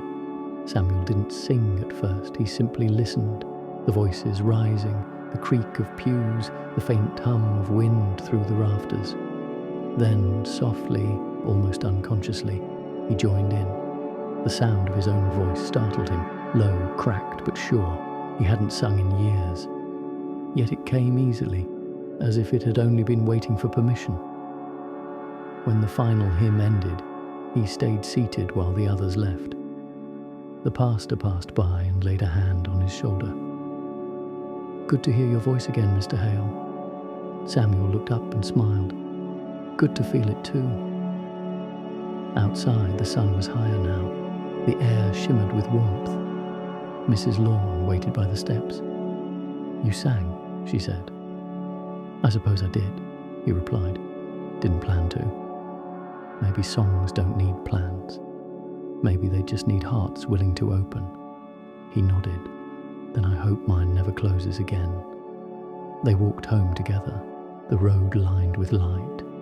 The river below gleamed brighter than he'd ever seen it. Even the bridge seemed to hum faintly, its boards singing beneath the weight of sunlight. When they reached the cottage, Samuel paused at the door. Inside, the small wooden birds glowed in the afternoon light, their shadows long and soft. He picked one up, the smallest, the first he'd ever carved, and turned it in his hand. The grain caught the sun and shone. He placed it on the windowsill right in the centre and whispered, "There now, you've come full circle." Mrs. Lorne smiled. "So have you." He didn't answer, only smiled. The moment needed no words. That evening, when the sky turned the colour of amber glass, Samuel sat on the porch alone. The day's warmth lingered in the wood beneath him. The river murmured. The bell rang once more, and for the first time in many years, Samuel didn't pray for anything, not forgiveness, not strength, not peace. He simply gave thanks. "Thank you," he said quietly, "for light that returns even through the trees." He sat until the stars appeared one by one, filling the sky like promises kept. The air cooled, the bridge below faded into shadow, but even in darkness the river kept its voice, a steady, eternal lullaby. When he finally rose to go inside, he glanced back once more at the valley, the chapel, the bridge, the world that had carried him this far. Everything glowed faintly in the starlight. Everything was enough. He whispered into the stillness, "Amen." And somewhere far away, the bell answered with a single, gentle note. When the light came through the trees, Samuel finally understood.